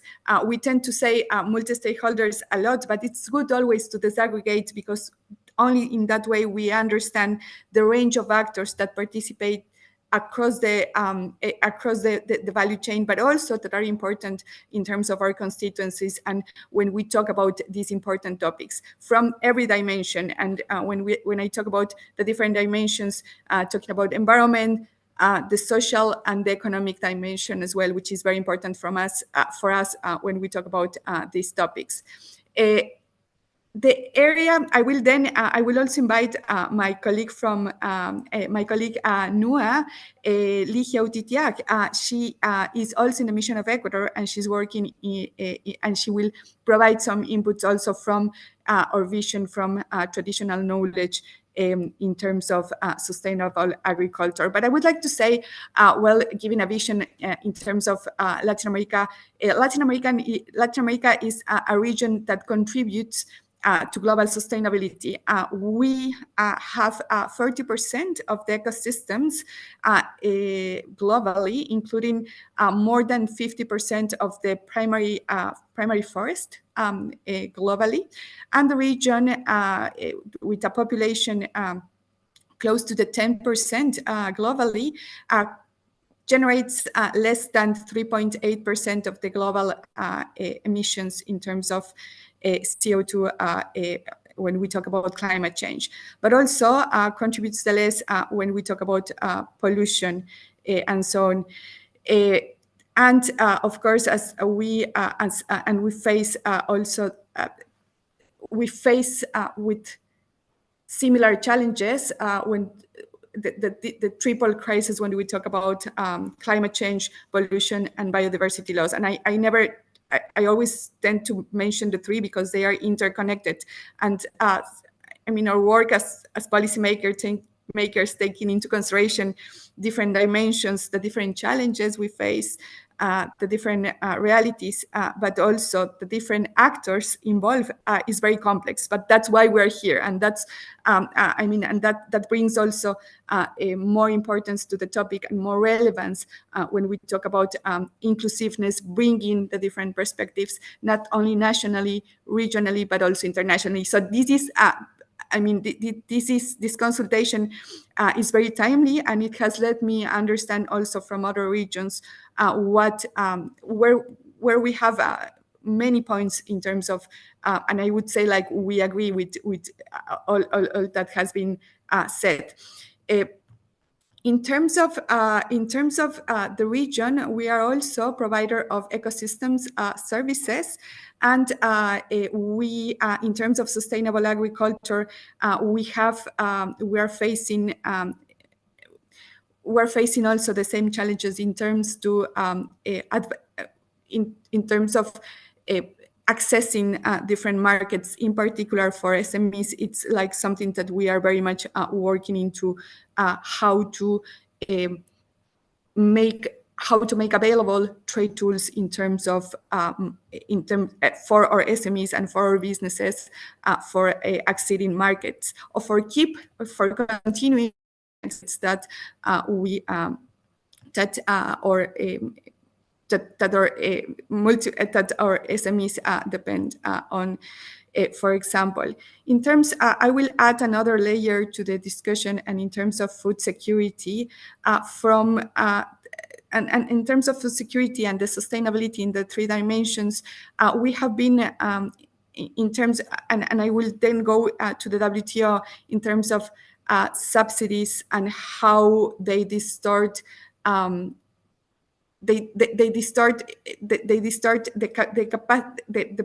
efficient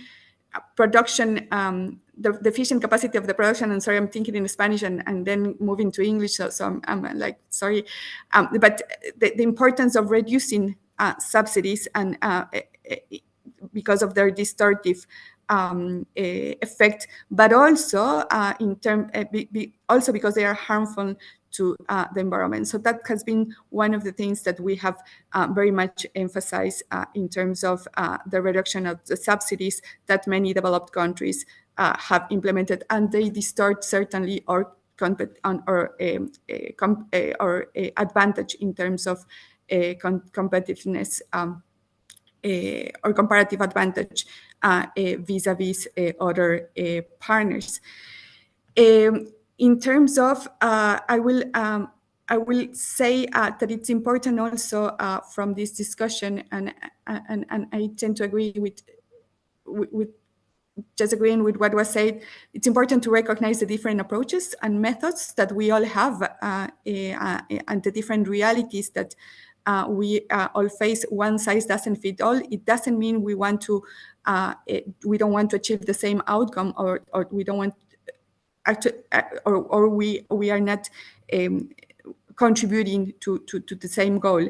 But this recognition of the different approaches providing the same outcome, it's very important also for Ecuador in the discussions when we talk about sustainable agriculture.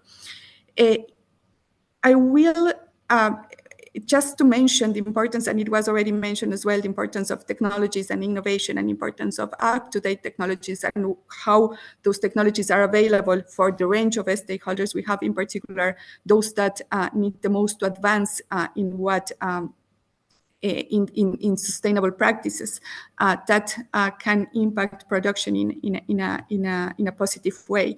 And I will also add to another layer to the multi-stakeholders, and what are those actors, because it's very important for us also beyond, I mean, SMEs, of course, small producers, but not forgetting the gender approach, and also intergenerational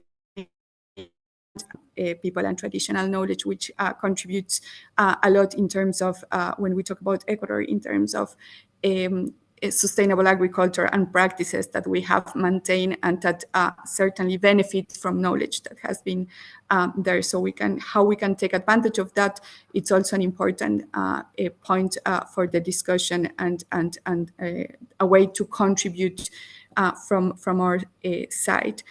I will stop there. Just we had just one thing. We had in the public forum, the WTO, 2 weeks ago, an association of Guarani women from our Amazon, and it was great to see how sustainable agriculture has provided them the means to transition from practices that were unsustainable were necessary for, but that was a way of for them to thrive. But how sustainable agriculture made give them the opportunity to transition to a more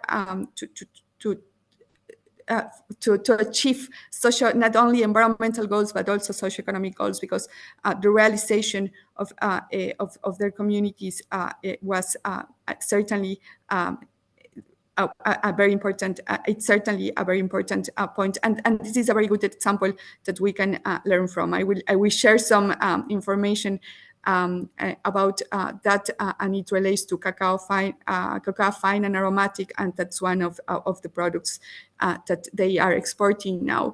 So the importance of, in this case, the importance of gender, the importance of our indigenous communities, but also the importance of how the government can provide the tools for them to thrive and for them to transition is certainly a good example in terms of sustainable agriculture, and how sustainable agriculture can be certainly a sector that can provide the means to transition to a more sustainable to sustainability and contribute to fight biodiversity loss, and I will also and climate change and pollution certainly.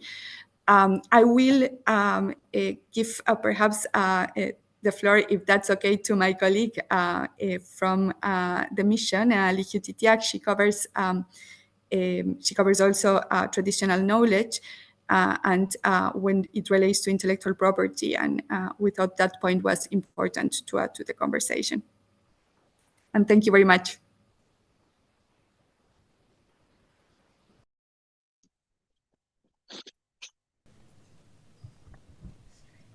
Hello, good afternoon.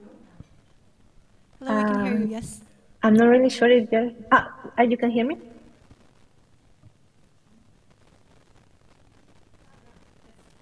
Hello, good afternoon in Indonesia. Thank you for having us here in this space to interchange ideas around the trade sustainable for agriculture. Well, as my colleagues was saying before, Ecuador has several institutions that work together in the promotion and protection and research of sustainable agriculture. Considering the rational use of available or environmentally friendly resource and the rescue of ancestral knowledge and biodiversity, trade and IP skills could help to achieve an inclusive agriculture and supply chain process. Ecuador is given important steps during this turning to this issue. Now our country is analyzing the probability to be part of the WIPO Green Project to connect to sustainable projects around the agriculture and protection to the huge biodiversity that Ecuador has. Because the promotion of sustainable agriculture in Ecuador should be joint procedures between the public and private sectors, with a special emphasis on the dissemination of knowledge and dissemination of know-how, with a special emphasis on the promotion of available technology to companies that are capable of producing or implementing this technology in the favor of the sustainable agriculture. In the frame of Ecuador, participation at WIPO committees is actively proposing within Andean countries the recognizing and protection of traditional knowledge and the source of the genetic resource that members are holding in the frame of a possible juridical instrumental about IP and genetic resource. This is why Ecuador vision respect for the nature and the biodiversity must be balanced with agriculture production for its citizens. Finally, this criterion leads to the fact that in order to move forward, the past must be analyzing and coupled to the future. In this case, the use of sustainable agriculture guided by traditional knowledge for the respect of plant varieties and within the support of technology to develop the effective and efficient tools for the ground of this branch of importance for the objectives of sustainable development. So Ecuador is given these important steps to protect all our traditional knowledge and the source of the genetic resource in the different areas as WIPO and the WTO too.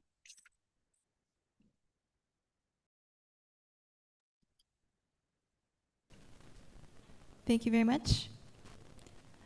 Thank you both. Thank you both for your interventions. I think, well, first of all, I have to say that Ecuador is a very biodiverse country, and they've been doing a lot of efforts into biodiversity conservation, as well as being a forerunner, I think, in terms of IP and also traditional knowledge. So I think there's a lot to learn from what Ecuador has done already.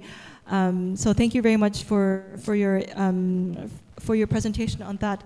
And I think many other countries can also learn from that. I just wanted to kind of since we've had all the speakers have spoken already, I just wanted to kind of put it together and kind of say that even though Asia, Africa, Latin America, and the Caribbean, we all are vastly different, places, and with different circumstances and different history, different culture, different backgrounds. But I think the problems and the issues that we face, I see that there's lots of overlap, and there's lots of common themes and common issues that we all face. And I think that going forward, I think there should be more spaces where we can all talk together like this, and to be able to exchange the know-hows and the opportunities and challenges that we face, so we can all talk together and also discuss together what can we do to move forward.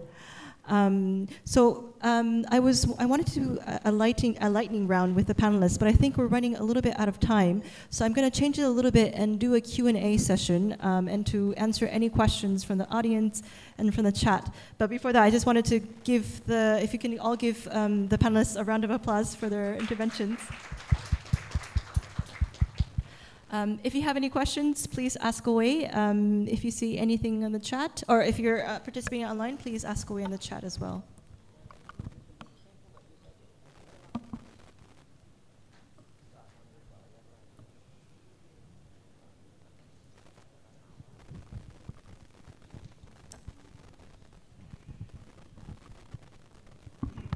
Assalamualaikum warahmatullahi wabarakatuh.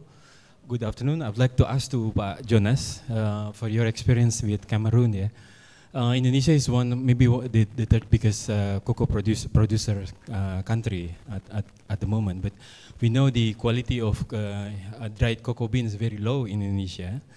I heard Cameroon has developed a kind of policy that regulating that the smallholder farmers, they need to upgrade their quality of cocoa. That they cannot sell raw cocoa or unfermented one, and then only forcing them to upgrade that fermentation process within the smallholders, and then the mechanisms for improving the added value of itself. I want to know the background of how this policy somehow can be adopted by the smallholders, and what is the response of the smallholders at that time, and what's the pathway that Cameroon can come up with this kind of success? Thank you. Yeah, excuse me, I didn't get the question very well. So yes, So I want to hear the success story from Cameroon. Yeah, about the regulations of pushing the smallholders to improve their quality of cocoa. Because in Indonesia, most smallholders, they sell unfermented bean and very low quality and low price. And there is only a small segment of smallholder farmers that able to improve their fermentation process, and they export it to some chocolatier. But that I heard from your country that you're able to do that. Like, what's the background story of that? What's the adoptions of this regulation? How hard for the smallholder to transform their practice? Thanks. Okay, thank you for the question. So I would say that The improvement of the cacao, the quality of cacao, is not definitely driven by the regulation. It's by the market, because the market of cacao is a liberalized market, you see. So, of course, the government have developed some initiative or support some initiative. I mentioned the Excellence Cacao Initiative. That is an initiative with the, there are so many stakeholders that are in the initiative, linking the producers to the consumers, or to the chocolate maker in France, for instance. So here the quality is effective because the supply chain is very short, and for the cacao to be part of Cacao d'Excellence, it should meet some requirements that are defined. And it is a whole process that's in the Center of Excellence. There are 8 centers of excellence established in Cameroon in different production basins. The farmers are recorded in the Center of Excellence, and they are accompanied individually by the Center of Excellence to follow some protocol in the drying, in the fermentation, and even the harvesting. So this is why we can have those kind of success. And I want to raise the fact that the share is still low. So last year, 700 kilograms of cacao were admitted to the Cacao d'Excellence market. That is about 1% of the market in Cameroon. Now, another another initiative for quality cacao is from the private sector, because they have interest having the quality cacao, and then they develop mechanism to support. So I don't make publicity, but I can mention the case of Olam, who work with a set of cooperatives and the farmers, and who try to make sure that he buys good quality cocoa at the end. So then the Olam and the cooperative engage a mechanism, or put in place a mechanism that build capacity to the farmers in how to dry, how to process, how to handle or to manipulate the product after harvest. So yes, but when it's come to regulation, today the government has developed a Part Cacao, that is a program for development of the cacao supply chains. That is summarizing whatever support the government is going to give in that sector. So this regulation or this institution, it will hopefully help to raise the quality cacao, but is still yet on the process of development. Thank you. Thank you very much. I think I just got a warning that we're running out of time. So if you have any questions, I think this is the last session. We'll have the closing, and if you have any questions, please come up to us. I think we'll be around. If you're online, you can still leave us a question in the chat, and we'll answer back to you. So thank you very much, everyone, and thank you to all the panelists once again.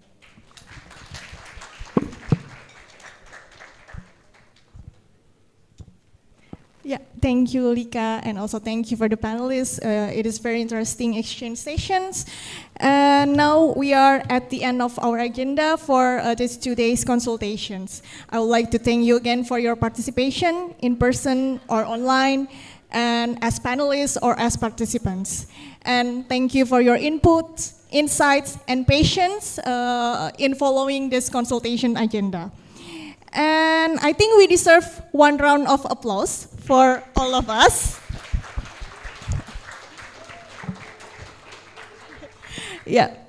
And I would like to give several last information from me.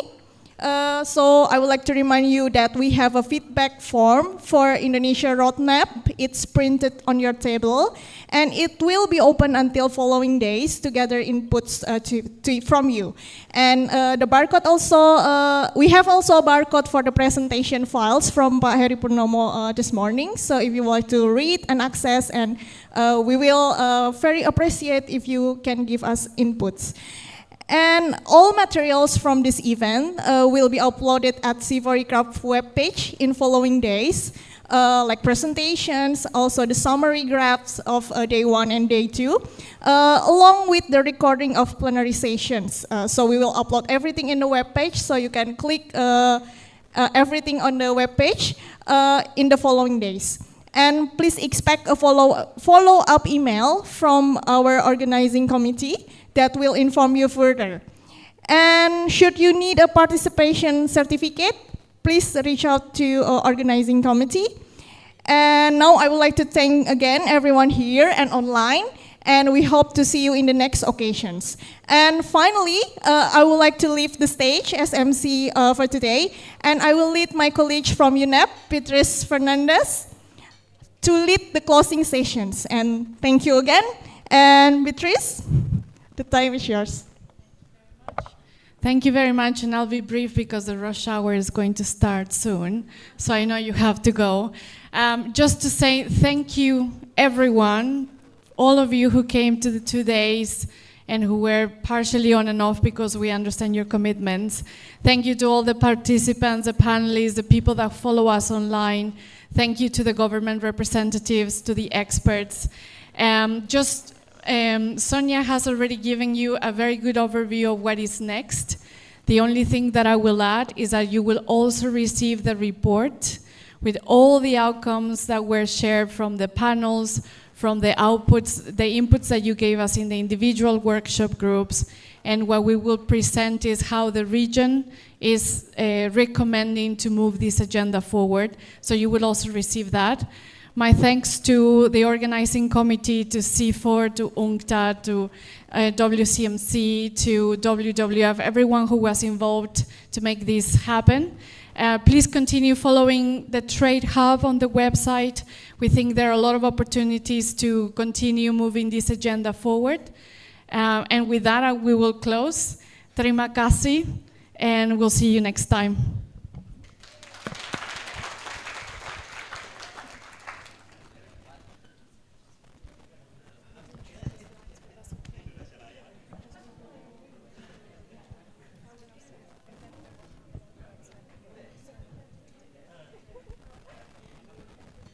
Yeah, thank you, participants. And I would like to inform you before you leave, we still have a coffee break there if you'd like to take some coffee or snacks before you leave.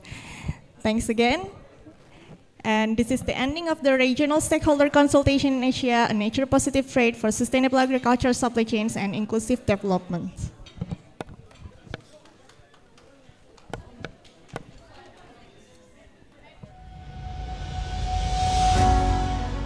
The Trade Development and Environment Hub, Trade Hub, is a global research consortium. Various agriculture and wildlife commodity trades are in focus of research in 8 countries and involve around 50 partner organizations. In Indonesia, Trade Hub is focusing on palm oil, coffee, and wildlife trade.